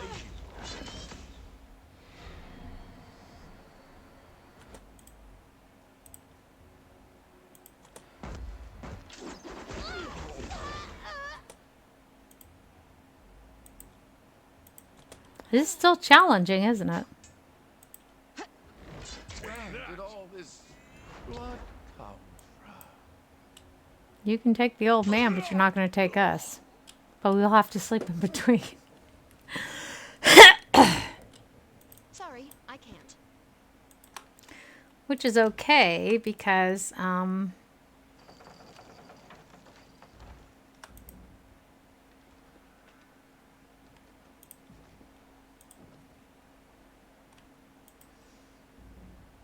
you just anyone we can walk away from, right? Okay, these empty crates appear to have significant water damage. You also notice a small series of notches on the top left corner of each box.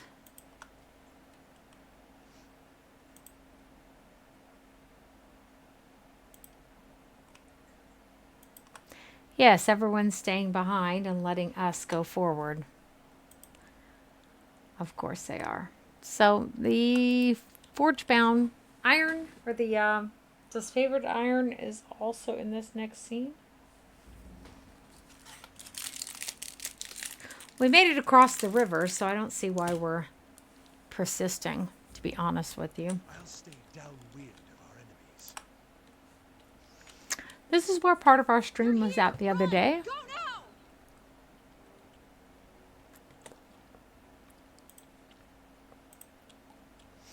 Oh, we should have slept. We'll have to sleep.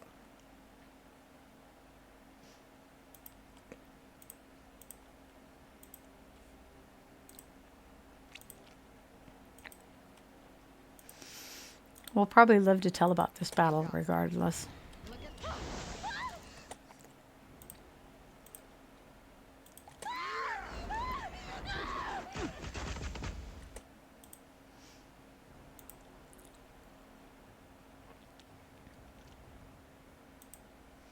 How interesting. He managed to do more damage than all the rest of us put together. That's very excellent. Count on it.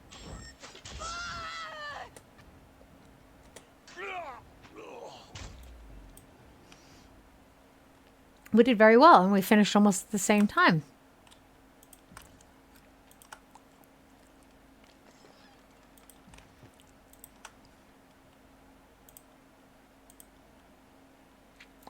Bogus. It's bogus, but the game allows it, so there it is.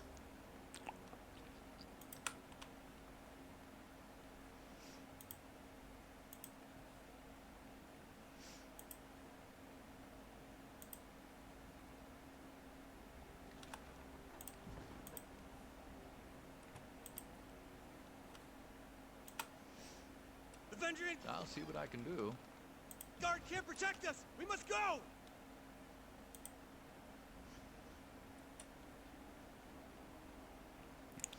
Honey, no one's going to be able to protect you. You've been very naughty. Quiet down. See? Do you see the traps? Curious.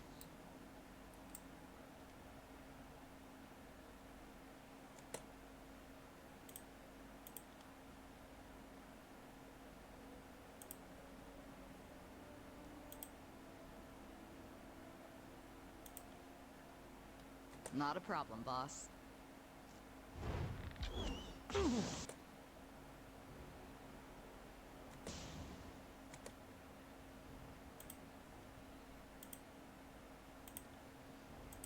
Count on it.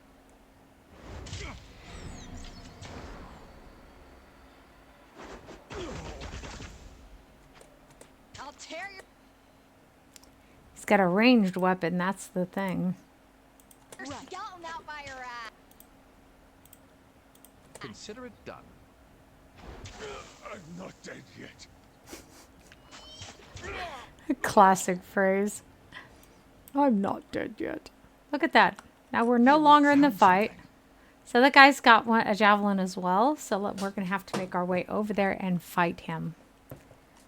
He's not going to come to us and do us the favor of springing the traps, is my point.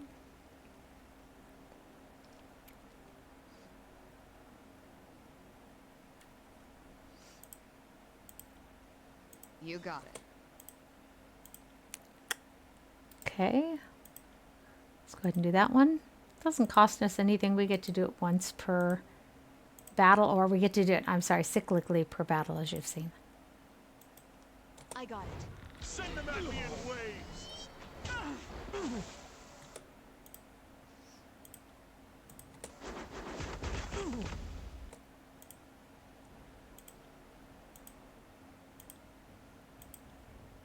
There we go. We'll make easy work of this, especially since we divided and conquered. That's not a... Barik is still even invisible, which is quite interesting. What? Interesting.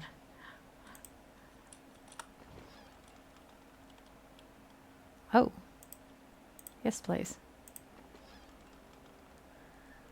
Again. Yes, and yes. Up, not you, you. And put that one away. Alles klar. So she has one of these. That's very good then. 4 and 6. She has 5. Let's put this here. Put that there. Take his, put it on her. Playing musical potions. Yay! So this is what she found. 25 hit precision. Yes. Okay, excellent. That's what we want, definitely. Okay.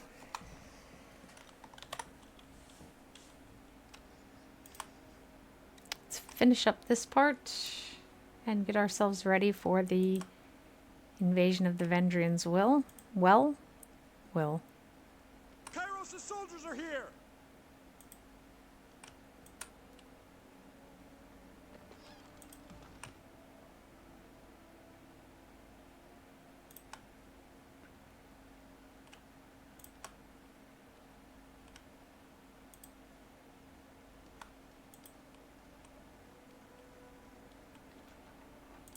Okay. Now let's go get our asses in a proper sling. One of the things we need to do is if we have to fight these guys, we want to take Ebb out first.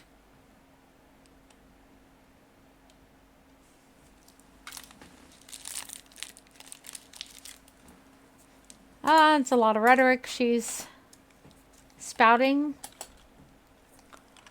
And he's being rude.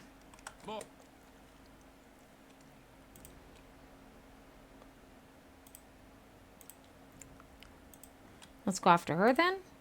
Suits me just fine.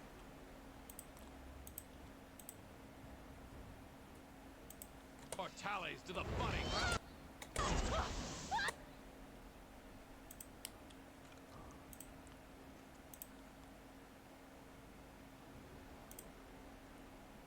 You got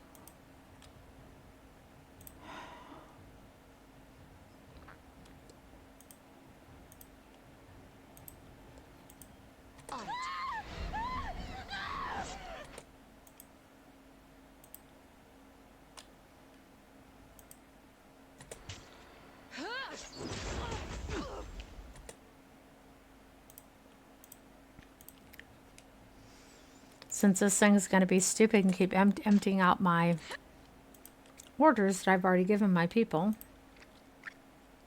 Consider it done. And this is how it goes, guys, by the way. You pause and you attack. As soon as you see that your attack is done, you can pause again. And choose a new attack.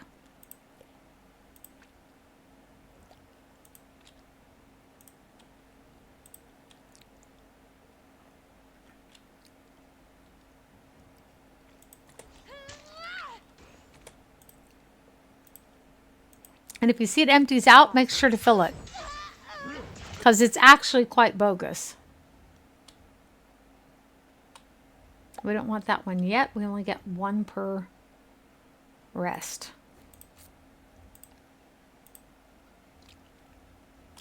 Actually, let's do that one.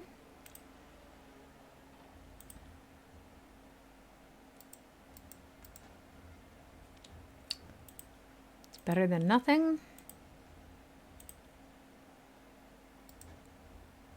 No matter what he does, his chances suck.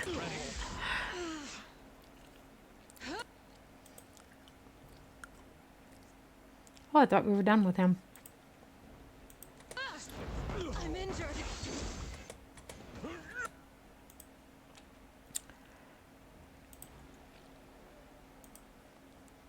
Okay. Wow.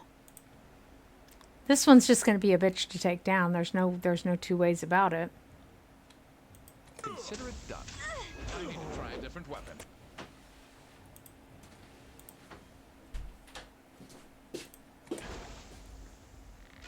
Time to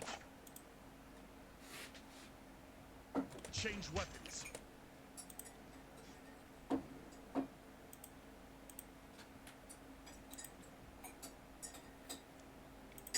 I'm on it. I don't see a lot of choice there. Wow, he's just a pain in the ass to kill, isn't he?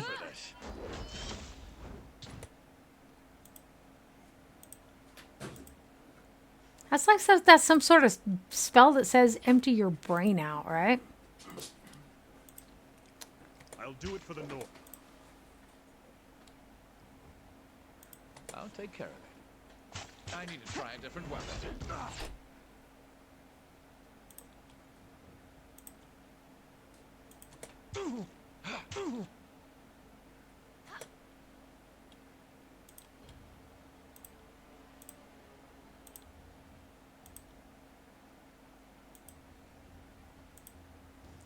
Okay. I know.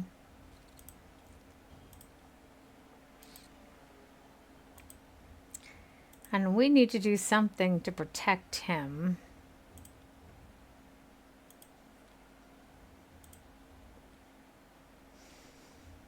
Not a problem, boss.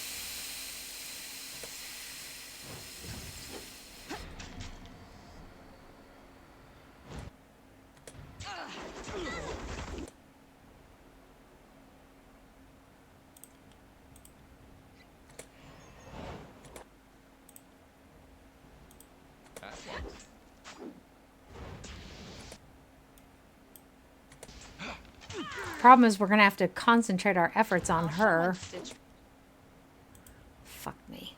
Okay.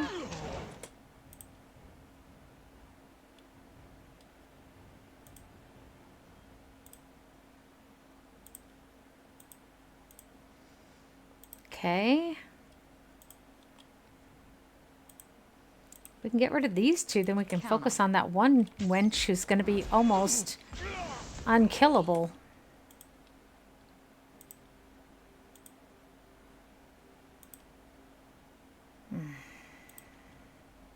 On it. I knew that was going to happen.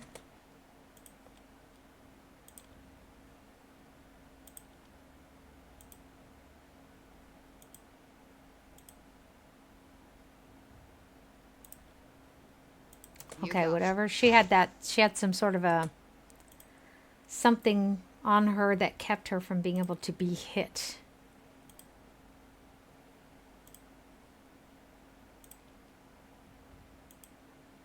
Count on it. Oh, someone stitch me up. She's done quite well, actually, given that she's been heavily injured for a good portion of the battle. You got it. So I'm very happy about that. And I am going to stop streaming here in just a few minutes, so. You're scouting out by your ass. Ugh. I think we're just going to have to stop before this last battle because I'm getting really exhausted. And it's going to be a long, long thing there. So if you think this battle was long and tedious, the next one's going to be worse. Okay. So we'll stop streaming here. Oh, like I said, I'm getting really, really tired. I need to be able to get up, move around, get my blood flowing a little bit. I want to thank everyone who joined me. I want to thank you for holding out with me. This held out 2 hours this time, so I don't know what the problem was before. I'm not sure what's causing this. As I said, I paused my Windows updates this time, and it shouldn't have been unpaused, but that's just Windows. You know, Microsoft, I don't see how people can like Microsoft. Microsoft are a bunch of tyrannical assholes. They force applications on people. They invade your privacy.